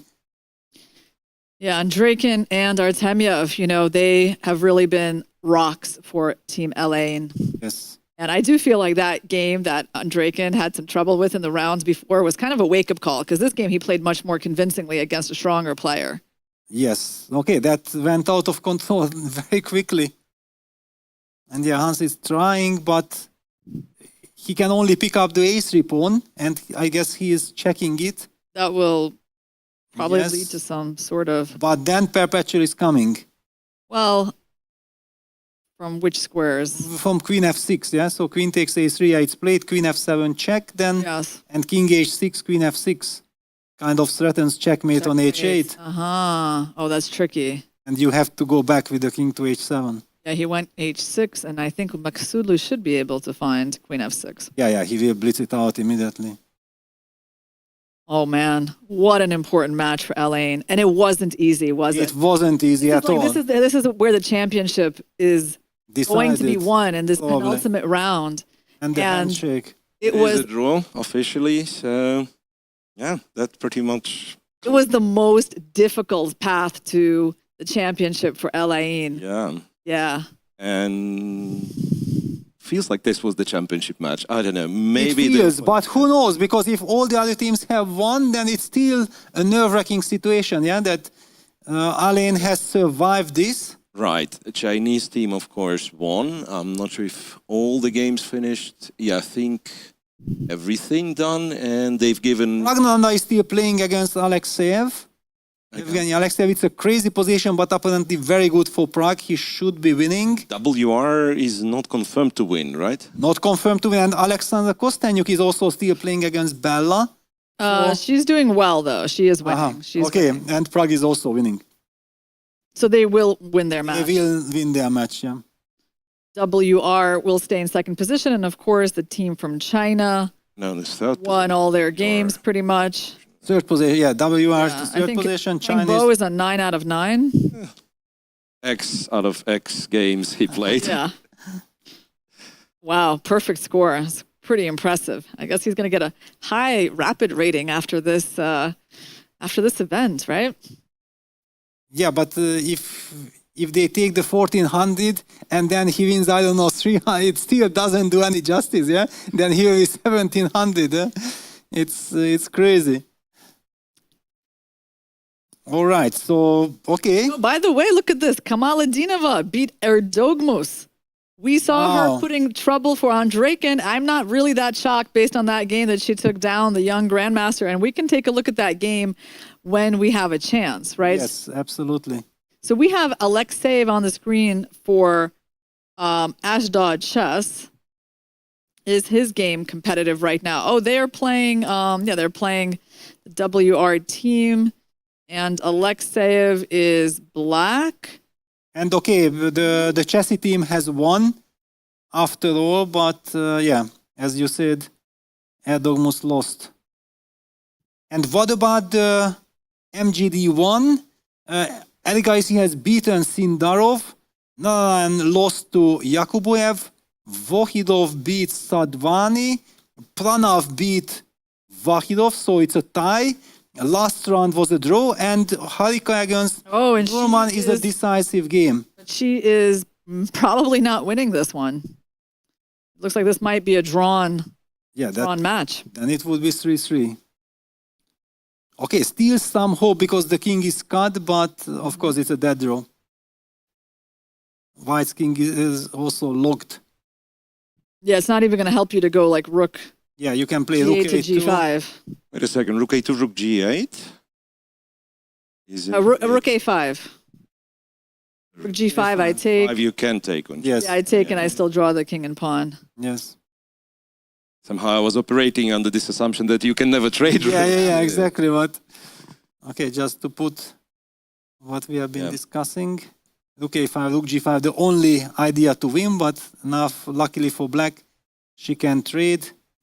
And this is a theoretical draw, keeping the opposition. So then this match will be tied.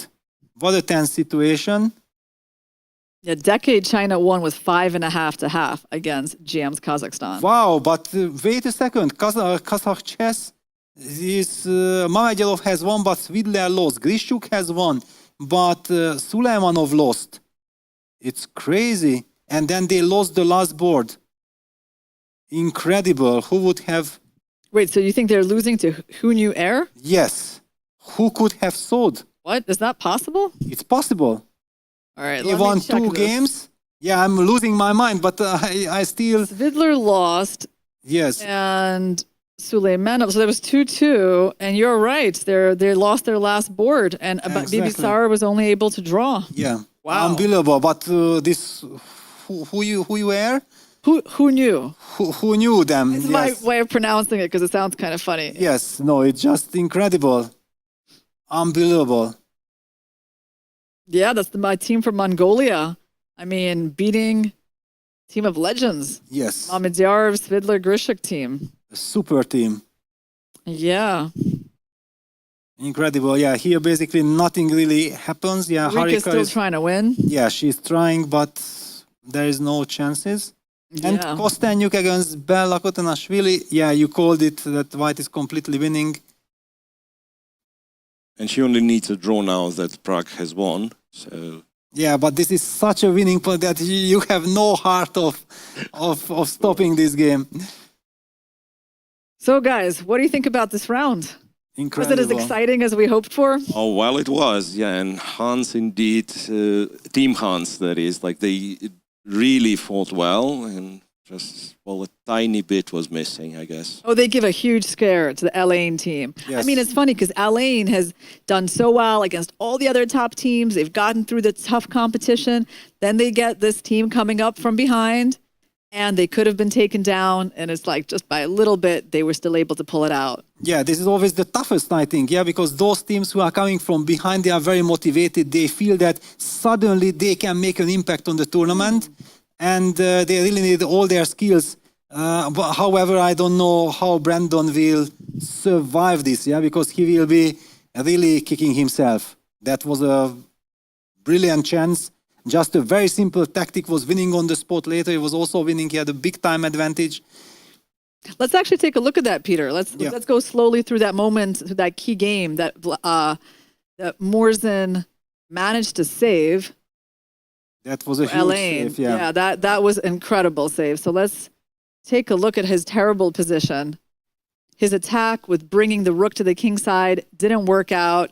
He was losing the game on the other side of the board. Yeah, Brandon basically played the model game, that how do you punish an uncalled attack, right? The incorrect attack. He's opening the center, getting this a5 move in. After d takes c4, also a takes b6. Beautiful tactics because c takes d3 runs into bishop takes c5. So everything is played to perfection. And then after bishop takes d4, ed4, black can't take the bishop because of rook takes a7. Wow. And rook takes a7, queen takes c8, check, wins on the spot. Yeah, so there was no other move after ed than to play the move bishop b7. Now he also captured with the queen on c4 and set up this lovely little trick, the same spirit like what happened in the previous variation after rook c8. Just why not to take queen takes c8? The bishop has to capture, b takes a7, and we are threatening to queen. And after bishop b7, we queen. Unfortunately, I cannot make this move. Bishop takes a8, rook takes a8, gives the check, the king cannot escape. Only knight e8 and then bishop b5.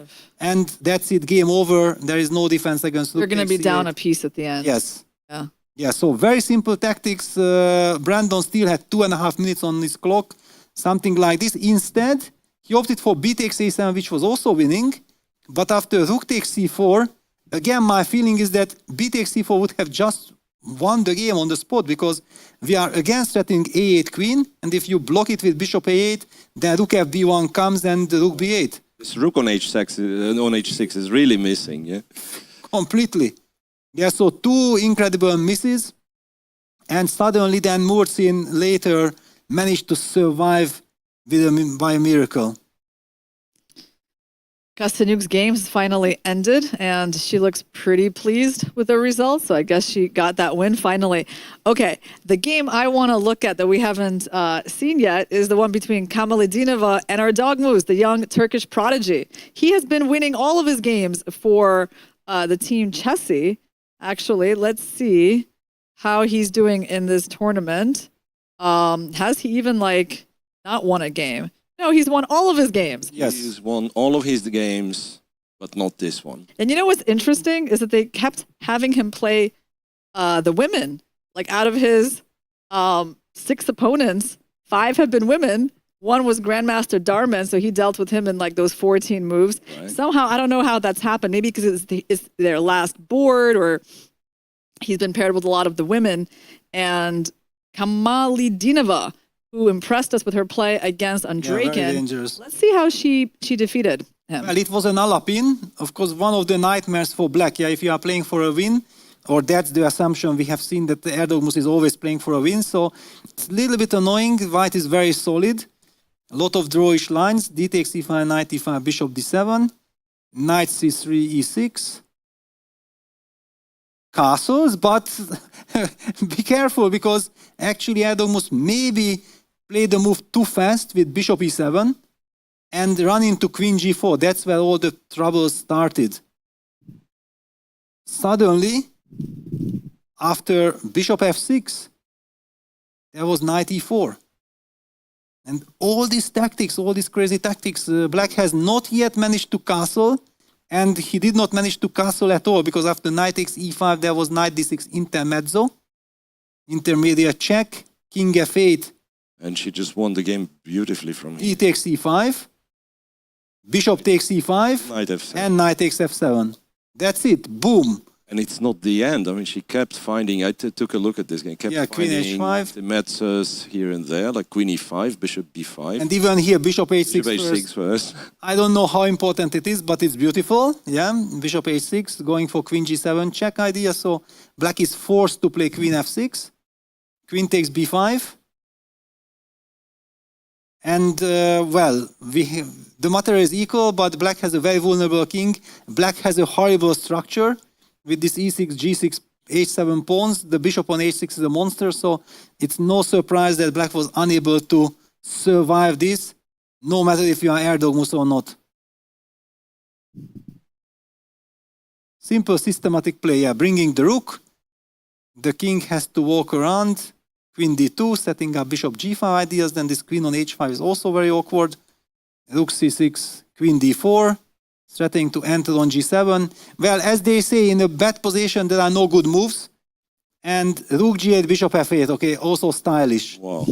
Inviting rook takes f8, queen g7, check, winning the rook. So it really became a massacre. Yeah, she saw a lot of little nasty tactics in this game. Yeah, king e8, queen takes a7. Now the problem is coming from the other angle. Queen takes f3, queen sacrifice already. What else? This rook had to be eliminated. G takes f3, rook f8, queen b8, and then queen takes b7, collecting. It was just a matter of time till black resigned. All right, I got another favorite game to return to. Between Maksudlu and Hans Niemann. Wow. I want to know how Maksudlu's wonderful opening advantage became like a position where he was fighting to save his life. Okay, since we have covered this game, so I will go very quickly over. Our feeling was that this e4 move was very nice. Thanks to e4, e4, knight d4, knight c5, f3, white has stabilized a nice advantage. So from here on, Hans is in a lot of difficulties. He's setting up the best defensive lineup that he can find with bishop f8, g6, bishop g7. Maksudlu is playing everything according to our liking. Knight d5 takes. Queen, bishop g7, f4, f4, e5 is coming. Queen d7, e5. Bishop takes d5 was impossible due to several tactics. One of the moves that we mentioned was knight c6, a very fancy way of winning material. Anyway, we continue with the game. Rook a d8, knight b3, systematic, eliminating this powerful knight on c5. Bishop f8. Yeah, so this is where I'm going to start arguing. Exactly. Peter, let's look at knight c5, bishop c5, king h1. Okay. All right, so we got rid of one of your pieces. I just refuse to give up my bishop on b2. So king h1. Yeah, try to survive here. Okay. Miro, can you help me? Yeah, I would. Yeah, I was thinking. I need help. Yeah. That's how I feel. Yeah, because. Do we go h5? No. But also queen c3, e6 is a huge threat. Irina, you're gonna mate me, yeah? I've already advertised that one. Yes, it sounded like, okay, maybe I can defend, you will be squeezing, but you're just gonna checkmate me. We need to move the queen then, somewhere. Yeah, but where do we move? Say, no, it's just bad. It's horrible. Just bad. I mean, okay, queen e7. I have to play queen e7. It's the only move. Okay, so now if I go queen c3 and bishop b4, yeah, only it's cool, chance. It's cool. All right, let me see how we're gonna avoid that. So if I go rook c1, you have bishop e3 bothering me a little bit. I see. Bishop e3. Yeah, I remember you were very disappointed by bishop d4. Oh, yeah, you extremely. Like I was just heartbroken to lose the prospects of mating you on the long diagonal. Yes. Now, you know, I'm even thinking, what happens if you are just teasing me with a3, setting up queen c3, and I will just throw the board, yeah? Because okay, let's go a3, Peter. It's pretty good. It's nice and prophylactic. Yeah, nice prophylactic, because I can't do anything. I thought like rook d7, rook e8 is the only way of targeting this pawn, but it does not help me at all. I mean, basically my idea was the bishop on c5 is nice enough, but it's still less effective than my bishop on b2. So why am I trading it? Yeah, you want to deliver checkmate. Why is this not drawing the arrow? Okay, doesn't matter. Because I have a pawn on e5 yet, yeah, so... it only shows legal moves. Yes, it shows legal moves, yeah. So basically, if I play rook d7 and you don't win on the spot, you can even just enjoy yourself with rook d3. I play, for example, rook e8, you play rook a d1, and you are still gonna play queen c3 and... Eventually, right. Yeah, it's hopeless, yeah? Okay, so that was kind of an important moment, it looks like to me. Like, let's try going with what he did. So this bishop d4 move, okay. It gave some hope for black, because takes, and c5 immediately felt like this backward pawn is pushed to c5 using the fact that the rook on d4 is hanging, so white can't take en passant. So Parham retreated. his rook to d2. And immediately Hans was also blitzing. What I did not like that suddenly black has very easy play and the pressure is on white that yes, okay, you are better, but how do you win? I get some counterplay. For a very long time I felt like Maksudlu is doing great. Yeah, d6. Takes. h5, and this was a critical moment. We both felt with Miro. I was shouting out for some rook d7, rook d1, rook d6 followed by e6. Miro, I think you immediately mentioned e6 as an opportunity here.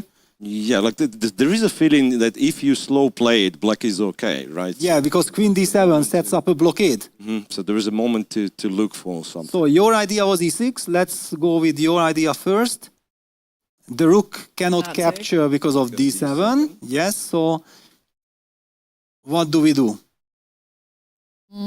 We kind of cry about the position. It looks pretty bad. Yes, I agree. So, okay, f takes e6, for example. Okay. Yeah.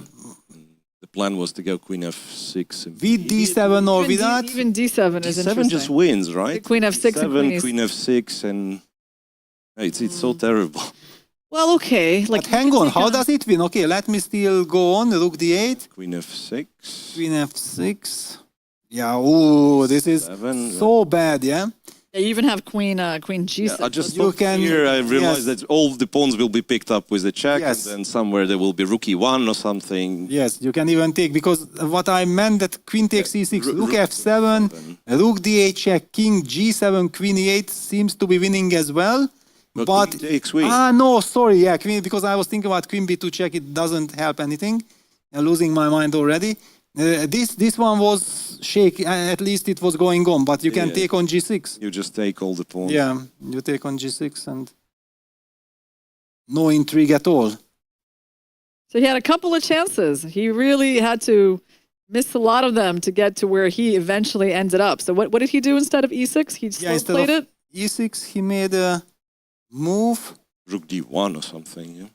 And he got those pawns blockaded? Yeah, he played rook a d1 and then suddenly queen d7. King h2, b5, and he has little time on the clock and there is no obvious way. Probably he was objectively better, but this is already practically speaking the way of not winning it. So, but when did he move his queen from c3? This is the critical moment. Here, wait a second. Rook c8 was on the board, right? Yes. This is what something we jumped over this moment, but do you need rook f1? Could you play f5 again? I mean, do something about this position. Or f5, maybe queen takes and it's a perpetual, right? That's why. Is it a perpetual? Is there a perpetual? No. I don't know, because queen on c3 is protecting. King h1, yeah, there is no perpetual. That means f5 was...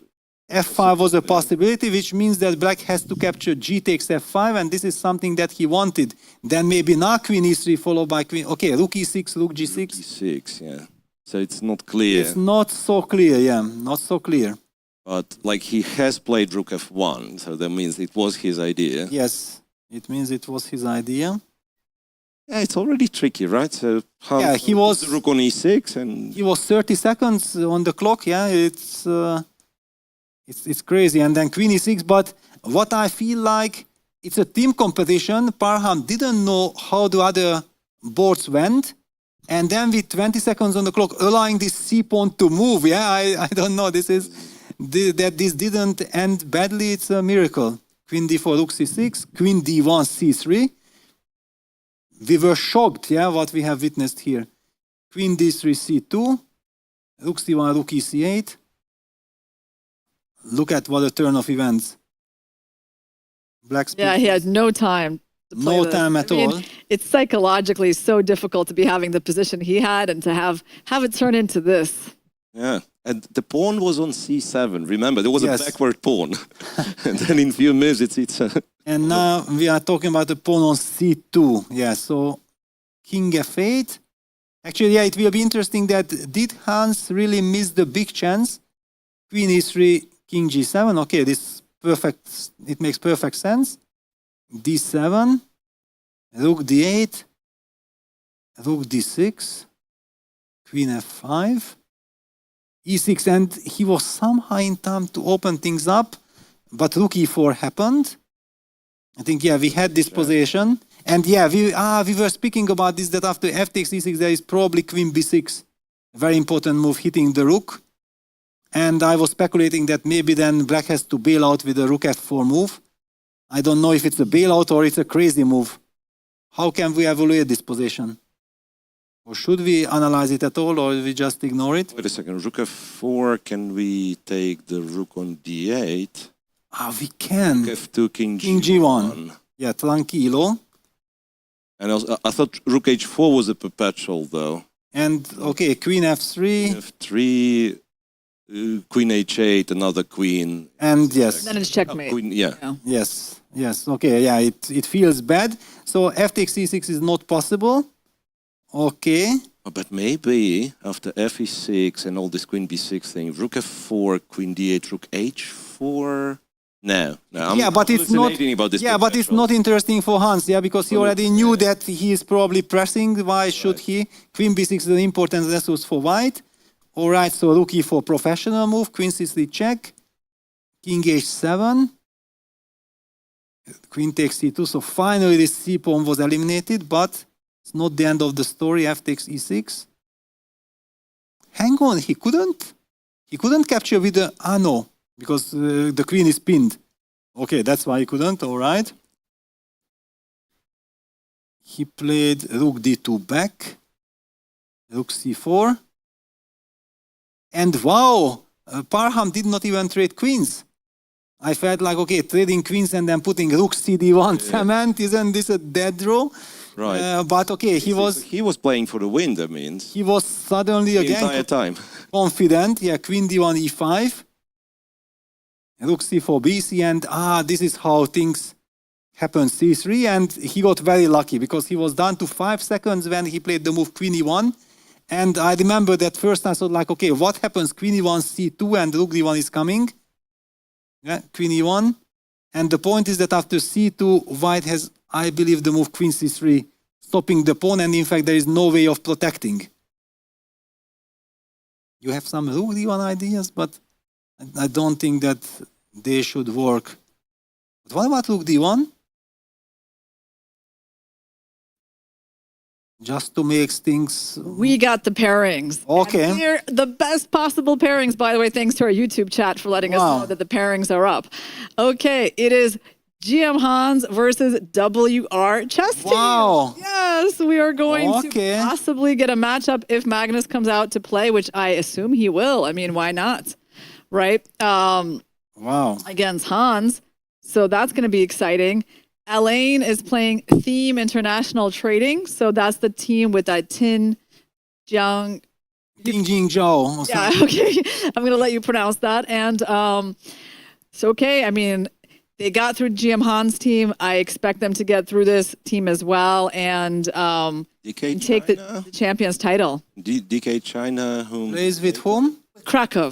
With Krakow, okay. Yunu Air is playing Chessy. I mean, interesting matchups, but for sure, GM Hans versus WR, that's the one that we're going to want to watch, as well as Elaine versus Theme International Trading, just to see, if they can clinch their title.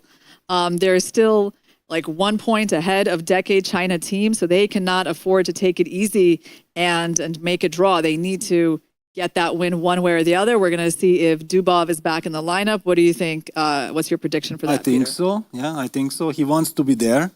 And probably also he wants to win a game. Yeah, he didn't win a game, yes. I mean, it must have been so stressful for him to sit there and watch that match, like when he was sitting out, but just to see how his teammates, how close it was. Yeah, I can imagine that was very stressful for anyone rooting for Elaine. All right. Well, guys, we still have plenty of suspense in this tournament. We have one more round of the championship to go. And the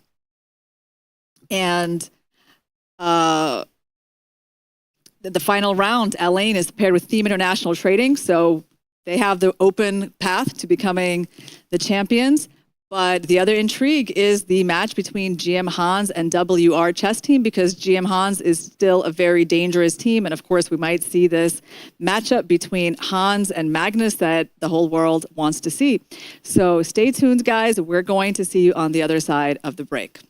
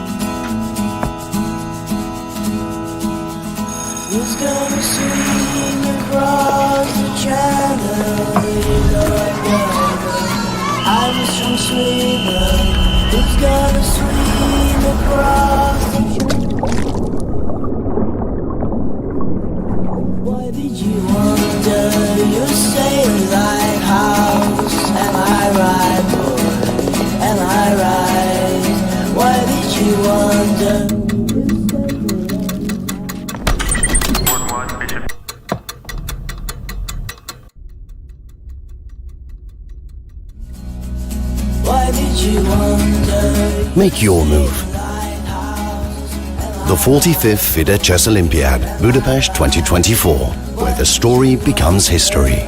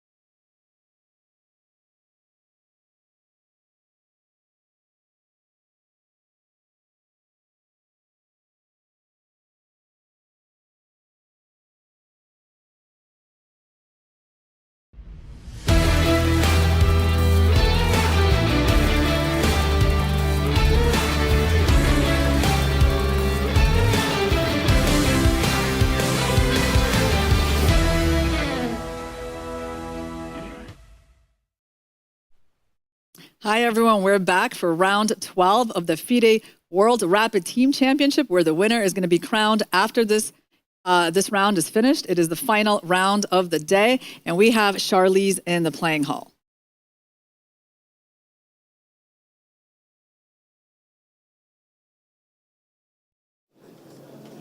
So this is it. The past 11 rounds have all been leading up to this moment here. The final round of the FIDE Rapid World Team Chess Championships. And we have two teams that are fighting for first place. They are Elaine ACMG, who are leading by only half a point. And hot on their trails, we've got the Decade China team. We're talking about a world title. The Decade China team has 2 world champions.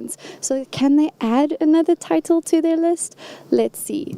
Both teams have been performing exceptionally well. They haven't arrived yet. Maybe they're having some team meetings preparing for this super, super crucial round. But whatever happens, it's going to be exciting. I know I'll be sitting at the boards watching. What do you think at home?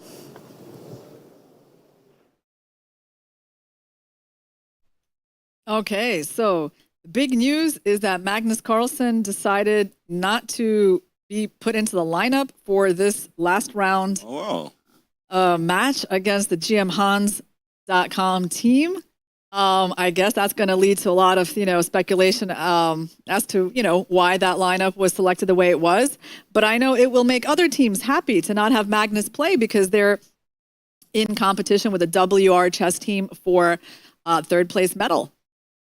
Right, and without Magnus, how do their chances look? Because well, their team is not bad. Yeah, even without Magnus. Jan Nepomniachtchi is playing on the first board against Hans Niemann. Then Jan Krzysztof Duda against Tabatabai. Dard against Abdusattorov. Pragnananda against Brandon. It took out Hong. Wow, really? Yes, but then Daniel is back. Okay, so Brandon Jacobson getting a chance to redeem himself after that missed win against Volodar Morzin. On the other hand, we got to say that Ahiad Mero has been a very good board 6 for the GM Hans team. And he has won, well, he's lost a couple of games, actually, but one of those games was to Peng Bo. Overall, he's been pretty good on his board. And, he is playing Vadim, who has not been having the best event. And, I mean, there's a good chance that he's going to get a win for the Hans team, in which case WR is going to have to work for this victory. Right. Yeah, they have to work, but in any case also I think we should talk about Elaine because they are the leaders. They have been putting up some stellar performance. They haven't lost a match, I think, if I'm not mistaken. There is the handshake between Hans and Jan. But yeah, Elaine has been super impressive and they are playing against the Singaporean team. And there is one very interesting pairing because Parham Makhstoglu has been the man of the hour. There is the handshake, has been winning game after game, and his score is 9 out of 11. One would think like, wow, that's it, you can't do better. His opponent, Rinat Jumabayev, has 9.5 out of 11 games. So this is a clash of titans. Yes, and Rinat has defeated Peter Svidler and Amin Tabatabai in this tournament already. So he's definitely a very dangerous opponent.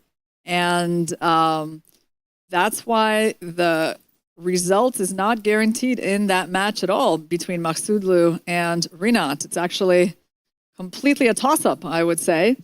But Elaine has advantages, pretty significant ones, especially on boards 3 and 4, Artemyev and Andreikin versus an IM and an FM.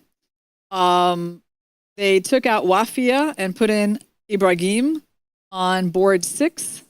Wafia lost her last round game. So, this is the match that we're going to follow because if Elaine manages to win, then there is nothing that Team China can do to stop them. Yes, exactly. So Team China is also relying on the Singaporean young and very talented Tin Yin Zhao against Dubov. Tin Yin Zhao having the black pieces there. What is this? It's some kind of a exchange Slav. All right, rather slow affair. The Jumabayev Makhstoglu game is a Pausen.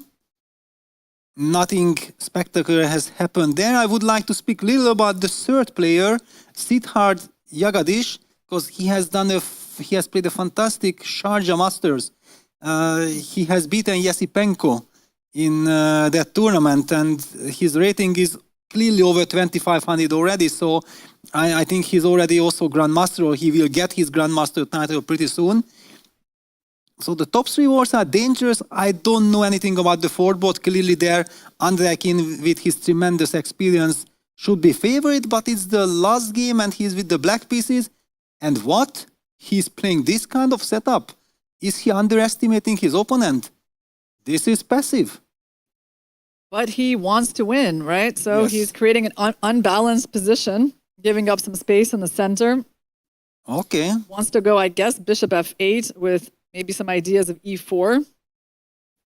Yes, but it feels like this is some kind of an improved G3 King's Indian for White. So I'm very happy from White's perspective. But okay, the game is just beginning, and Andrekin has showed us that we somehow can believe in him. But what about Artemiev? What is he doing in the opening exactly? It's like some kind of symmetrical English. And I understand what Black is doing. White's already has the pawn on d3, so they don't have those d4 ideas. And what are we doing about this plan of knight e7 and d5? Yeah, well, this d3 is a rather fresh kind of move. I think that after e6, sometimes they even play h4. They try to go h5, and then Black has to make up his mind. In any case, what I'm not liking is that Artemiev is taking his time. Yeah, so he played the move d3, and after e6, he's thinking it's his trademark. He likes to think and play good. I don't know what will happen in this game, but I trust him. Okay, shall we take a look at Dubov versus Tin Jingyao? Ah, wow. Okay, so they are playing this line in the exchange Slav. Just very quickly to see how we reach this position. So here it comes. You know, Dubov has played the exchange Slav before, so I don't know if it's not necessarily just a weapon for this game. Yeah, and he's also treating it in an ambitious way. Yeah, so he's not playing the exchange Slav to be solid, but to create chances. Mm-hmm. Okay, it's something to play with. Clearly, Black is planning probably takes, and then bishop b5. This would be the idea to trade the light squared bishops. And I'm expecting a move like queen e2 from Dubov to stop this. Not like rook c1 or something? Ah, wow, but he played a4. So he wants to stop this bishop b5 at all costs. Completely, uh-huh. Wow. Okay, that's a bit surprising, right? Yeah, but remember people were playing pretty much the same position with the queen on c2. So the moment you go queen b3 and then the check on a4, and they would drop the queen to c2. But a4 is definitely a bit unusual. I mean, you're weakening this b3 square. But I guess the idea is that on bishop c3, bc, you're going to have like knight e5 at some point. Yes, and he wants to go for some kingside attack, yeah? Maybe knight e5, bishop g5, eventually some f4, and then create some special against the h7 square. Typical Dubov, yeah? He's playing exchange Slav, but in a Dubovian way, yeah? Something completely different than usual. Okay, but let's continue the tour. What else? How is Katerina Lachno doing against Gong? So they had an advanced French. It's a standard position, I would say. I'm not an expert. I haven't been playing the advanced French for, I don't know, 30 years at least. So I'm not really familiar with all this. But yeah, these are standard moves. Knight g7, castles, knight g6, bishop e3, and then finally all the trades happen on d4, and then Black prepares the f6 break. So do you think that g3, h4 is an idea for White in this position, or White doesn't have very good control over the e5 square? Knight e7 just played by Black.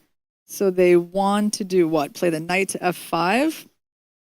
I'm not liking this move, knight c7. Somehow the knight on c6 looked good enough, putting pressure on the d4 pawn. No, why do you move? G6 knight, yeah, it's the G6 knight which somewhat bothers you.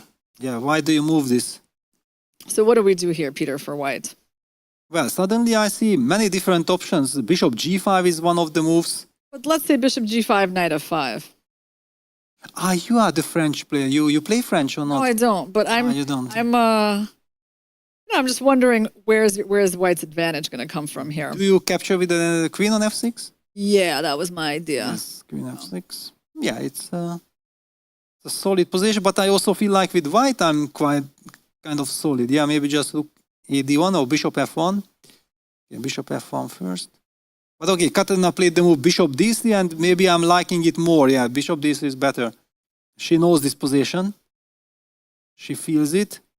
So she opted for bishop d3. Black played the move a6. Okay, if Black had to waste the tempo on a6, then now all these bishop g5 ideas are probably much stronger. Well, the good news is that it's like a very solid position for Katarina, right? Also kind of not too risky for her to try to just exploit this little advantage that she has. Yeah, and also her understanding and all the experience. And on the last board... It's much sharper on the last board. Oh, wow. Zheng has, really pushed those pawns very far. I mean, I don't know if that necessarily gives him any edge, but... it's dangerous. Well, like if we compare this one to some sort of a King's Indian, yes. Say White castled, went knight g3, we might actually have like something where the knight would be. Knight would be on e8 instead of e7, right? And then we would have like Korchnoi variation of a classical King's Indian. Which it's too late for Black to play g5. Yeah. Getting in g6 is also not so easy.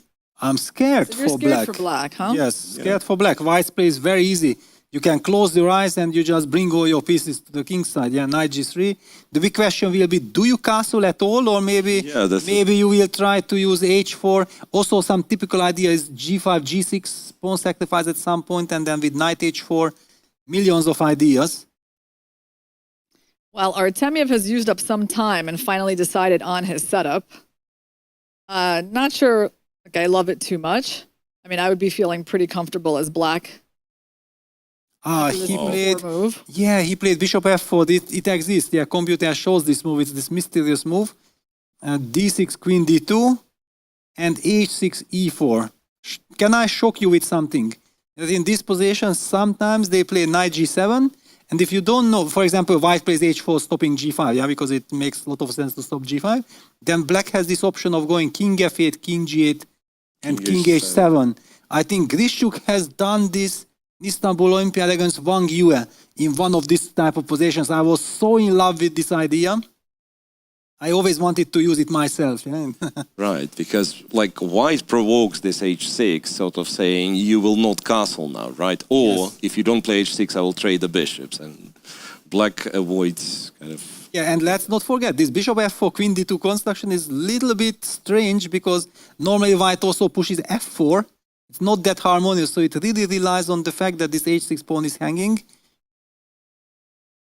And Artem is taking his, okay, we might get a match here. This isn't looking so easy. Okay, also there have been some developments in the game between Dubov and Tin. Some pretty big developments in the pawn structure, actually. So Black played b5 immediately. I was thinking about this idea because I thought about taking on c3 and then b5, but he basically went for that in this move order. So takes on b5, capture bishop c3, and bishop takes b5. So getting that bad bishop out of the way. And bishop g5, I mean, I can't really see Black having trouble in this position. There seems to be a lot of moves that we can do. Anything starting from, bishop d3, queen d3, knight c4.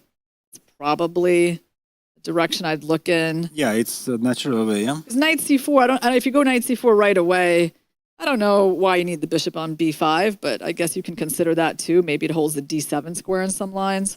Yeah, but it's nice to get rid of this bishop on d3. I think one of the questions is knight e5, and then can we take and h6, g5? Can we, for example, react like this? It's a big question, because otherwise the pin could be annoying. Or is it annoying? It feels annoying. Because the line I mentioned, and I just want to highlight, because there is this typical way of getting out of the pin like this, but after e takes f6, g takes h4, there is queen d4, protecting the f6 pawn, setting up queen g4 check, mating ideas. So I'm not in love with this, even though king h7 it still continues. Rook g8, rook g6 could be played, but okay, who wants to play like this or to calculate something like this? So after knight e5, we might have to find another idea. Basically, you're threatening knight takes c4, but also bishop f6 is not too much of a threat. Not too much, but you cannot really play knight d6 because then also a6 pawn might be hanging. Yeah, there are some minor issues. So what? Okay, what other option? Okay, he's choosing to trade the bishops. Yeah, so we might be seeing this line. And I think he played queen c7. Yeah, there was this move, Yes, but queen c7. So but he's getting now, out of the pin. for example, bishop takes f6, gf, knight takes c4, and black gets so many. He did not play knight c4. Yeah, okay, he- pardon me. Right, Yes, yeah, okay. Right away he Played played queen queen c7. c7. Okay, that makes sense. Yeah, Right. And Now the knight is free to move. but okay, this is somehow this knight on a5, maybe bishop f6, gf, e4 or something. Yeah, that's I'm not liking this, and we know exactly Daniel Dubov. He likes this kind of things. Yeah, Oh, dynamic. he didn't even think at all about playing e4. Yeah, he just played it so fast. Yeah, takes e4. The knight on a5 is ugly. Suddenly white got a serious initiative. yeah, and like part of you wants to capture on e4, of course, but then after queen e4, yeah, the king is weak and the knight on a5 is still like. Can we get away with like take on e4 and go knight c4? Looks scary, but Yeah, but you have to do it. Yeah. yeah, you kind of have to do it. Good or bad, you have to do it. So how to create the maximum pressure against black's king? It's not so easy. It's rather And solid. the black pawn wants to go a5, a4, a3. If you have the time, then of course. Yeah. Where is the big? Where's the big initiative we were promised, right? Yes, yes, because it looked promising. I felt like, of course, yeah, white will get this and that, but So you go d. yeah, maybe I have to play d5, but actually it's not. Then it's I don't believe that it's so much. Yeah, it's okay. D5, maybe I should probably go d5. the other thing you could do is rook b1, but again, I'm not very. Yeah, what do I achieve? Yeah, you can also play rook b8. But then you take With which rook you wanted to go? f to b1. Rook f to b1 in yes, order to okay. kind of. Yeah, no, rook f b1. Yeah, oops. So, point being, I believe, all feel that this is the moment kind of for white. If there is an advantage, it has to Yes. be very dynamic because Exactly. black's pawn structure is nice. Well, it's nice if there is no initiative. Yeah, yeah. Yes, exactly. Queen's off the board, black is super happy. Yes. The monster knight on c4. I think Andreykin is getting what he wants. Like always, yeah? Well, like most of the time. Most of the time, yeah. Yeah, I We have seen the one exception, yes? Yes. Right. Andreykin, so let me... Oh, he got e5, e4 in. No, this should have never been allowed. Okay, this is like you win this by hand. Yeah, you don't have to do anything because the bishop on d6 covers all the empty squares on the c file. The attack is coming. Knight h7, knight g5 appears on the board, and then with this construction you cannot fight. This one's terrible, right? And not even f3 is possible because you also... Yes. The knight on e1 can't move. The bishop on b2 is bad, and he's like up twice. He has twice the time his opponent has on the clock. So I think that's a very promising board for team. Yeah, LA basically Kane. just because that it's so instructive after bishop f8, of course, black is threatening to play e5, e4. White has to push the pawn to e4 and then make sure that black is tied to passivity. Don't let this e5, e4 move happen in such situations, because then all of a sudden the bishop on g3 is blocked, black gets space, and everything makes perfect sense. Knight e1, d5. Knight e1, yeah. Yeah, no, this is a total catastrophe for white. So Andreykin, I think, comfortably will win his game. It's not premature to call it. He has a big time advantage, and of course, he's a fantastic player. What else is in store? Jumabayev, the man we felt like maybe he can pose some threat to Maxwell. Looking at the position, looks like a dream Sicilian for black. Yeah, you're not posing any threats with white here. Basically, black has perfect pieces. There's not even a looming attack on the black king, and the knight on b4 looks amazing. The queen on g3, not so sure what it's doing. I guess it was meant to support some f4 move, but not going to be too dangerous for black. Oof. Well, that's why I like to go back a little bit so that we understand that how things even deteriorated, because white actually relied on some bishop c4 idea. Look at this. Capture, capture, a4, rook a8, queen g3, e5, white opted bishop c4. So that was his justification for this. Yeah. And then it got mad by knight b4, rook d2, queen c7. White falls back with the bishop to e2, so it's a total catastrophe. Bishop and e6. Bishop e6. Thank you. C2, sometimes, yeah, so you'll have to move again. Thank you very much, yes. So they're looking good on that board. Okay, some changes in the game between Dubov and Tin. Tin decided to move his knight back to c6 instead of knight c4 like we were looking at. And Dubov quickly played d5, ed, queen d5, knight e5, knight d4. Well, definitely white doesn't feel like they're risking anything, although white has just given up a pawn. Black's king looks so weak. Queen c3 is on the board. And this f5 square, yeah, we always have knight f5, so queen takes c3 captured. Queen c3 played. Wow, good nerves. Very good nerves. A chance for Dubov to get his first win in this event. Yes, of course, black is relying on the fact that knight f5 can be met by queen d3. Yeah, immediately going for a queen trade because the queen cannot protect the knight on f5. And also if white plays queen e4, black plays the move queen d3. That's how I understand. I would say by the body language is saying that Tin feels pretty comfortable after his pawn capture on c3. But should he really be comfortable? For example, if I just play a move like queen e4, trying to get, and my idea was queen d3, and I just sidestep queen f4. I want to get this knight to f5. If the knight lands on f5 and I can keep it, I will be really worried for black. Yeah, like it's never pleasant for black. Yes. You may hold it and... Also, let's not forget, if you try to use the queen for defense, then rook a3 will come, yeah?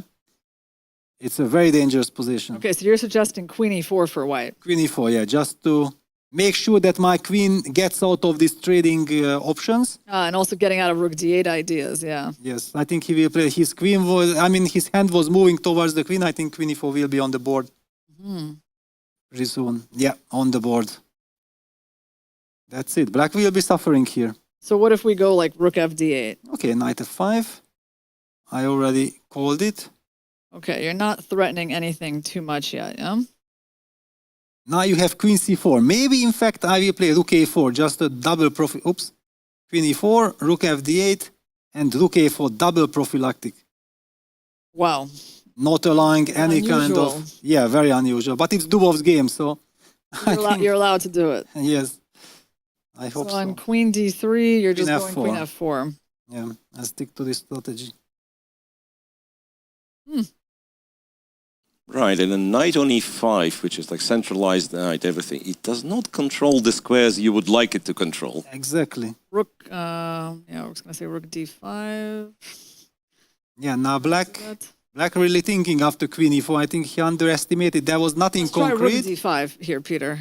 Wow, rook d5? Yeah. So knight f5, we have knight f3. Yep. Beautiful, nice.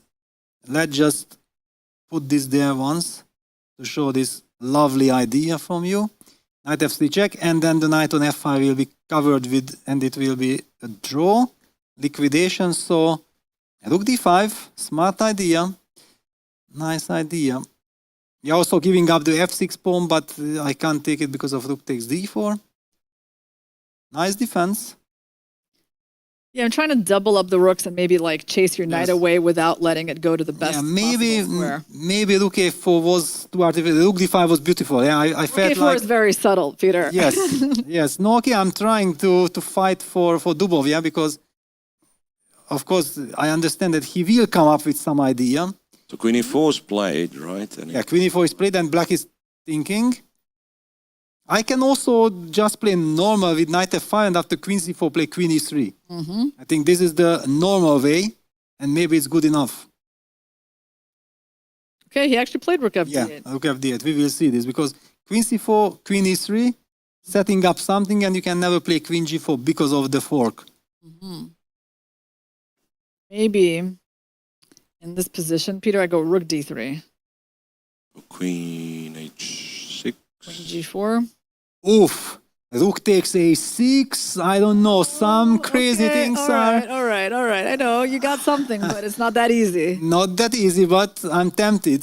Wait, but why don't we take f6 simply? Also, did I but blunder after wrong? rook a6, I can Beautiful. still use the same. Yeah, I wanted to use the. Beautiful. Yes.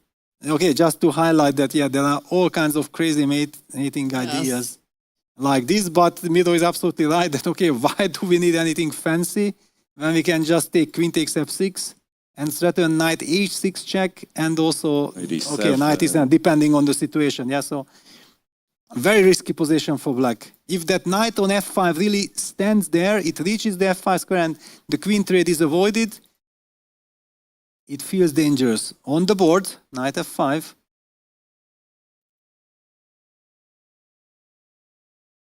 Daniel Dubov. I think that Tin has just made a move, right? Yeah, the queen moved to f4, so queen d3. Queen d3. And queen f4. Sidestepping. Following the spirit. Computer drives me crazy with this 0-0 evolution. Hang on, you have knight g6?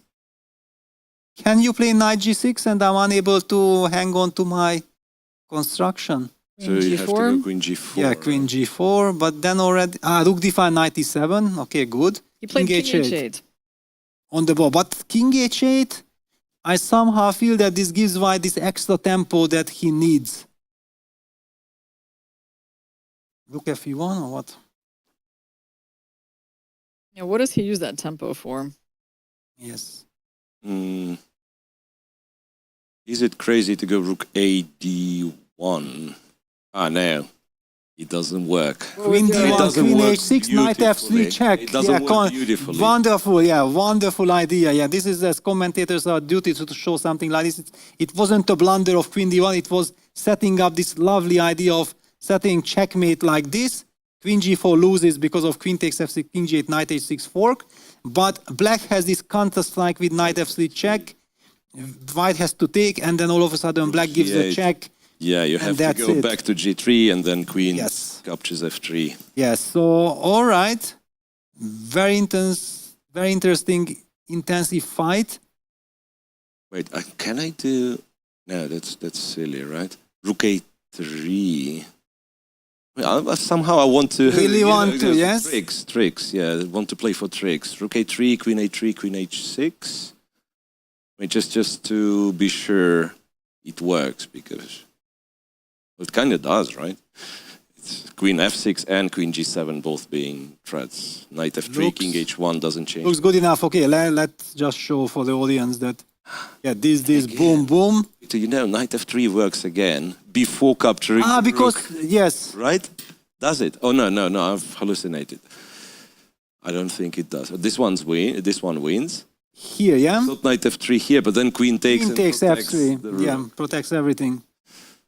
Wow, so hang on, rook a3. No, Dubov played the move knight g3. Very curious what was going on after rook a3. Maybe just queen goes somewhere. But it's not so easy to find a good square. And also... He went to g6. Yeah, because knight g3 happened in the game, okay? So it will be interesting afterwards to find out. Queen g6, rook a5. All right, this is the squeezing strategy, yeah? That the knight on g3 takes care of everything on the king side. Maybe White will even play h3 just to create luft. Rook fa1, going after the a6 pawn, and even 3 versus 3 will be a nightmare to defend. Yeah, the queen is stuck on g6, yeah? Completely tied down to the defense of f6. Yeah, and rook a5 stops queen g5. That's another multi-purpose move. Because queen g5 takes, and then the knight on e5 will be hanging. Yeah.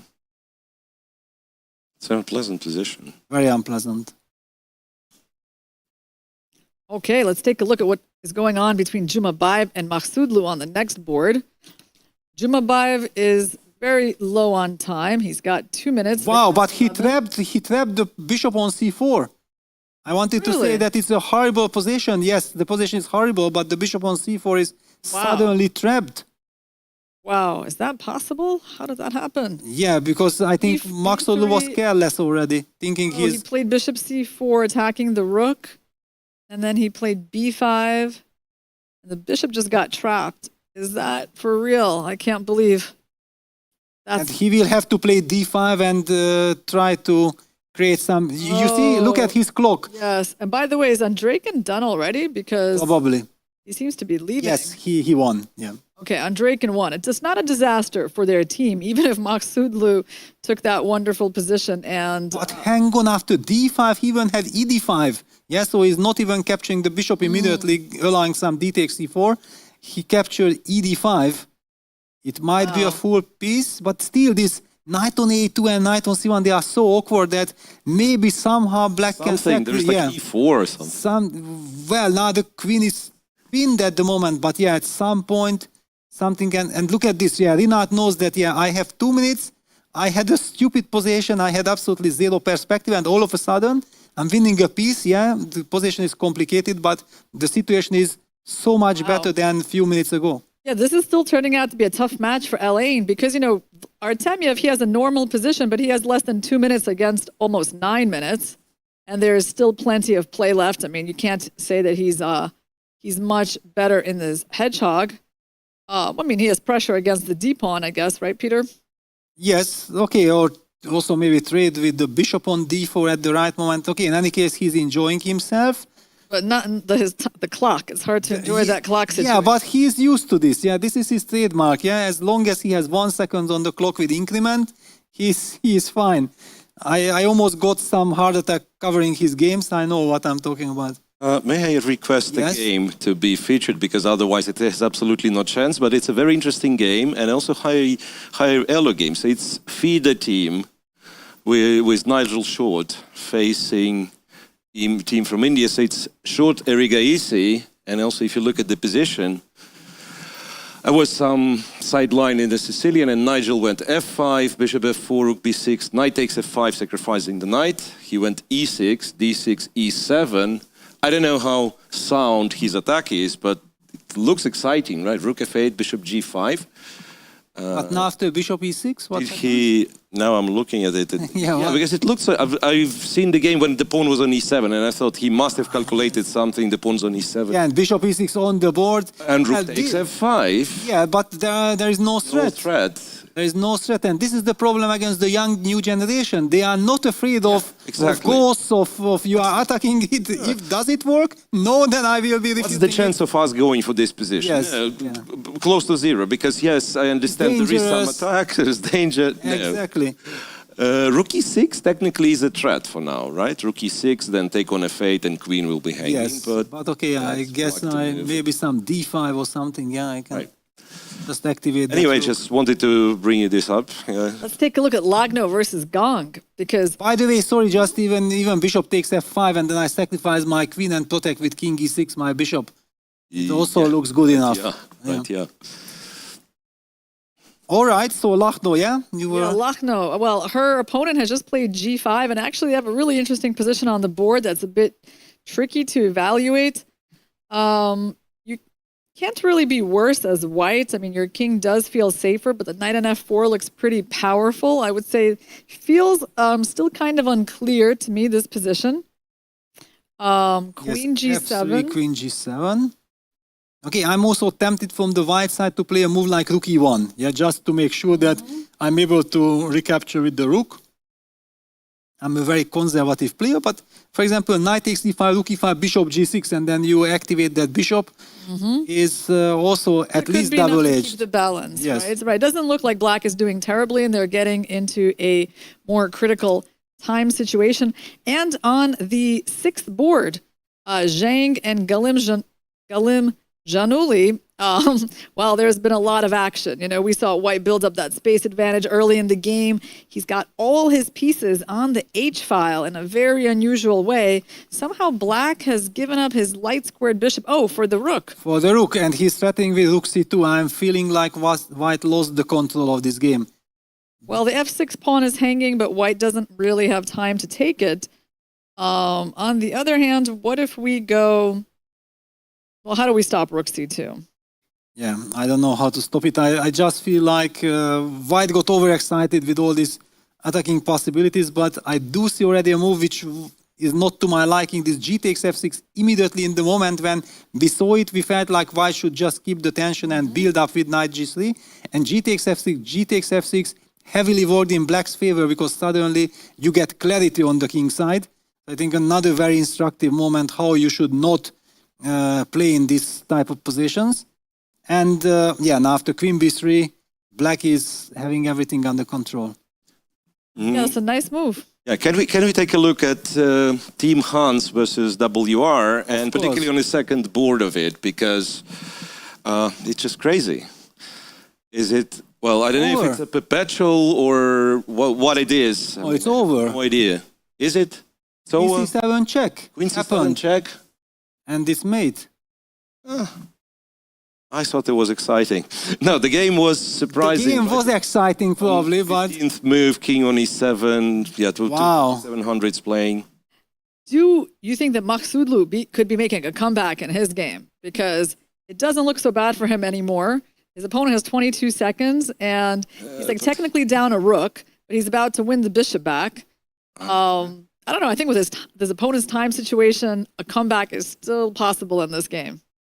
Well, with Maksudlu, anything is possible. But, for example, bishop G4, H5, bishop E6 maybe is a solid way of, if I'm panicking, maybe there is something much better. But you called it out like this that I got already frightened, yes? Right now it's Black's turn, right? So Black can take the bishop. Ah, it's Black to move. Okay, that's a different story. Nice to get that bishop off the board. But you know, because the bishop is actually kind of trapped anyway, you can just take. Mm-hmm. And then you have, well, you're down in exchange, but... Yeah, but that's why Maksudlu actually does not even want to take this, because this bishop cannot run away. He wants to keep the tension. Okay, well, he did take it. Queen F3. Okay, objectively, he's losing, yeah? Yeah, no, now then it's losing. You were very nicely packaging it. Yeah, I thought like it's a long term, you know, it's kind of thing. But if you have to take on F3 and I get clear, look at this. Rook E2, Rook E1, beautifully ready. I don't really believe in this practical chance. So what about Dubov then? Let's see. Is it possible that Maksudlu loses and Dubov wins? And there's no clarity in the board between Artemyev and Siddharth at all. Like their game, it's almost hasn't even started yet, and Artemyev has less than 30 seconds against almost 4 minutes. And I think Dubov has all the chances to win this position. Now that the rooks were traded, he's active with the rook on D6. The queen will be coming back to F4, putting pressure on the F6 pawn. I'm not believing that Black can control everything. There are too many problems. And there is disconnection between the pieces. Yeah, queen on G6, rook on A8. The queen is holding on to F6. The rook on A8 is holding on to... What? Queen no. Queen E4. No. This is a mistake. Queen F4, of course, okay. Yeah. Of course, Queen F4. Okay, so he wants to play rook takes F6. Can we hold that pawn? It's a pretty important pawn because without it, you're also going to lose your knight. Queen E4 can only happen in online chess, right? The mouse slip, famous mouse slip. Right. So actually, there's a big problem with rook takes F6 coming. Yeah, Queen G5, Queen E4. Yeah, this is how he's... And then rook's hanging F4 is threatened, so rook G... Rook G8 has to be played. Did he play rook G8? He's kind of holding on with rook G8, yeah? Yeah, but also after F4, there is still knight G4 kind of idea. So, no, he played rook B8. Yeah, he is setting up this knight G4 trap. He's down to 1 minute 19 seconds in this position. It will be all Daniel has to do is keep the tension, right? And it will be always very difficult to answer the but now challenges. If you go back to F5, like knight F5, and then I think he played it. Yes, I think he jumped back with the knight to F5 because you could play F4 even if it doesn't win. A knight just to kick the knight away from stable square. Yeah, so maybe we go. Oh, if we go A4, what happens? Is there? Well, F4, then queen where? No, you cannot pin me. No, F4 is a threat. Yeah, what an unpleasant position for Black. Yeah, and just 1 minute on the clock. think it practically this looks lost. Well, he went knight g6. Knight g6, stopping. Okay, but then g3, I guess. Yeah, we stop any kind of queen f4 check ideas. Can we do something like back rank? Currently, there is a back rank checkmate, but I don't see how to. Like, okay, yeah. No, just g3, I guess. G3 is very classy move. Restrict the knight. Maybe h4 is. And actually, the knight cannot move away anymore from g6, so the back rank issues remain. Yeah. Yeah, on the board. Yeah. Yeah. So Daniel Dubov will probably contribute with a victory in the very last round. You guys might want to take a look at Zhang versus Galim Januli because that position looks wild. It could be amazing for White, or maybe White is like giving up all their pieces. Whoa. Again, something, but luckily I can take with the knight on g. Maybe I can even take with the pawn, and then run out with the king. The queen h3 is not deadly, yeah, because the king runs to f6. What's the material, or it doesn't make sense to come? It's a rook. Blacks up a rook. Blacks up a rook. So then, in this case, what do? We take with the. We can do whatever we want, actually. Take with the pawn, allow queen h3, go king g7. Yeah. Yes. Let's not forget that we are threatening ourselves with some knight takes f3 check. Also rook c1. There are no more pieces left. Okay, well that's good news for black because it was looking a little dangerous when you see two knights on f6 and g6. And good news for our line, yeah, that also the last board is under control. Dubov will be able to neutralize if things go wrong for Parham. Well, Logno is not really better, I think. They seem to have a pretty balanced queen and rook endgame. Well, actually, computer already claims 2.5 advantage for Dubov, but it's obvious. Look at this. Black's knight was forced all the way back to f8. Now the queen is on g6 in a horrible square with g3, h4. White has taken all the squares. It's kind of time for some knockout punch. Yeah, queen f3, setting up some ideas against the f6 pawn.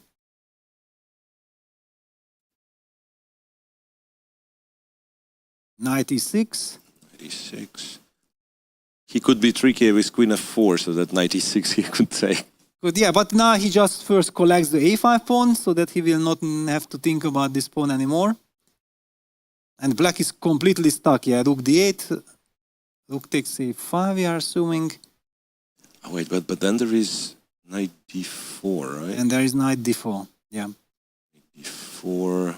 Yeah, the only thing that we have to watch out. Yeah, we don't want to trade the knights. If my king would be on g2 against knight d4, I would have rook a8. Yeah. It would be beautiful, but yeah, with king on h2. Check on f3. Yes, I have to watch out. But anyway, this match seems to be like pretty much decided, right? So they are on +1. He actually took on a5. Even knight d4 is losing because there will be h5. Takes and h5, and then you run out. I think he believes in this. At least I believe Dubov. Yeah, right, because you have to keep f6 defended, so you'll have to go queen h6. And then some mate, but rook on d4 covers the g4 square, so... Right, so no checkmate yet. Yeah, not winning on the spot. Anyway, that... d4 is on the board. On the board, correct. It's the only chance, good or bad, you have to play it. And the good news is if you don't lose on the spot, then you will actually Yeah, you've traded survive. off the powerful knight, right? Which has been the problem all along. Yes. Well, wait a second. Is queen d1 a move? Or this is too much? Queen d1. Yeah, I'm not sure. Or queen d...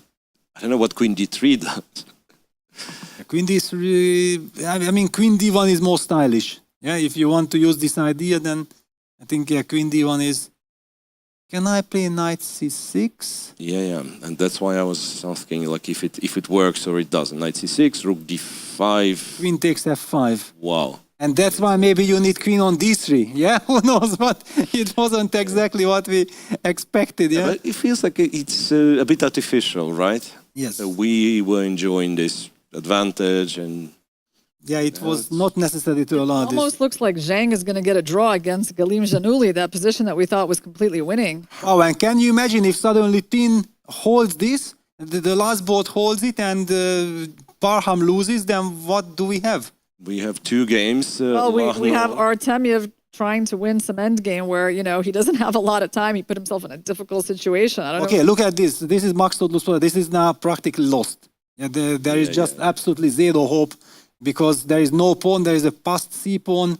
Everything is under control. Now the knight is joining the game. King is safe. Yes. All good. This is terrible. So you mentioned the Artemiev game. Let's bring it up.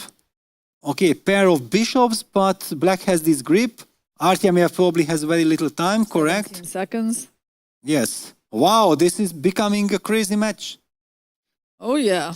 Oh, yeah. It's not as calm for Elaine as they would have liked because I think Zhang versus, well, let's just take a look at that. Zhang versus Galim Januli, like it looks like he got him into some kind of perpetual, like they've just been repeating the position. I think there must have been already been a draw must have been agreed.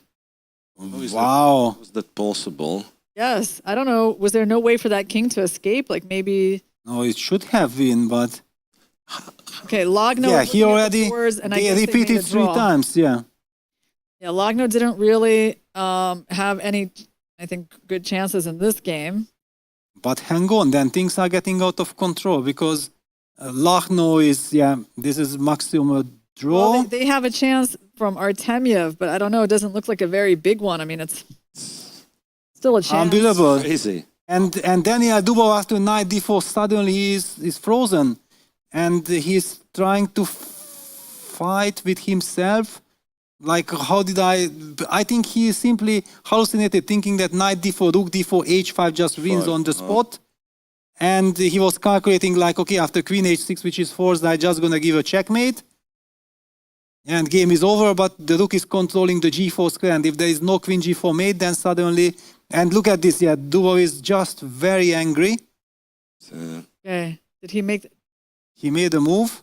Oh, the guy touched his knight, but then wants to do something else. Wait, so Dubov played... Where did he go with his queen? He went queen a8.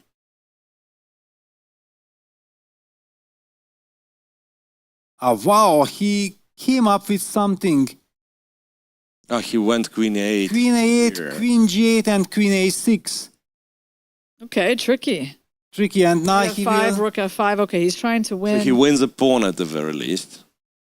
Okay, so he's still going to have his winning chances. Yes, but on the other hand, okay, this is maybe holdable for black. It's a very annoying pawn that is missing. Like, you would prefer it to be any other. Any of the two. Yeah. Yes, any other. Okay, but then maybe queen a8 was a very strong move. What's happening? So I mean, Artemiev still has chances to win. He's got like an outside pass pawn in h5. He's got the bishop pair. I feel like it's going wrong for Siddharth. Right. What do you think? I think his f takes g4 move I did not like at all. That was like a shocking move. Absolutely no reason to give this chance. And Artemiev now with few seconds on the clock in his element. Oh, it's going to come down, I think, to his game. But okay, Dubov also has still chances to win. Dubov has chances, yes.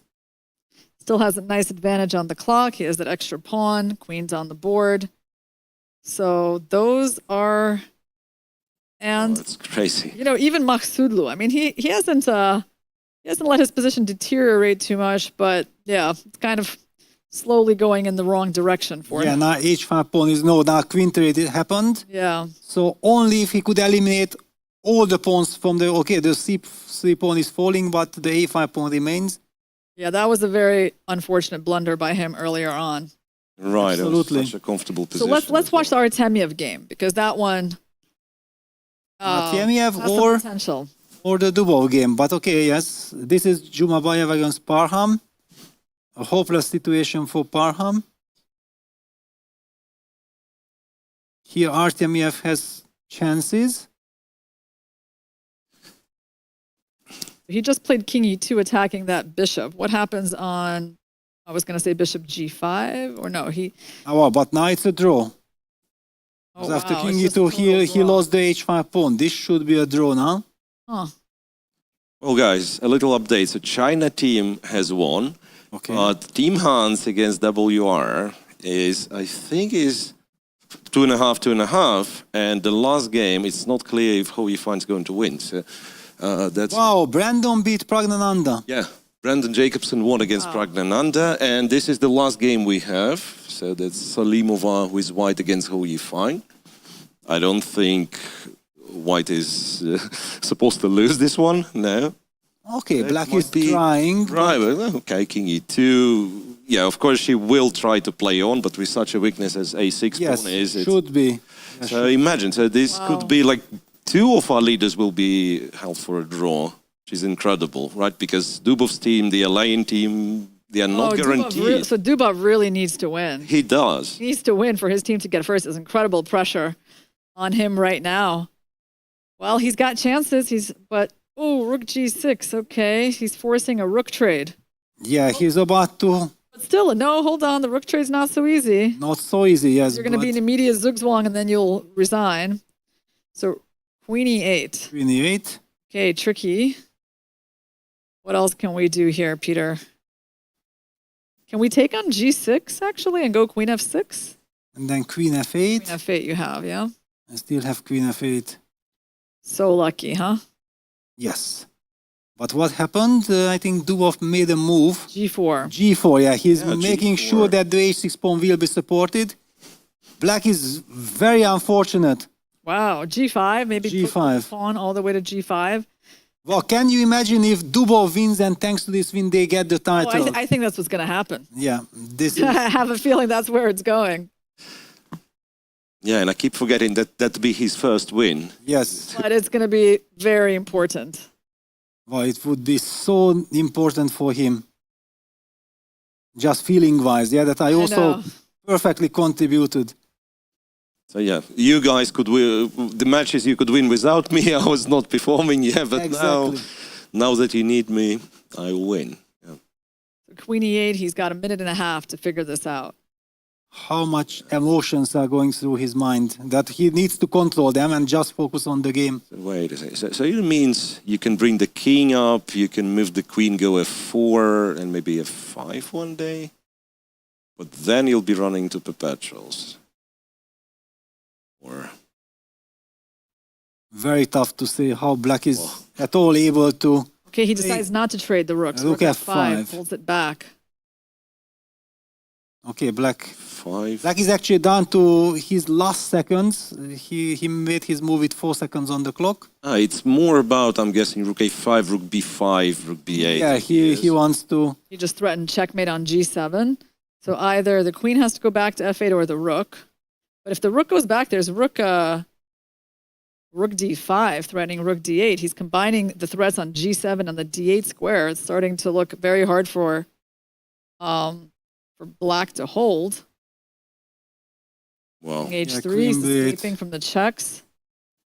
King H3. I feel like he's like weaving the net. Yeah, it's a +8 advantage according to the computer. Yeah, because Queen G7 checkmate is a big threat. Rook D5 is a big threat.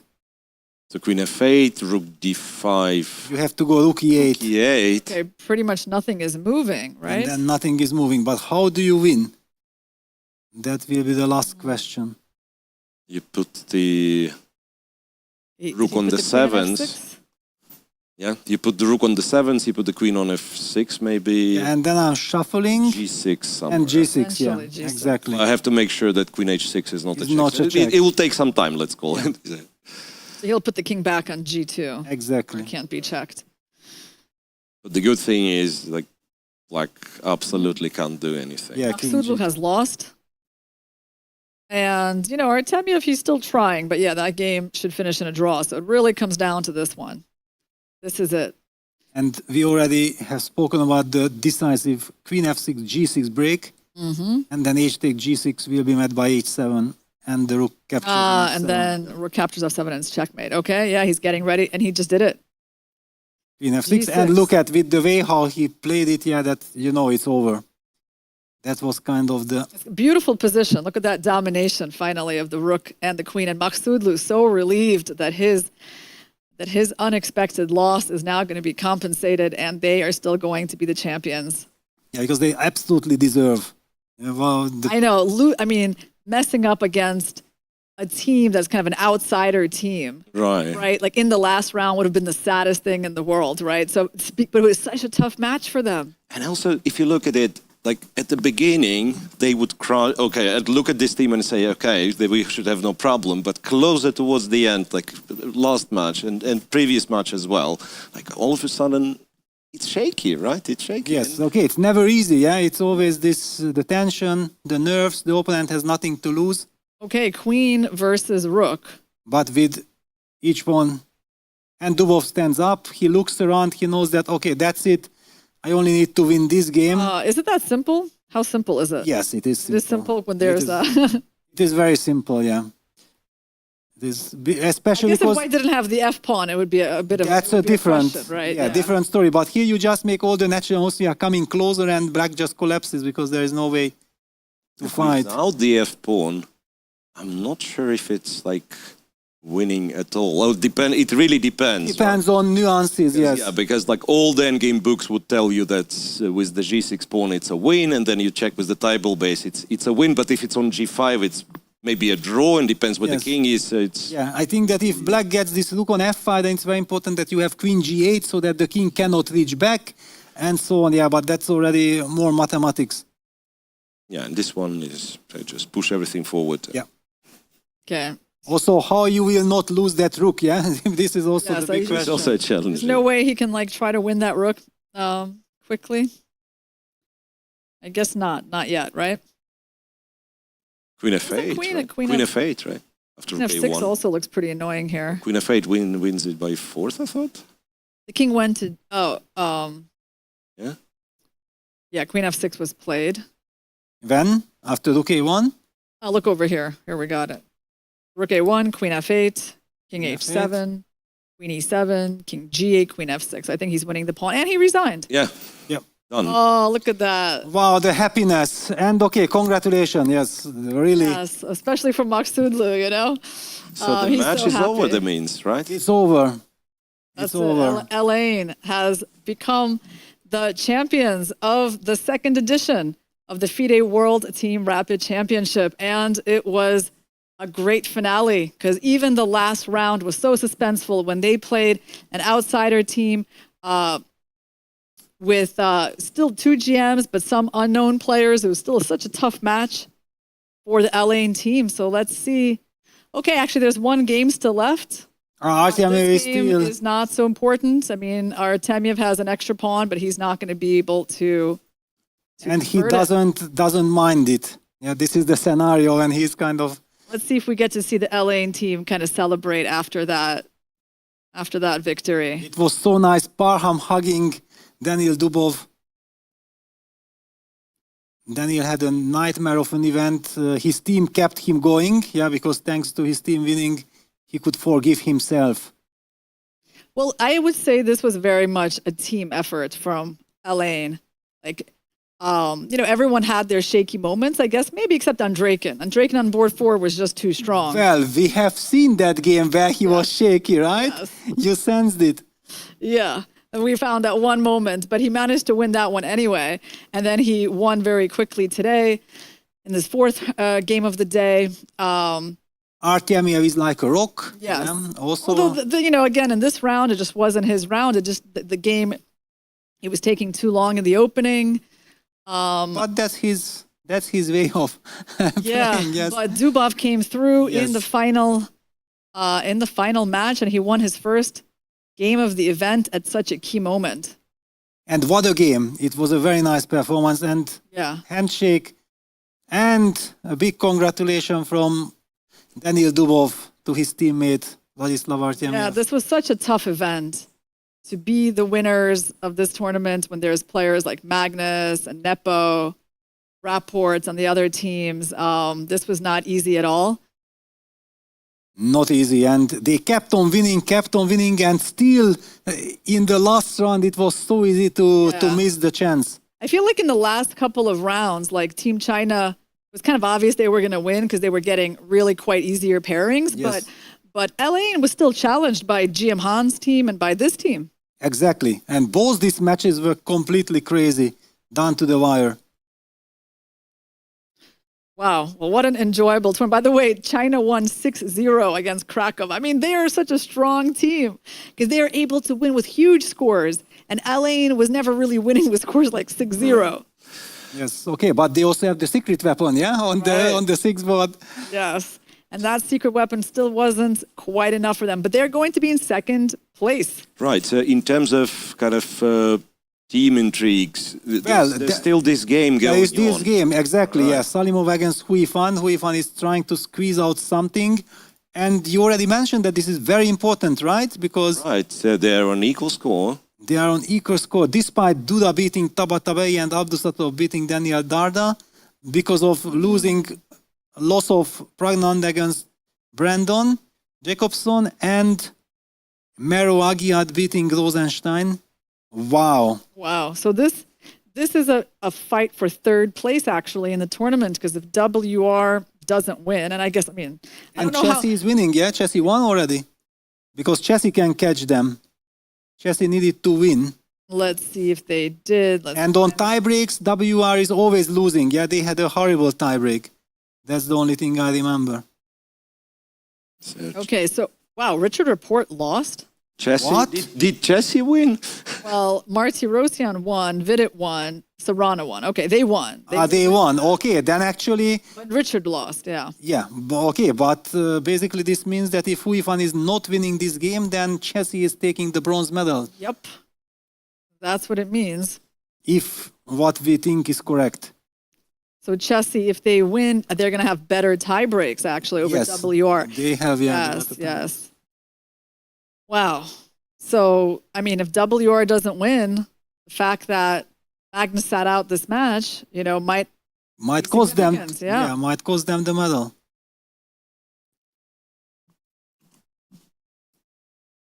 Yeah, how did we have a very special guest coming, guys? One that you have been waiting for this whole tournament. So don't miss this interview. Okay, he won all his games, right? It's one of the people that won a lot of games. Okay. Okay, good. Looking forward. Yeah. Well, and there is something more we could touch in terms of standings, because I just figured out there is a prize for under 2400, and I don't know exactly what it is, but the team prize, if you look at the prices, right, there is a special prize under 2400, which I suppose team's average rating or some board's average rating. But this will be too complicated for us. We can't really, figure this out. We can barely figure out the standings at the top. Yeah, so I think under 2450, we'll have to wait for the standings to come up. Yes. All right. Well, we're ready for our guest, Peng Bo. Welcome to the studio. Yeah, go ahead. Take a seat. Okay. So, no, you've become very famous. Thank you. Got a lot of new fans.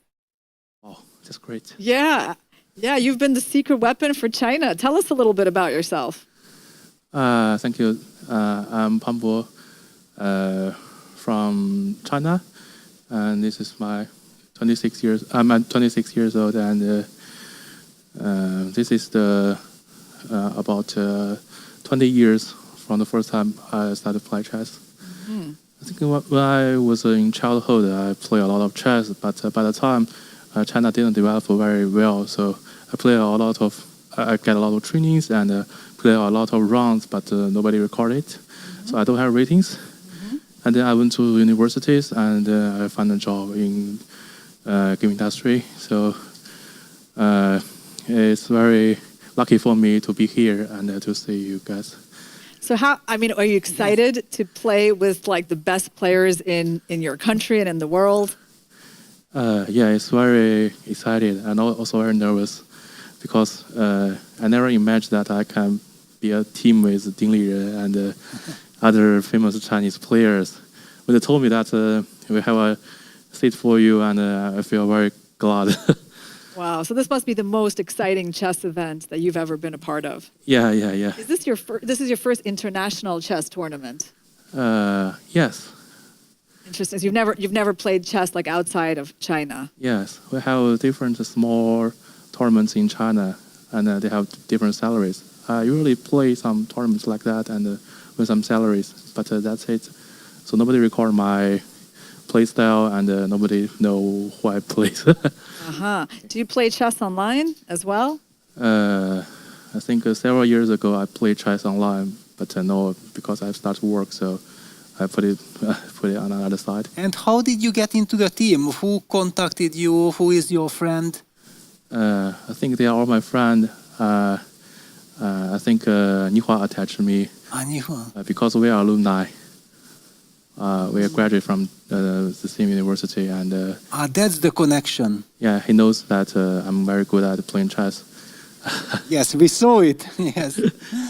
Did you do any preparation for this tournament, like playing some practice games just to get ready? Yes, we have I think my team helps me a lot. We arrived 2 or 3 days, maybe 3 days ago. We arrived here, and we we speak highly of your tournament, so we prepare really a lot. They gave me some, I think they call it military training for me. They just play with me rounds by rounds, and I feel very nervous. And I think every day after tournament, Nihua and Li Chao will help me, and also other players will share me a lot of useful tips and tricks. So your teammates and like the coaches, they were helping you along. Yeah. Without my teammate, I cannot achieve this score. I think You won all your games, right? You won the last round as well. Thank you. I prepared nearly all the games with the help of these grandmasters. They help me prepare openings, and they show me how to play with different opponents. And after every round, they show me how I can improve and which move I didn't play well. Who was your main helper? Main helper, I think both Nihua and Li Chao. So is he here, Nihua, or is internet? He's the captain. Oh, Nihua is here? I just never saw him. Yes. Oh, okay. The captain, and Nice. he's always on the board, and he's always behind our team. So when we play, he's behind you. You'll feel okay. He will support us. So Yes. we feel very good. Well, congratulations on this amazing performance, and for helping Team China get the silver medal here. Say what? They couldn't ask for anything more. Okay. From you, so. Yeah, fantastic. Yeah. Okay. Thank you. Yeah, thank you. Thank you very much. Yes, you can go and celebrate with your team now. Yes. Okay, thank you. Fantastic. Yeah, so Nihua, the captain, yeah, he knows all the tricks, he knows everything. I also would like to say, I think that Pengbo was very shy, yeah, that he was saying that thanks to all his teammates, he already had the basics, he had the fundamentals, yeah, because all the coaches together in the world couldn't have made him such a player like he is already, yeah. So he had all the qualities, and then the coaches managed to get the most out of him. Yeah, but definitely it's, I guess the preparation was important, right? They were taking this very seriously, preparing their sixth board. Like finding him, was already, the preparation started maybe a year ago. Fantastic. Right, do you know the latest news? Yes. So Ho Yifang has won, right? She's won. Ho Yifang won. She has won, and WR wins. And that then bronze means medal. we know all the winners' names or teams' names. Wow, drama. How did that happen? Yeah, let's take a look. So for a very, very long time, it was a draw Shuriken game, 2v1. But here she gave the chance for f4 check. I feel like, okay, you can never allow the f4 check, so rook e8 check, king d5. And she played rook f8. After rook f8, f4 check, this is horrible, because now the king has to go. Maybe it's some kind of a study like draw, but when you have little time and you are so exhausted, then suddenly all these kind of things, the king is going towards the f3 pawn, can get very tricky. Rook d8, king e3. Yeah, and Rook your king d5. is kind of in the wrong direction, right? Completely wrong. Rook g6, king f5, and okay, now it's completely lost, because the pawn cannot be stopped. Yeah, so basically, simply you can never allow this f4 check. She was holding on for a very long time. Ho Yifang was doing the things that you have to do, that you are doing nothing, you just keep the tension and try to play on your opponent's nerves. And And this rook f8 check, king e6, rook e8, king d5. Now after rook d8 check, there is rook d6. That's why I'm a little bit already worried for white still. Now after rook a8, f4 check, we can at least come back to f2. Right, and there is no... Exactly, no check from the second rank, yeah? She should have... This rook f8 was very unfortunate because after rook f8, f4 check, if white plays king f2, I believe white had to maybe try this, but this also looks very bad. Check, king f1, king d4. And if white plays something like... Okay, white has to play rook d8. This is... But black plays rook d2.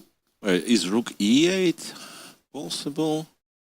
Rook e8 instead of rook b8. Yes, oops, this is always the like trick. King f2. So here rook e8, then okay, black will play king e3, rook takes e5, king takes f3, and then king g1. Yep. This should be draw, but with little... It's always... It's a nightmare, yes. Because there are millions of tries, and we have seen it also in the Carlsen Mamedov game. Okay, that was a much worse version than Shakliar's rook was even in a horrible position, but this was probably the only chance to save the game. Should we take a look at how Richard lost? Wow. He lost to Grandmaster Sumia Bilgun. The Hunyu Air, yeah? Air, yeah. Yes. I mean, it was the one win that Hunyu Air got, but still it's over top players. So it's always interesting to see how that happens.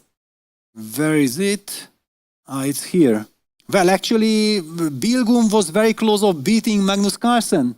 That game was very scary for Magnus. So Bilgun is a very dangerous player. You wanted to see how it happened? Well, okay. Richard was also provoking with the Alekhine defense. Knight c3, b takes. Okay, this is already kind of happiness for black, I guess. So we cannot be blaming the loss on the Alekhine. That's what I wanted to say. e6, g3. So okay, Richie in his element, sacrificed the rook. The exchange, it should be good compensation, but how good, it's another question. Queen f3, queen d8 back. Bishop d2, queen a5. King e2, queen a4. So he sacrificed on h4, but then he went on to play according to the Vinavert French kind of spirit with the queen on a4, showing a lot of understanding. He has full compensation. I'm guessing that he's planning knight e7, bishop c6, then knight f5, and so on. What happened here? King f1, c4. Did he have to rush this? Okay, he played it, c4. Because he was setting up bishop a3, so it wasn't like c4 move just without any idea or blocking white from going c4, bishop a3. So that's why white plays the move a3. Knight e7, the knight is shuffled. Well, actually, if you look at this game, one has the feeling that Rishi is doing everything right. So what happened? Knight f5, bishop f2, and c takes d3. I'm not liking this decision. CD, CD. Suddenly, white's rook is in the game. Let's continue. Bishop c6, king g1. Bishop e7, d4. Rook h8, queen d1. And yes, black has compensation, but yeah, after c4, white created. Finally, he breaks. So I think Richard was just trying too hard to win and to play too fancy.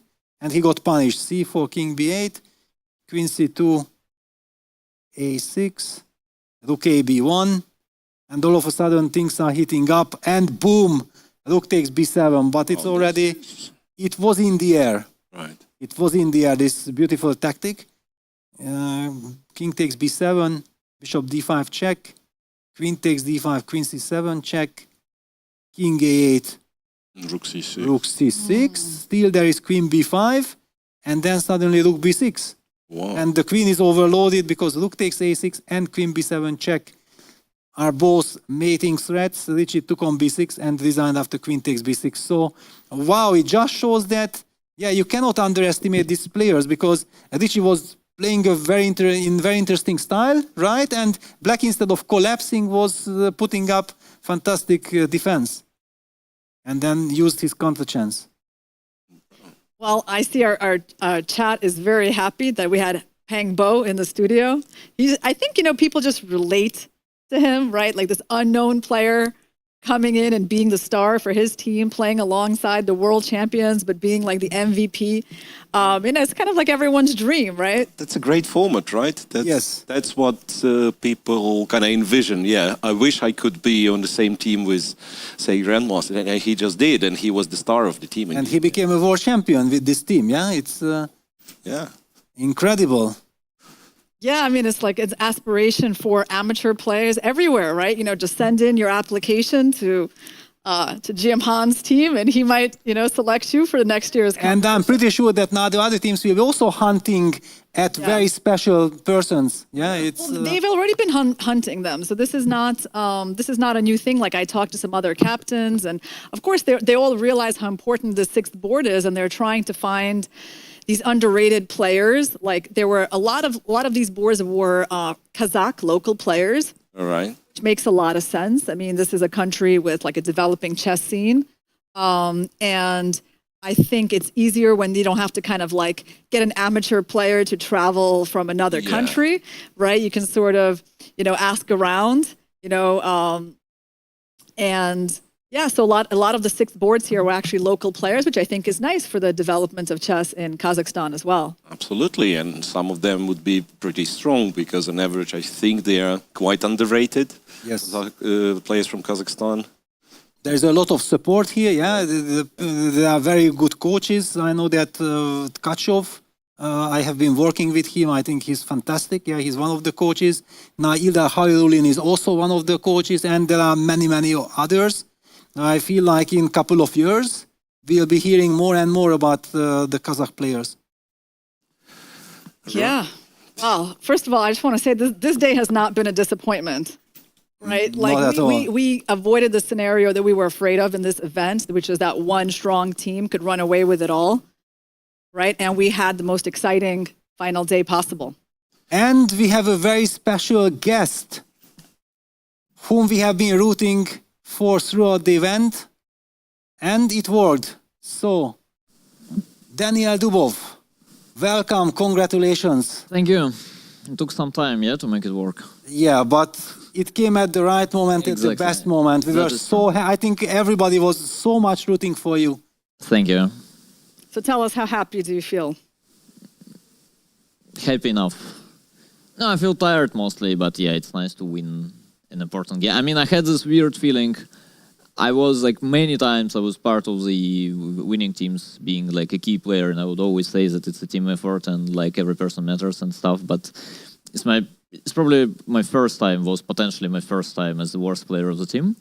And I was like, yeah, it's a team effort, but basically even without me, these people would have won easily. And it's not even obvious. Like I come there, I look at Magnus, I lose. Okay, I go back. But as the final round made it different, sort of. And yeah, in this sense, it's nice. So you took a timeout in the penultimate round. Were you watching your team, because they were actually having a really tough match against the GM Hahn's team? I was, and it like for quite some time it didn't even feel close. I had a feeling like it's not even tough. It's just that we're losing by a big margin. But then, Vladi has always had this magic, yeah, and yes, and Andrikin too. So yeah. And Murtsin, because we also spoke about this, that Murtsin is a fantastic player, but it should be very difficult for him because he doesn't have the rhythm. Yeah, he was resting a lot, and then suddenly he has to play with a lot of pressure. Yeah. But it's as Sharapova, I think, said once. Yeah, we're from cold Russia. We have to fight. Yes. No, but seriously, it was nice. We didn't have too many chances to meet, even not to play as a team, but to meet. And I want to thank the Salayan team for giving us a chance to at least meet each other, sit and play good old times. And we're happy to win. Yeah, fantastic performance. And it was basically Max Todlu, the player who was also driving force, one crazy game after another. Yeah, it was very nervous. Like I'm board one, he is board two. Like whenever I get out of the opening, he's already lost by that point. And yeah, it was a very special experience playing with him. But it would always end well. And yeah, the final round, finally, I mean, I helped him. Yeah, I mean, the only game he lost was exactly when I won. So yeah, no, it was a very, very nice team. Seriously, it's like even my result, we had this general team strategies that everybody tries to win, and as long as it works, you don't care. And I think in the team events, you need to learn the skill of not caring too much about yourself, but caring about the team. And in that sense, I was very sort of satisfied with what's going on. I mean, okay, if I need to lose all the games to make these people champions, I will. I thought, and yeah, luckily I didn't have to. So in your final game, did you feel like you maybe let the win slip away when knight d4 happened, or did you always feel like you had things under control? I mean, it felt like early on, it felt like I was probably winning by force, but I didn't see it. But even after knight d4, I mean, okay, it's not that we are going to agree draw anytime soon. I mean, okay, maybe we got to the stage where he has some chances and he will face a very, very tough defense. And frankly, I thought it's very unlikely that he will hold. And but you were thinking for a very long time after knight d4. We were already very exhausted. We completely missed your move queen a8. So why you were thinking so long at this moment? Well, we don't have the board. But I mean, if we had... Okay, I can have the board in... Yeah, then I can show you. Yes, so here we go. And after knight d4, right? Yeah. Yes, here we have. Yeah, it's just that we have options. Like, first of all, there is queen a8 that I played. And it kind of makes sense. I think we get this 3 against 2. Just or, to show. Yeah, after rook g8, I think I have... yeah, so here we win. Yes. After rook g8 instead of queen g8, I think we have knight e7, which I thought works. Yeah, beautiful. Yeah, so he basically, I thought he has to play this queen g8, and then we get this 3 against 2, or he goes queen a6, knight e6. That I thought is just as bad, or maybe even worse. Yeah. So this was the way to get 3 against 2, which is very, very... I actually knew that, like, even later in the game, like, if I take f6 and my pawn gets to h6, then even with queens off, it's lost. With pawns on h6 and g5, this 3 against 2 is lost. This even this. As far as I know. So I thought, yeah, I thought it's a big margin. Then, yeah, of course, I could take on d4. This was my main... sort of after knight d4. Yeah, not worry, but I thought that I can take, and actually there is rook a8 followed by queen a3. And of course it is tempting to win by force. But then he has the stupid queen f5, and for some reason there is no mate. And I really didn't want to believe it. Also, there is no even line, like it's just that there is no mate. Incredible, yeah? Yeah, but I just thought like I was, yeah, in queen h6, king h6. I was spending my time thinking that it's very, very unfair that there is no mate because he deserved it to, you know, to be checkmated and stuff. And the last thing, I could also take on d4 and go and play, I don't know, like rook f5 or whatever. Which, at first, I thought is kind of the same. But yeah, then I realized actually after king g7, it's not sort of given that we take this pawn. We probably will. And then just hide here, yeah, on h6. Yeah. And also queen g4, I mean, again, I need to be sure, yeah. It probably works, like h6 check and stuff, but... And there was also queen d3. Yes. Yeah, there was also queen d3 that kind of keeps everything under control in a weird way. Like, he cannot really move, and I cannot do much either. Like queen g4, I probably go, I don't know, king g2 or something. And yeah, and then I probably want to go f3. This was also interesting. So, I mean, he'll probably have to go knight e6 one day. And yeah, I wasn't sure. But then this position from the game, I thought it's very, very professional decision. He's down to like 10 seconds and it's... Like, I mean, of course I knew that it's not even close to being a simple draw. It's like very, very... Yeah, this helps, of course. Yeah, that. No, I mean, it's not even like even objectively, it's not like given. Yeah, it's very, very dangerous position. And like, there's no schematic way to hold this as black, as far as I know. I mean, the pawn gets to h6 and you probably lose. This one I actually thought should be lost. Yeah, I don't know if it's correct or not, but... like in a practical game, I think you lose it all the time. Yeah, again, I want to thank my team, the Saline Club and the guys, who, for some reason they kept letting me play. It's kind of nice that it paid off at some point. It could be a bit too late, but yeah. Do you have any plans to celebrate with your team tonight, or the Blitz is starting early tomorrow? I think there was this little conversation yesterday, what happens if things go well, and then more experienced players said that let's deliver first, and then we'll see if it happens. Yeah, so yeah, they're probably now waiting and preparing. I have a feeling this celebration, if it happens, it will be very, very Russian alcoholic style, but yeah, we'll see. The Blitz starts, I think, in the morning, which kind of helps us to... You're looking forward to that? Yeah. But yeah, after winning this game, I'm a little bit relieved. Yeah, I thought, okay, Blitz is my only chance to sort of strike back, in terms of emotions even. But now I'm sort of satisfied. But... And what is your feeling that what could have gone wrong in the beginning that you never find your rhythm? You are such a strong rapid player. No, I think it's a mix. First of all, of course, you don't take it too seriously, especially in the beginning. It's not individual event. You try to have fun. Starting from game one, let's say I played this lines that I knew it's much easier for Black to play. And of course, it's not too professional. But again, I know we'll win the match. I wanted to get into shape, and and try to play a sharp game. Okay, it didn't work out. Again, I played for a win, on purpose. I played some equal positions that I knew I shouldn't be trying to win. But again, I thought for the team it will be better if I get into shape. Then someone played for knights. I couldn't do much.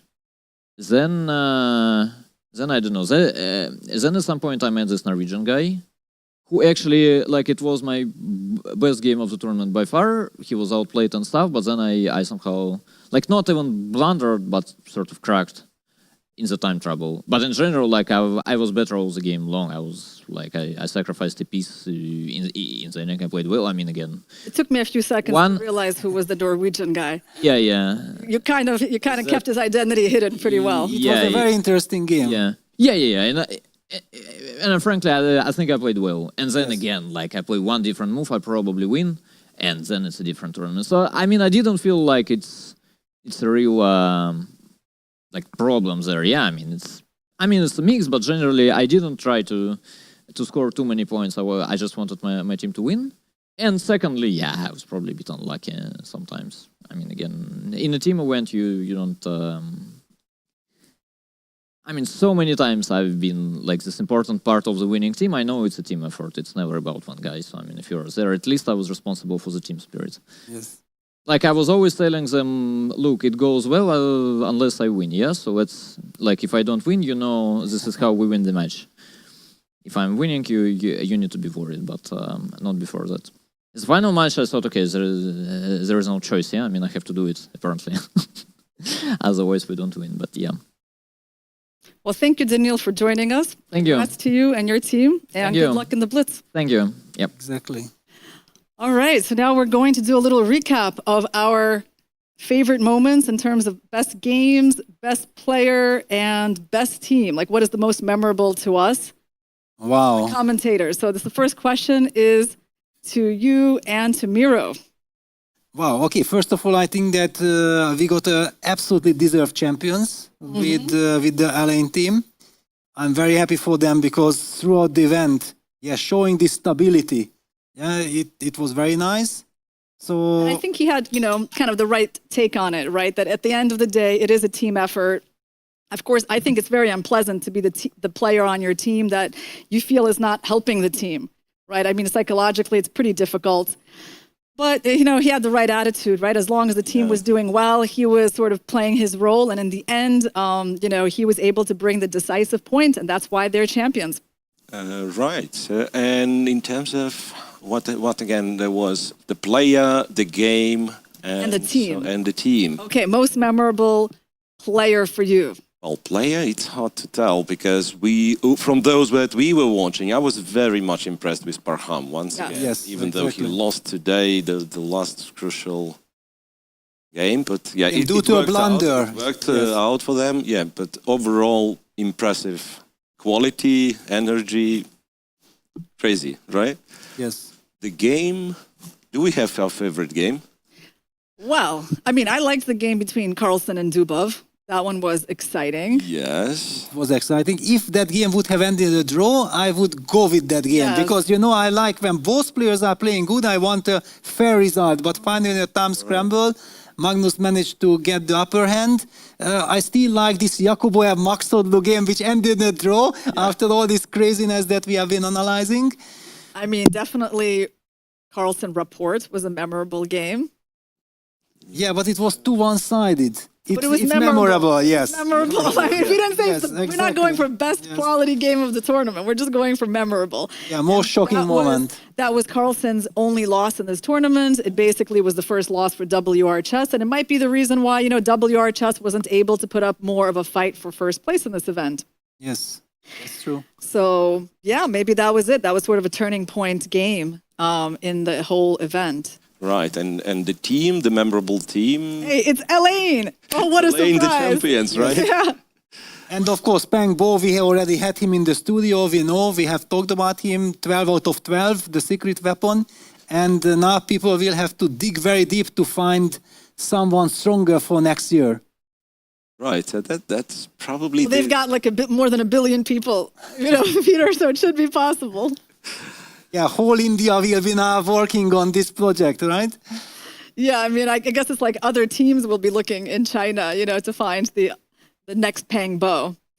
So any other memorable teams? Well, the team from India, the guys who were making their little team meetings next to Astana, right, behind the corner, and they were very friendly, they were preparing, very professional, it looked very professional. Yes, in general, we also talked about it that every single team is so sympathetic, yeah? Somehow there was this fantastic vibe.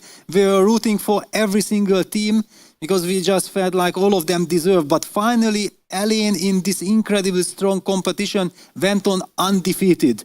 This by itself deserves the title.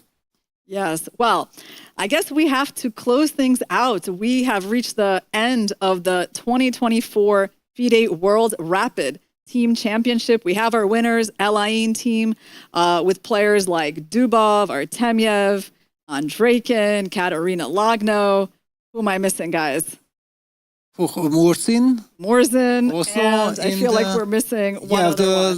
Zhuzhiner, no? It was Zhuzhiner. Yes, and the lady Wafia. Wafia and Ibrahim, their 6th board. So these guys did an amazing job, not losing a single match. But we are not done here in Astana because tomorrow we're going to come back to you with the World Blitz Team Championship. And we're going to see, you know, can Elaine make it a double, or are the other teams hungry for their gold medal? And it's going to start 3.5 hours earlier than our usual time. It's a complicated format, guys, that we're not going to get into right now, but there is like a pool stage where you have to qualify, and then the top 16 teams make it into a knockout stage. So it's going to start in the morning here in Astana at 11 a.m. local time. So we are actually going to be doing commentary for even longer, guys. Long 7 day. hours is not enough. So it's going to be almost the entire day tomorrow, but it's going to be so much fun. But I also have the feeling we have such a team atmosphere that why don't we participate, no? I mean, we have the right attitude. Of course, we have our jobs to do. Board, you know? Everything is set, for a successful event. But we have to do our job. Lucky for them. Yeah, well, so guys, don't miss it tomorrow. It's going to be the World Blitz Team Championship.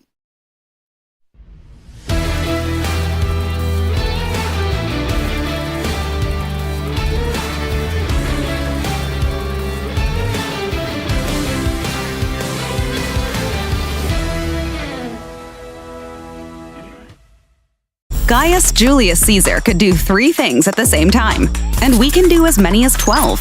Feels like you're a kid in a candy store, right? As if you're choosing which companies to buy shares in. But thanks to Freedom Broker, it's easy to do. You can trade stocks from the comfort of your home. Speaking of home, you can buy your own house. With the help of Freedom Bank, you can apply for a mortgage online. We want you to feel comfortable and safe. Through Freedom Insurance, you can insure your home and car completely online. You can even purchase life insurance online with us. We do everything to make your life more comfortable. You only need to have a smartphone at hand, which you can buy in Freedom Mobile stores. But a smartphone without a mobile connection and the internet is just a piece of iron with a camera. Therefore, you need to connect Freedom Telecom to be connected and surf the internet. You can fly yourself anywhere in the world, for example, to Japan to learn the history of real samurai by buying tickets in the Aviata. Or, to learn the way of a real samurai, it's enough to go to the cinema using the ticket on. But you can't have a lot of rest. It is necessary to earn money. Having opened a business, you can use Freedom Pay to manage your accounts. And with the help of Rikasa, it is easy to issue fiscal checks. Perhaps while you were watching this ad, you got hungry. No problem. Order products through our online supermarket, arbuz.kz, in just a couple of clicks. Oh, a flat tire? And here, too, we can help. With the Freedom Drive service, you can easily order tires and wheels online. And this is only a part of what we can do. Freedom Digital Ecosystem. One brand, 1,000 capabilities. Waves are off, his clock is ticking. How will you respond to Eco's first move while ready to play?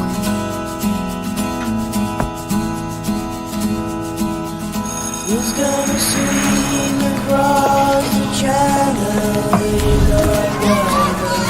I'm a strong swimmer. Who's gonna swim across the channel? Why did you wonder?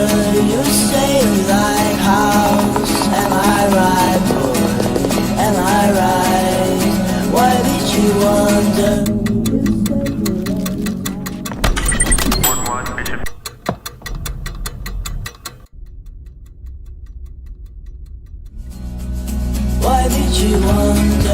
Make your move.